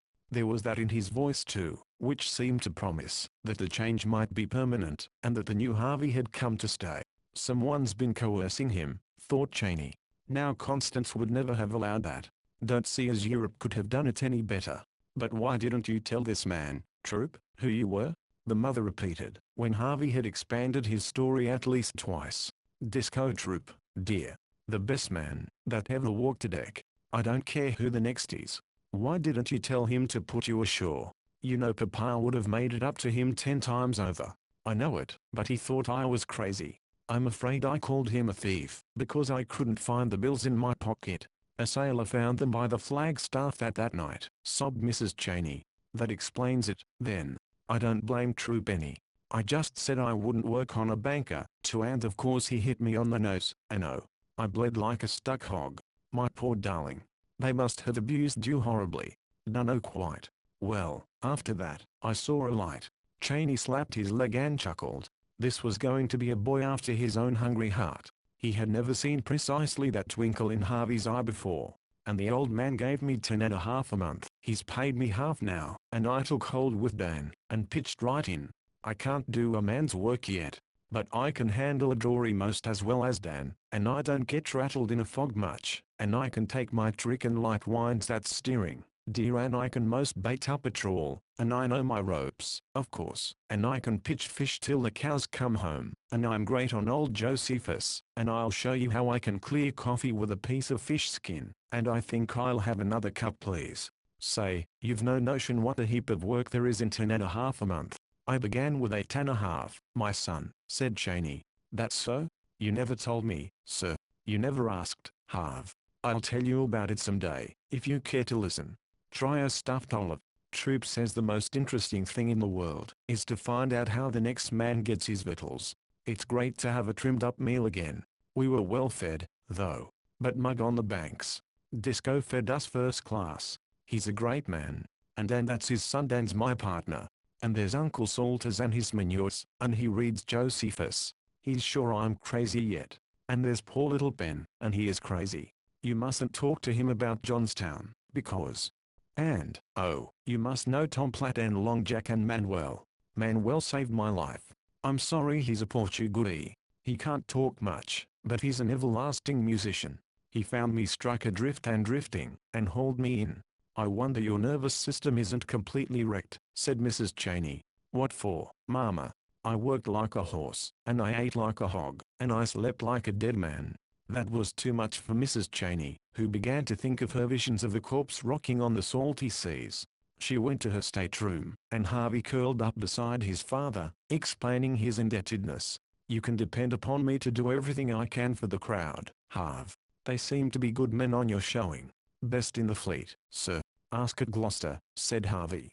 But Disco believes still he's cured me of being crazy. Dan's the only one I've let on to about you, and our private cars and all the rest of it, and I'm not quite sure Dan believes. I want to paralyze M tomorrow. Say, can't they run the Constance over to Gloucester? Mama don't look fit to be moved, anyway, and we're bound to finish cleaning out by tomorrow. Wow, them and takes our fish. You see, we're the first off the banks this season, and it's $4.25 a quintal. We held out till he paid it.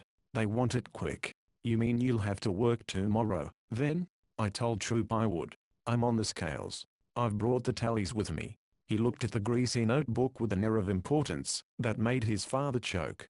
There isn't but 302.94 or 5 quintal more by my reckoning. Hire a substitute, suggested Cheney, to see what Harvey would say. Can't, sir. I'm tally man for the schooner. Troop says I've a better head for figures than Dan. Troop's a mighty just man. Well, suppose I don't move the Constance tonight, how'll you fix it? Harvey looked at the clock, which marked 20 past 11. Then I'll sleep here till 3, and catch the 4 o'clock freight. They let us men from the fleet ride free as a rule. That's a notion. But I think we can get the Constance around about as soon as your men's freight. Better go to bed now.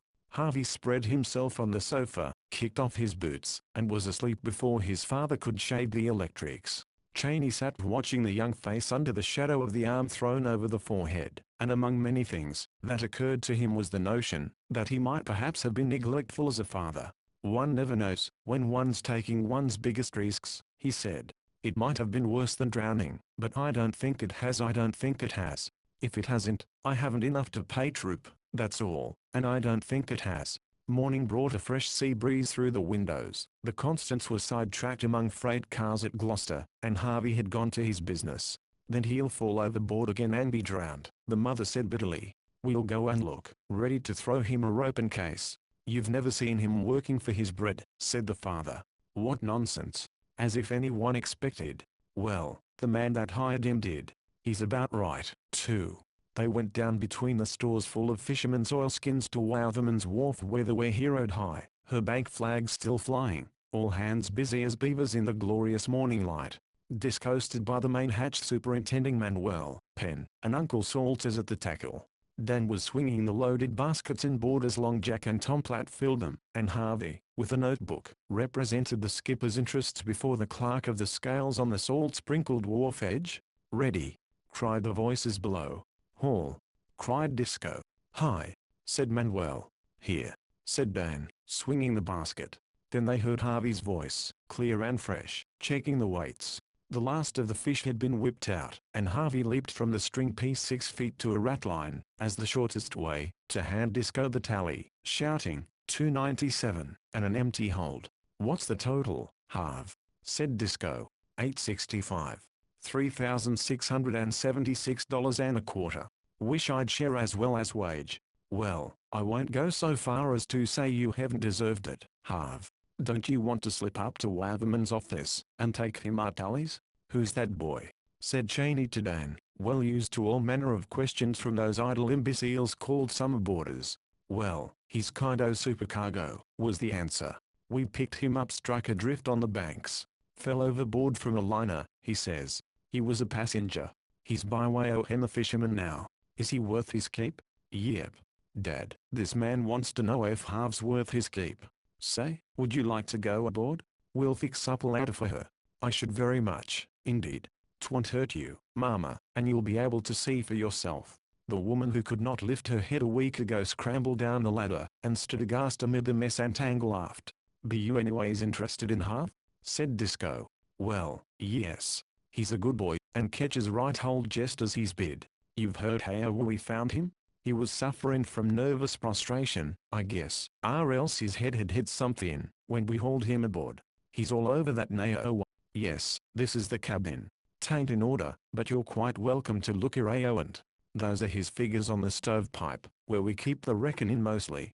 Did he sleep here? Said Mrs. Cheney, sitting on a yellow locker, and surveying the disorderly bunks. No. He berthed forward, madam, and only fair him and my boy who can fried pies and mugging up, when they ought to have been asleep. I dunno as I've any special fault to find with him.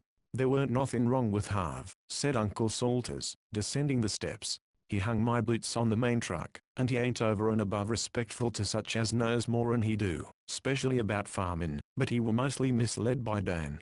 Dan in the meantime, profiting by dark hints from Harvey early that morning, was executing a war dance on deck. Tom, he whispered down the hatch. His folks has come, and Dad hain't caught on yet, and they are POW wowing in the cabin. She's a daisy, and he's all half claimed he was, by the looks of him. How he smoke, said Long Jack, climbing out covered with salt and fish skin. I believe his tail of the kid and the little 4-horse rig was through. I knew it all along, said Dan. Come and see Dad mistook in his judgments. They came delightedly, just in time to hear Cheney say, I'm glad he has a good character, because he's my son. Disco's jaw fell. Long Jack always vowed that he heard the click of it, and he stared alternately at the man and the woman. I got his telegram in San Diego 4 days ago, and we came over. In a private car? Said Dan. He said you might. In a private car, of course. Dan looked at his father with a hurricane of irreverent winks. There was a tale he told us have driven 4 little ponies in a rig of his own, said Long Jack. Was that true now? Very likely, said Cheney. Was it, Mama? He had a little drag, when we were in Toledo, I think, said the mother. Long Jack whistled. Oh, Disco, said he, and that was all. I'm mistook in my judgments worse than the minnow marblehead, said Disco, as though the words were being windlassed out of him. I don't mind down into you, Mr. Cheney, as I mistrusted the boy to be crazy. He talked kinda odd about money. So he told me. Did he tell you anything else? 'Cause I pounded him once. This with a somewhat anxious glance at Mrs. Cheney. Oh, yes, Cheney replied. I should say it probably did him more good than anything else in the world. I judged 'twas necessary, I wouldn't ha' done it. I don't want you to think we abuse our boys any on this packet. I don't think you do, Mr. Troop. Mrs. Cheney had been looking at the faces Disco's ivory yellow hairless iron countenance, Uncle Salters's, with its rim of agricultural hair, Penn's bewildered simplicity, Manuel's quiet smile, Long Jack's grin of delight, and Tom Platt's scar. Rough, by her standards, they certainly were, but she had a mother's wits in her eyes, and she rose with outstretched hands. "Oh, tell me, which is who?" said she, half sobbing. "I want to thank you, and bless you all of you." "Faith, that pays me 100 times," said Long Jack. Disco introduced them all in due form. The captain of an old-time Chinaman could have done no better, and Mrs. Cheney babbled incoherently. She nearly threw herself into Manuel's arms, when she understood that he had first found Harvey. "But how shall I leave him drift?" said poor Manuel. "What do you yourself, if you find him so?" Why that? We're in one good boy, and I'm ever so pleased he come to be your son. And he told me Dan was his partner," she cried. Dan was already sufficiently pink, but he turned a rich crimson, when Mrs. Cheney kissed him on both cheeks before the assembly. Then they led her forward, to show her the forecastle, at which she wept again, and must needs go down, to see Harvey's identical bunk, and there she found the nigger cook cleaning up the stove, and he nodded, as though she was someone he had expected to meet for years. They tried, two at a time, to explain the boat's daily life to her, and she sat by the pole post, her gloved hands on the greasy table, laughing with trembling lips, and crying with dancing eyes. "And who's ever to use the weir here after this?" said Long Jack to Tom Platt. "I feel as if she'd made a cathedral of it all." "Cathedral?" sneered Tom Platt. "Oh, if it had been even the fish mission boat instead of this ballyhoo blazes. If we only had some decency and order inside, boys, when she goes over, she'll have to climb that ladder like a hen, and we ought to be manning the yards." "Then Harvey was not mad," said Penn, slowly, to Cheney. "No, indeed, thank God," the big millionaire replied, stooping down tenderly. "It must be terrible to be mad.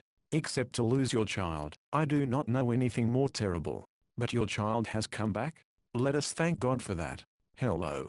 cried Harvey, looking down upon them benignly from the wharf. "I was mistook, Harv. I was mistook," said Disco, swiftly, holding up a hand. "I was mistook in my judgments. You needn't trouble any more." "Guess I'll take care o' that," said Dan, under his breath. "You'll be going off now, won't ye?" "Well, not without the balance of my wages, less you want to have the weir here attached." "That's so, I'd clean forgot," and he counted out the remaining dollars. "You done all you contracted to do, Harv, and you done it it's well, as if you'd been brought up here." Disco brought himself up. He did not quite see where the sentence was going to end. "Outside of a private car?" suggested Dan, wickedly. "Come on, and I'll show her to you," said Harvey. Cheney stayed to talk with Disco, but the others made a procession to the depot, with Mrs. Cheney at the head. The French maid shrieked at the invasion, and Harvey laid the glories of the Constance before them without a word. They took them in equal silence: stamped leather, silver door handles and rails, cut velvet, plate glass, nickel, bronze, hammered iron, and the rare woods of the continent inlaid. "I told you," said Harvey, "I told you." This was his crowning revenge, and a most ample one. Mrs. Cheney decreed a meal, and that nothing might be lacking to the tale Long Jack told afterwards in his boarding house. She waited on them herself. Men who are accustomed to eat at tidy tables, in howling gales, have curiously neat and finished manners, but Mrs. Cheney, who did not know this, was surprised.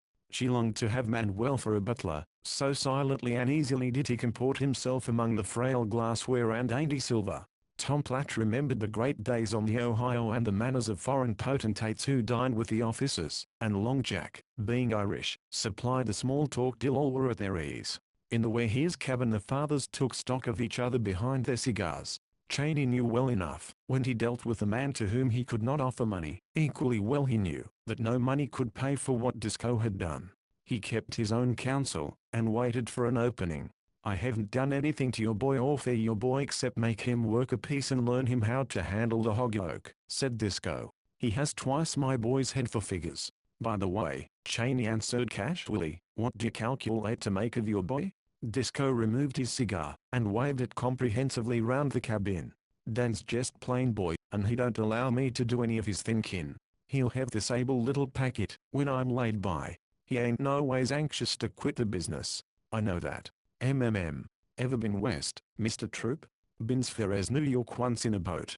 I've no use for railroads. No more has Dan.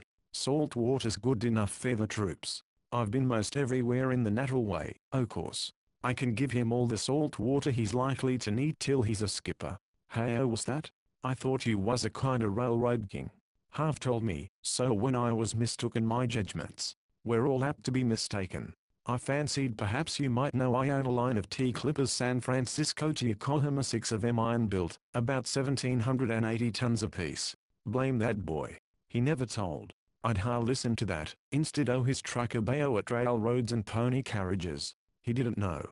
Little thing like that slipped his mind, I guess. No, I only capped a cold of the Blue M. Freighters Morgan and McQuaid's old line this summer. Disco collapsed where he sat, beside the stove. Great Caesar almighty. I mistrust I've been fooled from one end to the other. Why, Phil Ehret, he went from this very town 6 year back, no, 7, and his mate on the San Jose dash now 26 days was her time out. His sister, she's living here yet, and she reads his letters to my woman. And you own the Blue M, freighters? Cheney nodded. If I'd known, the tide ha jerked the way here back to port all stand in, on the word. Perhaps that wouldn't have been so good for Harvey. If I'd only known. If he'd only said about the cussed line, I'd ha understood. I'll never stand on my own judgments again, never. They are well-found packets. Phil Ehret, he says so. I'm glad to have a recommend from that quarter. Ehret, skipper of the San Jose now. What I was getting at is to know whether you'd lend me Dan for a year or two, and we'll see if we can't make a mate of him. Would you trust him to Ehret? It's a rest taking a raw boy. I know a man who did more for me. That's different. Look at here now, I ain't recommending Dan special, because he's my own flesh and blood. I know bankways ain't clipperways, but he ain't much to learn. Steer he can no boy better, if I say it, and the rest's in our blood and get, but I could wish he warn't so cussed weak on navigation. Ehret will attend to that. He'll ship us boy for a voyage or two, and then we can put him in the way of doing better. Suppose you take him in hand this winter, and I'll send for him early in the spring. I know the Pacific's a long ways off. Sure, we troops, living and dead, are all around the earth and the seas thereof. But I want you to understand, and I mean this, any time you think you'd like to see him, tell me, and I'll attend to the transportation. 'Twon't cost you a cent. If you'll walk a piece with me, we'll go to my house and talk this to my woman. I've been so crazy mistook in all my judgments, it don't seem to me this was like to be real. They went blue trimmed of nasturtiums over to Troop's $1,800 White House, with a retired dory full in the front yard and a shuttered parlor which was a museum of overseas plunder.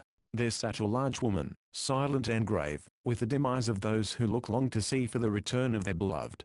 Cheney addressed himself to her, and she gave consent wearily. We lose 100 a year from Gloucester only, Mr. Cheney, she says, 100 boys and men, and I've come so's to hate the sea, as if 'twas alive and listening. God never made it fair humans to anchor on.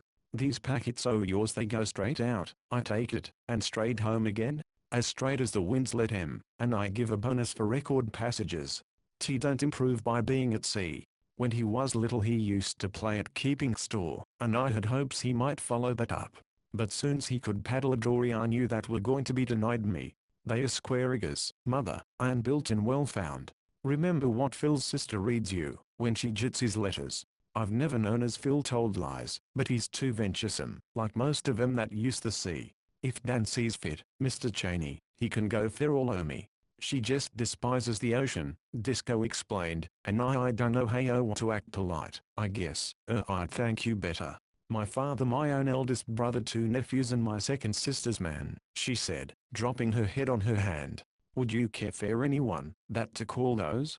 Cheney was relieved when Dan turned up, and accepted with more delight than he was able to put into words. Indeed, the offer meant a plain man sure owed to all desirable things, but Dan thought most of commanding watch on broad decks, and looking into faraway harbors. Mrs. Cheney had spoken privately to the unaccountable Manuel in the matter of Harvey's rescue. He seemed to have no desire for money. Pressed hard, he said that he would take $5, because he wanted to buy something for a girl. Otherwise how shall I take money, when I make so easy my eat sound smokes? You will give us some, if I like or no? Why that? Then you shall give her me money, but not that way. You shall give her all you can think. He introduced her to a snuffy Portuguese priest with a list of semi-destitute widows, as long as his cassock. As a strict Unitarian, Mrs. Cheney could not sympathize with the creed, but she ended by respecting the brown voluble little man. Manuel, faithful son of the church, appropriated all the blessings showered on her for her charity. "That letter me out," said he. "I have now their good absolutions for 6 months," and he strolled forth, to get a handkerchief for the girl of the hour and to break the hearts of all the others. Salters went west for a season with Penn, and left no address behind. He had a dread that these millionary people, with wasteful private cars, might take undue interest in his companion. It was better to visit inland relatives till the coast was clear. "Never you be adopted by rich folk, Penn," he said in the cars, "or I'll take and break this checkerboard over your head. If you forget your name again, which is Pratt, you remember you belong with Salter's troop, and set down right where you are till I come for you. Don't go tag in Arao and after them whose eyes bung out with fatness, according to Scripture." Chapter 10. But it was otherwise with his silent cook, for he came up, his kit in a handkerchief, and boarded the Constance. Pay was no particular object, and he did not in the least care where he slept.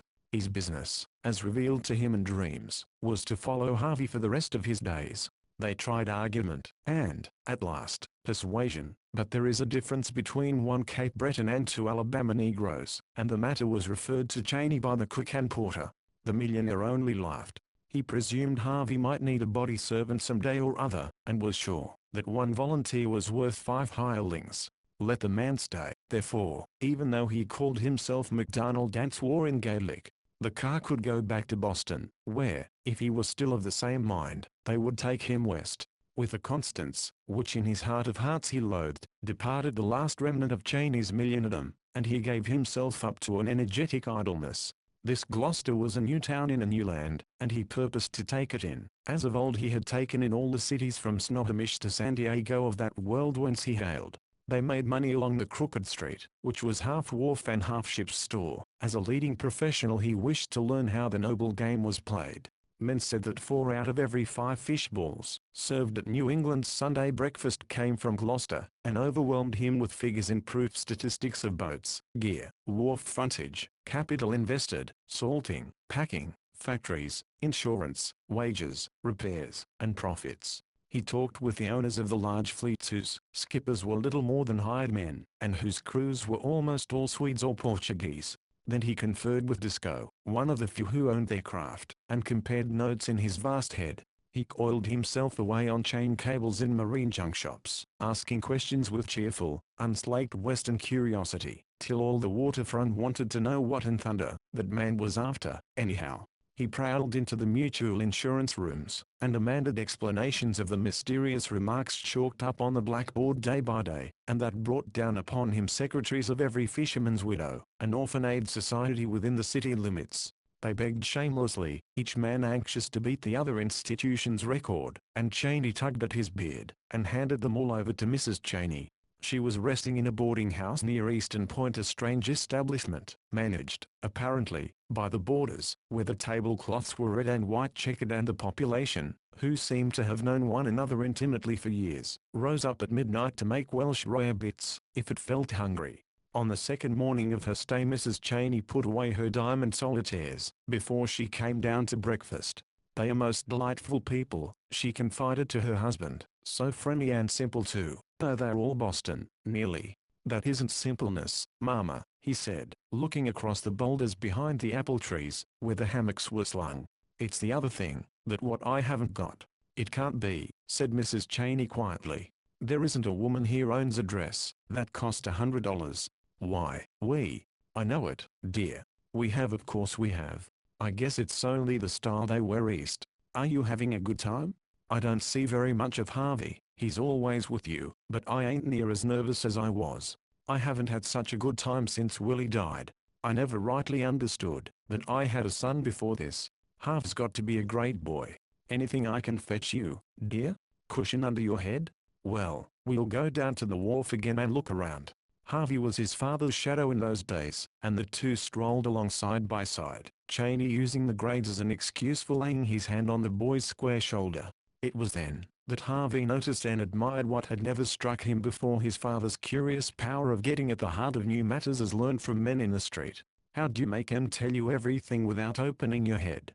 demanded the son, as they came out of a rigger's loft. "I've dealt with quite a few men in my time, Harv, and one sizes 'em up somehow, I guess. I know something about myself, too." Then, after a pause, as they sat down on a wharf edge, "Men can most always tell when a man has handled things for himself, and then they treat him as one of themselves. Same as they treat me down at Wouterman's Wharf. I'm one of the crowd now.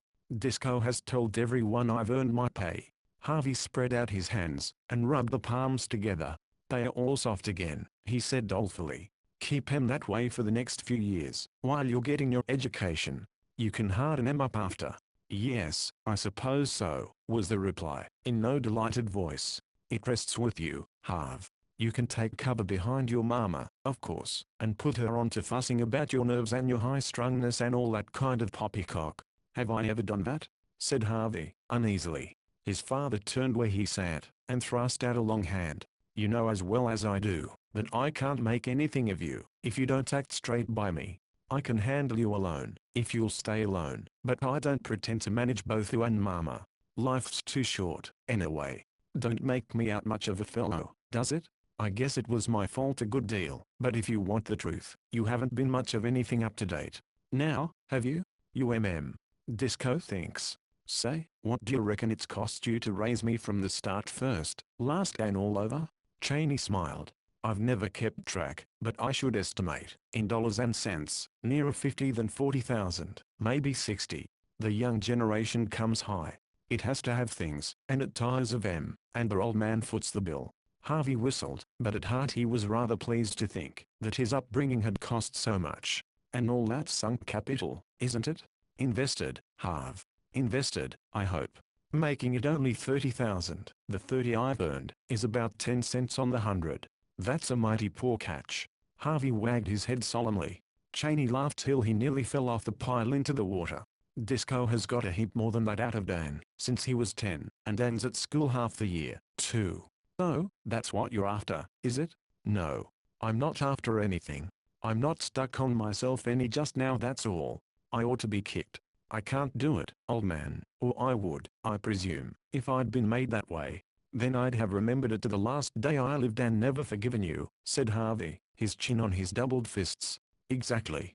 That's about what I do. You see?" "I see.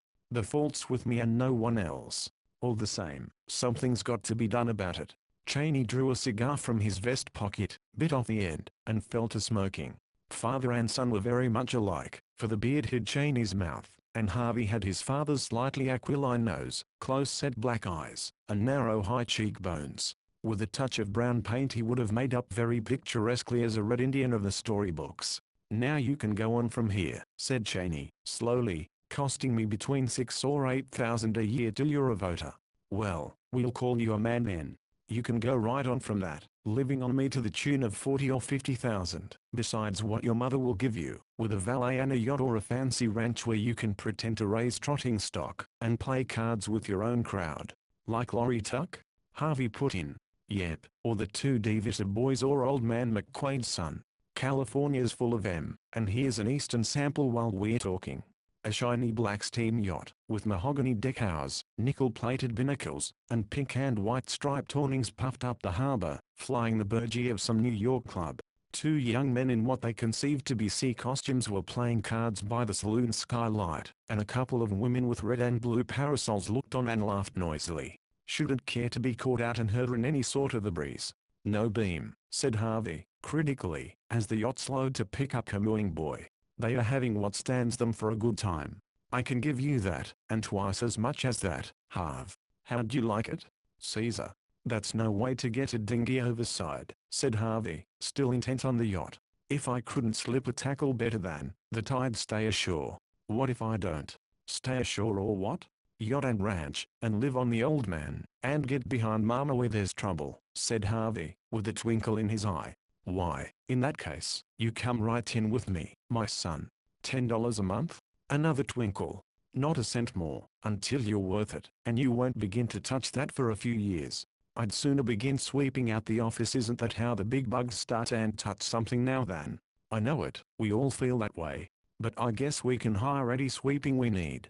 I made the same mistake myself of starting in too soon. $30 million worth of mistake, wasn't it? I'd risk it for that. I lost some, and I gained some. I'll tell you. Cheney pulled his beard, and smiled as he looked over the still water, and spoke away from Harvey, who presently began to be aware that his father was telling the story of his life. He talked in a low even voice, without gesture and without expression, and it was a history for which a dozen leading journals would cheerfully have paid many dollars. The story of 40 years. That was at the same time the story of the New West, whose story is yet to be written. It began with a kinless boy turned loose in Texas, and went on fantastically through 100 changes and chops of life, the scenes shifting from state after western state, from cities that sprang up in a month and in a season utterly withered away, to wild ventures in wilder camps that are now laborious, paved municipalities. It covered the building of 3 railroads and the deliberate wreck of a 4th. It told of steamers, townships, forests, and mines, and the men of every nation under heaven, manning, creating, hewing, and digging these. It touched on chances of gigantic wealth flung before eyes that could not see, or missed by the merest accident of time and travel, and through the mad shift of things, sometimes on horseback, more often afoot, now rich, now poor, in and out, and back and forth, deckhand, train hand, contractor, boarding house keeper, journalist, engineer, drummer, real estate agent, politician, deadbeat, rum seller, mine owner, speculator, cattleman, or tramp, moved Harvey Cheney, alert and quiet, seeking his own ends, and, so he said, the glory and advancement of his country. He told of the faith that never deserted him, even when he hung on the ragged edge of despair, the faith that comes of knowing men and things. He enlarged, as though he were talking to himself, on his very great courage and resource at all times. The thing was so evident in the man's mind, that he never even changed his tone. He described how he had bested his enemies, or forgiven them, exactly as they had bested or forgiven him in those careless days, how he had entreated, cajoled, and bullied towns, companies, and syndicates, all for their enduring good, crawled round, through, or under mountains and ravines, dragging a string and hoop-pine railroad after him, and in the end, how he had sat still, while promiscuous communities tore the last fragments of his character to shreds. The tale held Harvey almost breathless, his head a little cocked to one side, his eyes fixed on his father's face, as the twilight deepened, and the red cigar end lit up the furrowed cheeks and heavy eyebrows. It seemed to him like watching a locomotive storming across country in the dark, a mile between each glare of the open fire door. But this locomotive could talk, and the words shook, and stirred the boy to the core of his soul. At last Cheney pitched away the cigar butt, and the two sat in the dark over the lapping water. "I've never told that to anyone before," said the father. Harvey gasped. "It's just the greatest thing that ever was," said he. "That's what I got. Now I'm coming to what I didn't get. It won't sound much of anything to you, but I don't wish you to be as old as I am, before you find out. I can handle men, of course, and I'm no fool along my own lines, but I can't compete with the man who has been taught. I've picked up as I went along, and I guess it sticks out all over me." "I've never seen it," said the son, indignantly. "You will, though, Harv. You will just as soon as you're through college. Don't I know it?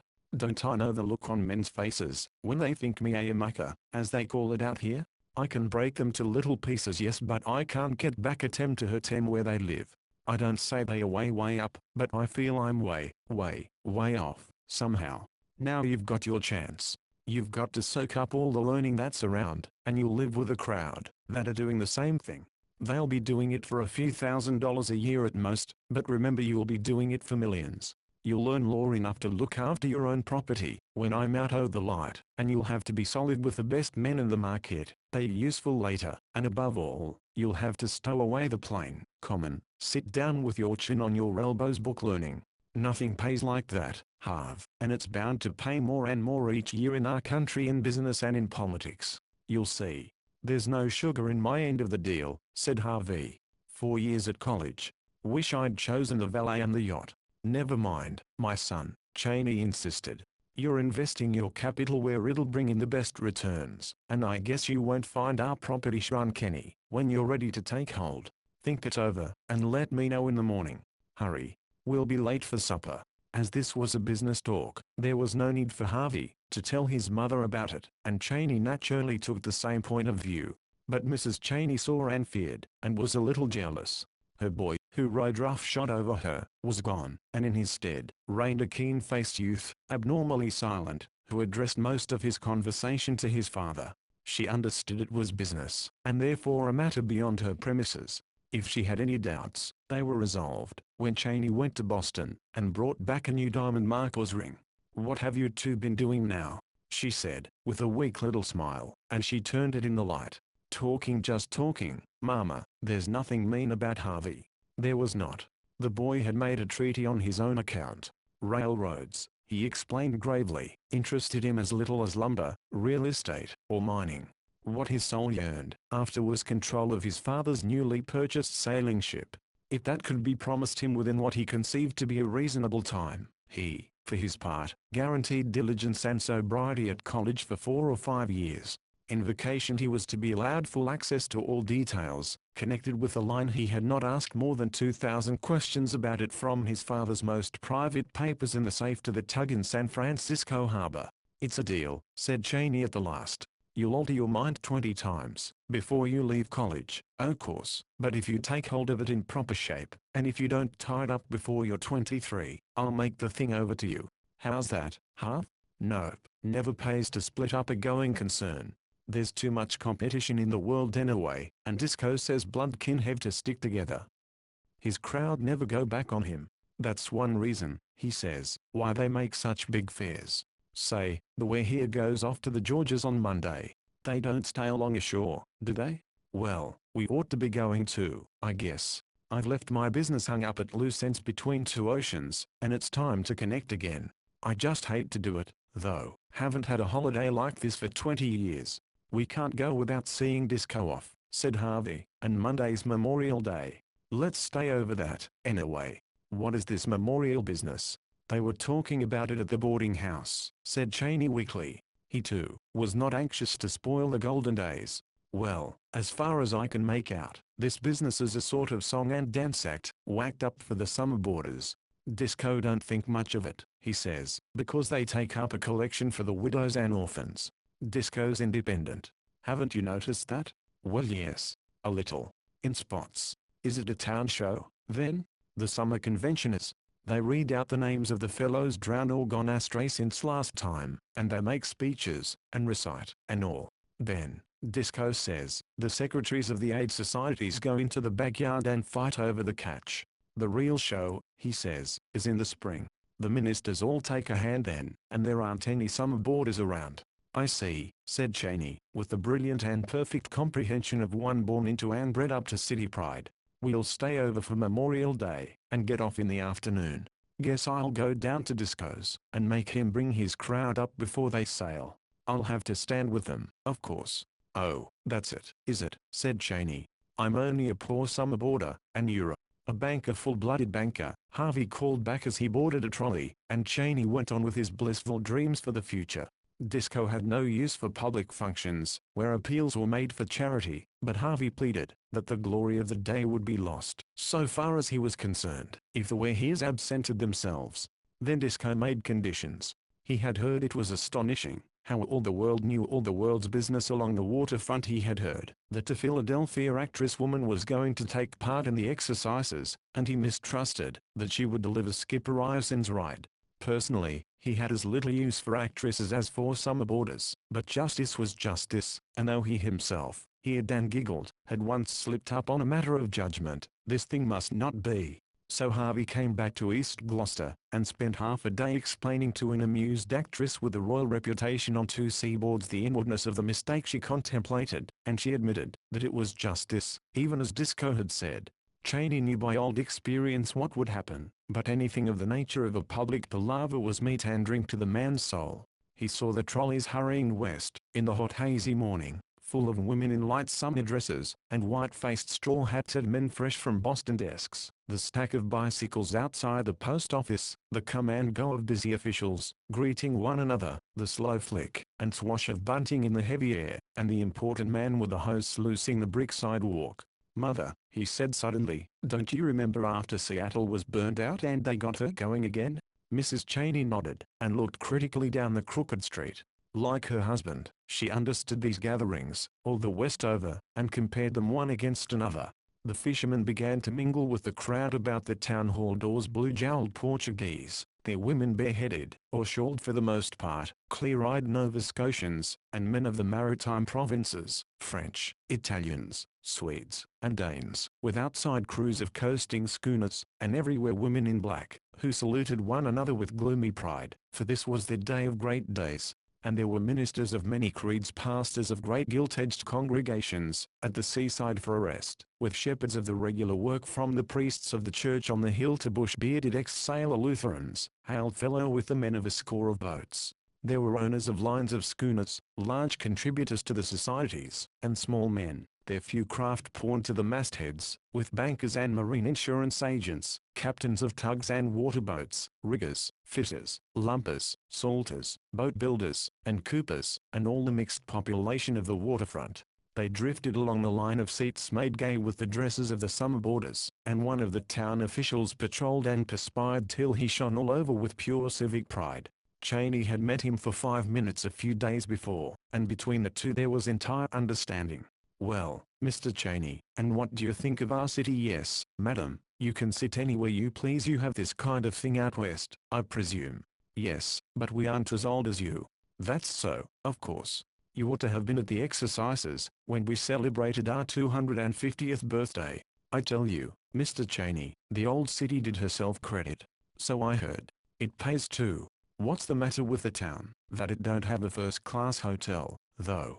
Right over there to the left, Pedro. Heaps o' room for you and your crowd. Why, that's what I tell them all the time, Mr. Cheney.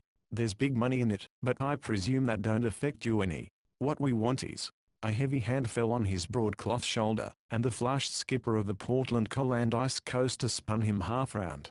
"What in thunder do you fellows mean by clapping the law on the town, when all decent men are at sea this way? Head? Town's dry as a bone, and smells a sight worse since I quit. Might ha' left us one saloon for soft drinks, anyway. Don't seem to have hindered your nourishment this morning, Carson. I'll go into the politics of it later. Sit down by the door, and think over your arguments till I come back." "What good is arguments to me?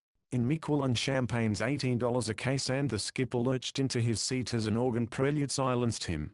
"Our new organ," said the official proudly to Cheney. "Cost us $4,000 too. We'll have to get back to high license next year to pay for it. I wasn't going to let the ministers have all the religion at their convention. Those are some of our orphans standing up to sing. My wife taught him. See you again later, Mr. Cheney. I'm wanted on the platform." High, clear, and true children's voices bore down the last noise of those settling into their places. "O all ye works of the Lord, bless ye the Lord, praise him and magnify him forever." The women throughout the hall leaned forward, to look as the reiterated cadences filled the air. Mrs. Cheney, with some others, began to breathe short. She had hardly imagined there were so many widows in the world, and instinctively searched for Harvey. He had found the where he is at the back of the audience, and was standing, as by right, between Dan and Disco.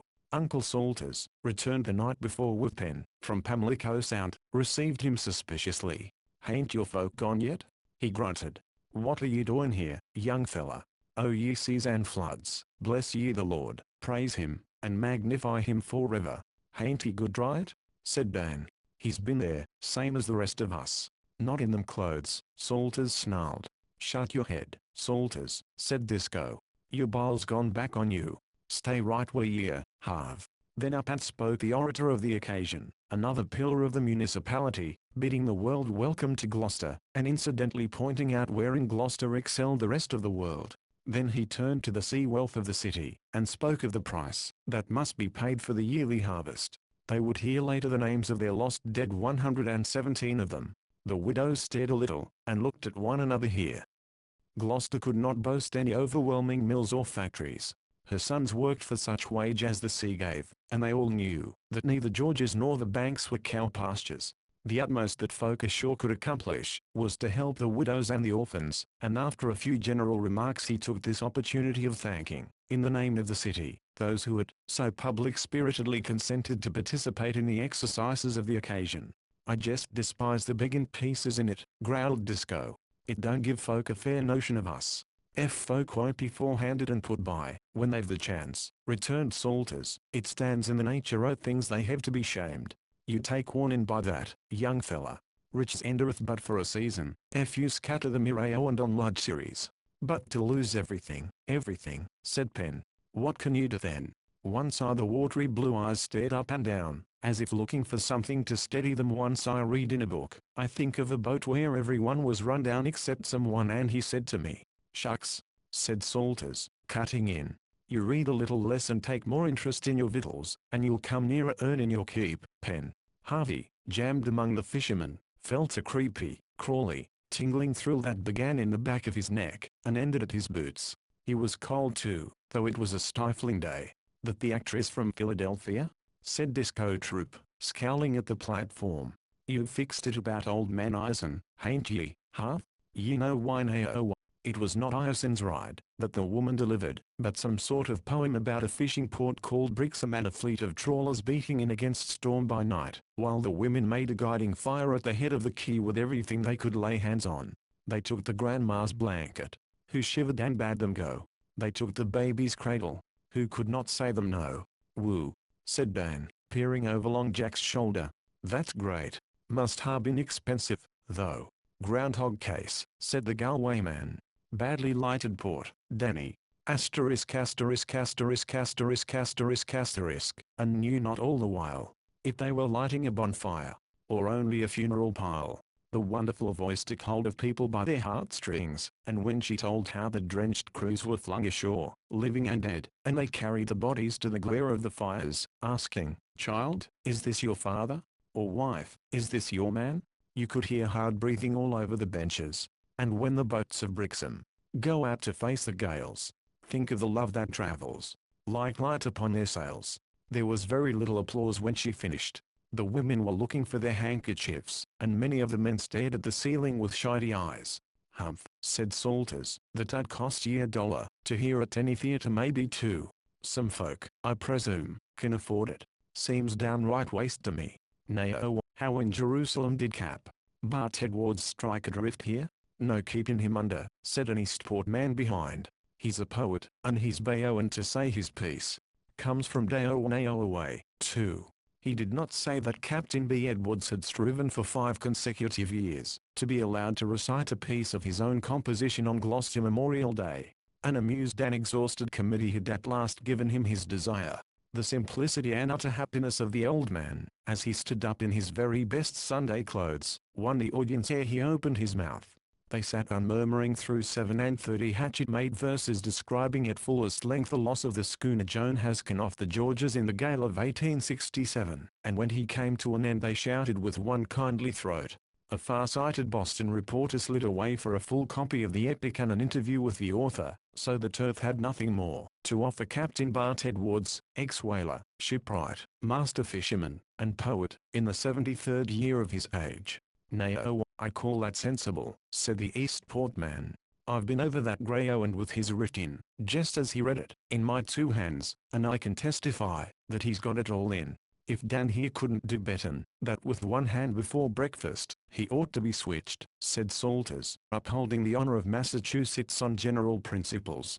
"Not but what I'm free to own his considerable literary fair main. Still, guess Uncle Salters is going to die this trip. First compliment he's ever paid me." Dan sniggered. "What's wrong with you, Harv? You act all quiet, and you look greenish. Feeling sick?" "Don't know what's the matter with me," Harvey implied. "Seems if my insides were too big for my outsides. I'm all crowded up and shivery. Dyspepsy? Sure, too bad. We'll wait for the rear din, and then we'll quit, and catch the tide." The widows they were nearly all of that season's making braced themselves rigidly like people going to be shot in cold blood, for they knew what was coming. The summer border girls in pink and blue shirtwaists stopped tittering over Captain Edwards's wonderful poem, and looked back to see why all was silent. The fishermen pressed forward as that town official who had talked to Cheney bobbed up on the platform, and began to read the year's list of losses, dividing them into months.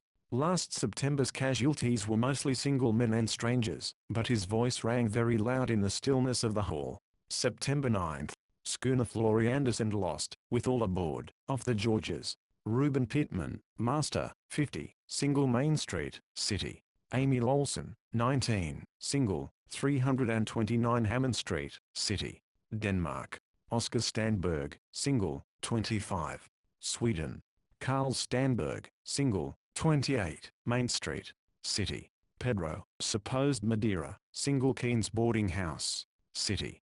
Joseph Welsh, alias Joseph Wright, 30, St. John's, Newfoundland. No Auguste, Maine. A voice cried from the body of the hall. He shipped from St. John's, said the reader, looking to see. I know it. He belongs in Auguste. My navvy. The reader made a penciled correction on the margin of the list, and resumed. Same schooner, Charlie Ritchie, Liverpool, Nova Scotia, 33, single. Albert May, 267 Rogers Street, City, 27, single. September 27 Orvindalad, 30, married, drowned in dory off Eastern Point. That shot went home, for one of the widows flinched where she sat, clasping and unclasping her hands. Mrs. Cheney, who had been listening with wide-opened eyes, threw up her head and choked. Dan's mother, a few seats to the right, saw and heard, and quickly moved to her side. The reading went on. By the time they reached the January and February wrecks, the shots were falling thick and fast, and the widows drew breath between their teeth. February 14th, schooner Harry Randolph dismasted on the way home from Newfoundland. Arsamusi, married, 32, Main Street, City, lost overboard. February 23rd, schooner Gilbert Hope, went astray in dory. Robert Bevan, 29, married, native of Pubnico, Nova Scotia. But his wife was in the hall. They heard a low cry, as though a little animal had been hit.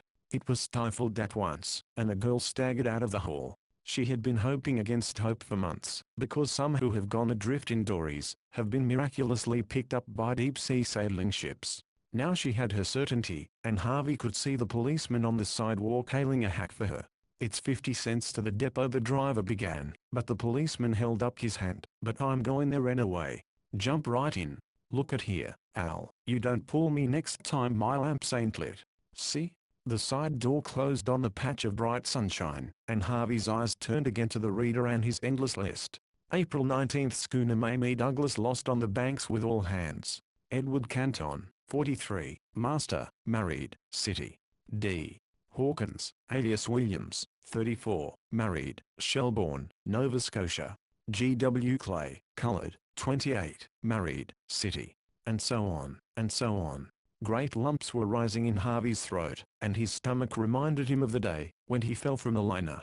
May 10th, schooner We're Here. The blood tingled all over him. Otto Svensson, 20, single, City, lost overboard. Once more a low, daring cry from somewhere at the back of the hall. She shouldn't ha' come. She shouldn't ha' come, said Long Jack, with a cluck of pity. Don't scrouge, Harv, grunted Dan. Harvey heard that much, but the rest was all darkness spotted with fiery wheels. Disco leaned forward, and spoke to his wife, where she sat with one arm round Mrs. Cheney, and the other holding down the snatching, catching, ringed hands. Lean your head Daowan, right Daowan, he whispered. It'll go off in a minute. I can't. I don't. Oh, let me. Mrs. Cheney did not at all know what she said. You must, Mrs. Troop repeated. Your boys just fainted dead away. They do that some, when they are jet in their growth. Wish to tend to him? We can jitao at this side. Quite quiet. You come right along with me. Shah, my dear, we're both women, I guess. We must tend to our menfolk. Come. The We're Here's promptly went through the crowd as a bodyguard, and it was a very white and shaken Harvey that they propped up on a bench in an anteroom. Favors his ma, was Mrs. Troop's only comment, as the mother bent over her boy. How d'you suppose he could ever stand it? She cried indignantly to Cheney, who had said nothing at all. It was horrible, horrible. We shouldn't have come. It's wrong and wicked. It isn't right. Why couldn't they put these things in the papers, where they belong? Are you better, darling? That made Harvey very properly ashamed. Oh, I'm all right, I guess, he said, struggling to his feet, with a broken giggle. Must have been something I ate for breakfast. Coffee, perhaps, said Cheney, whose face was all in hard lines, as though it had been cut out of bronze. We won't go back again.